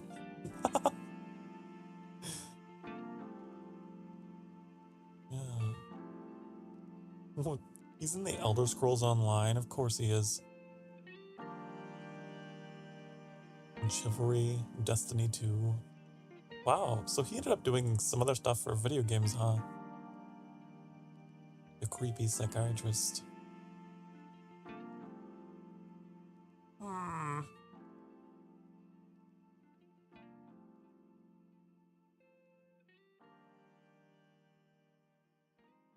The game though. I would love to play stuff like that. I always say, like stuff that has like branching story paths and stuff. I really want to get around to playing at some point. Until Dawn would be a good Halloween game, wouldn't it?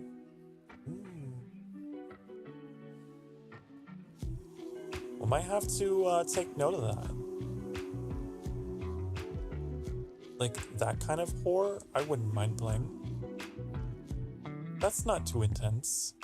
I think that'd be alright. Except for that one scene where they get sawn in half. Now that was a little... I remember that.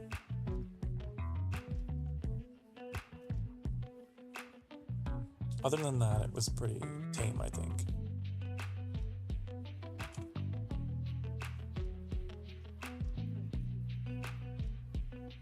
But like Until Dawn and another one that I really wanted to play that was horror that I feel like I could stomach was Soma.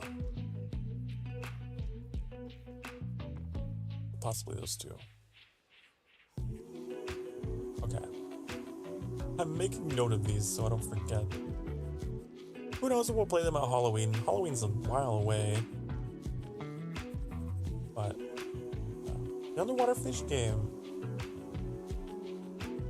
Soma's great. I never got a chance to play it for myself, but I watched Marky Moo. You can probably tell I'm a big Markiplier fan. Oh, I always wanted to have a go at it for myself. It's cool. It's another one of those games that's like very psychological, you know, has to do with your sense of self. What is the self? What does it mean to be alive? What does it mean to be conscious? Who are you? Also, Mac, yes, the show is too real, like your first 10 years of work, Superstore, yeah, they did an excellent job of portraying retail life. Is he making a movie? Oh yeah. He is, and honestly, I kind of can't wait until he's done. I really miss his old content. He started trying to upload stuff recently, and I've been following. Pretty funny. He put out some videos recording from his bathtub. I don't think it was his bathtub. I think he was staying somewhere. It's so funny. I love it. He is one of those people who embraces the scuff like none other and is just like, fuck it, I guess I'm gonna film this in a fucking laundry room closet. He did that before. Because he was away from home. He just will find a way to set things up and make it work. I can only aspire to be half as improvisational.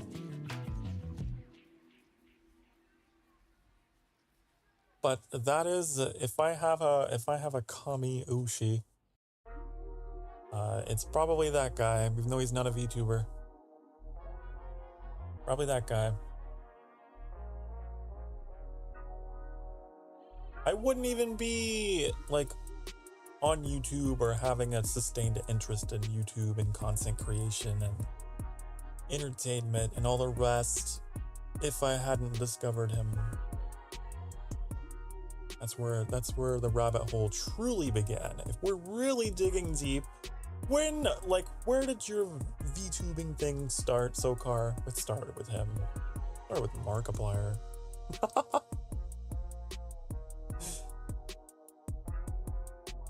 That was the pebble that started the landslide.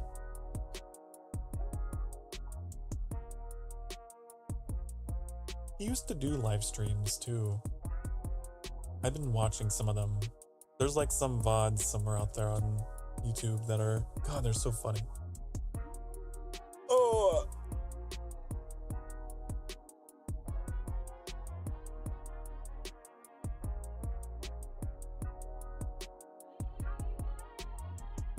Anyways, I hope you guys have been taking it easy. And aside from the ordeal that Mac had today, hope it's been going well for you and you're having a fantastic Friday. I hope you're gonna have a good weekend. Wish you the best in your weekend. I say this like I'm going away for an extended period of time. I'm not. I'll be back tomorrow. But I do feel like we are getting close to like that time where I need to start wrapping things up. Wrapping shit up. But I'll be back tomorrow at noon and maybe earlier if I can get up. Like I said, these past few collabs, I've been getting up early and have been kind of waiting for noon to roll around. So I might just jump in before noon if I make it. We'll see. May everyone's blankets be cozy. There's nothing better than a good cozy blanket. Like, you know that like really soft, like I don't know what it is. The like really extra soft, velvety, just fuzzy. Get you one of those. Like fresh out of the dryer. Now that's something. I'm proud of you. Thank you. I'm proud of you. Let's appeal to one another's imposter syndrome and just be caught in a perpetual feedback cycle of just complimenting each other, Tricks. That's how we'll get through this. That's how we'll survive. Okay. You move my stuff out of the way so I can access my stream deck. So I can change the scene. A little bit of clutter on my desk today. Bum, bum, bum, bum. It is that time though, honey. It's time for me to proceed to go and fuck off now. Okay, so thank you all for watching. However you watch me, whenever you watch me, wherever you watch me. Thank you. I preach. I big preach. And I'll see you tomorrow, okay? Be good to yourselves. Be good to each other. And I'll see you next time. Bye, honey. Bye-bye. Mwah. Mwah.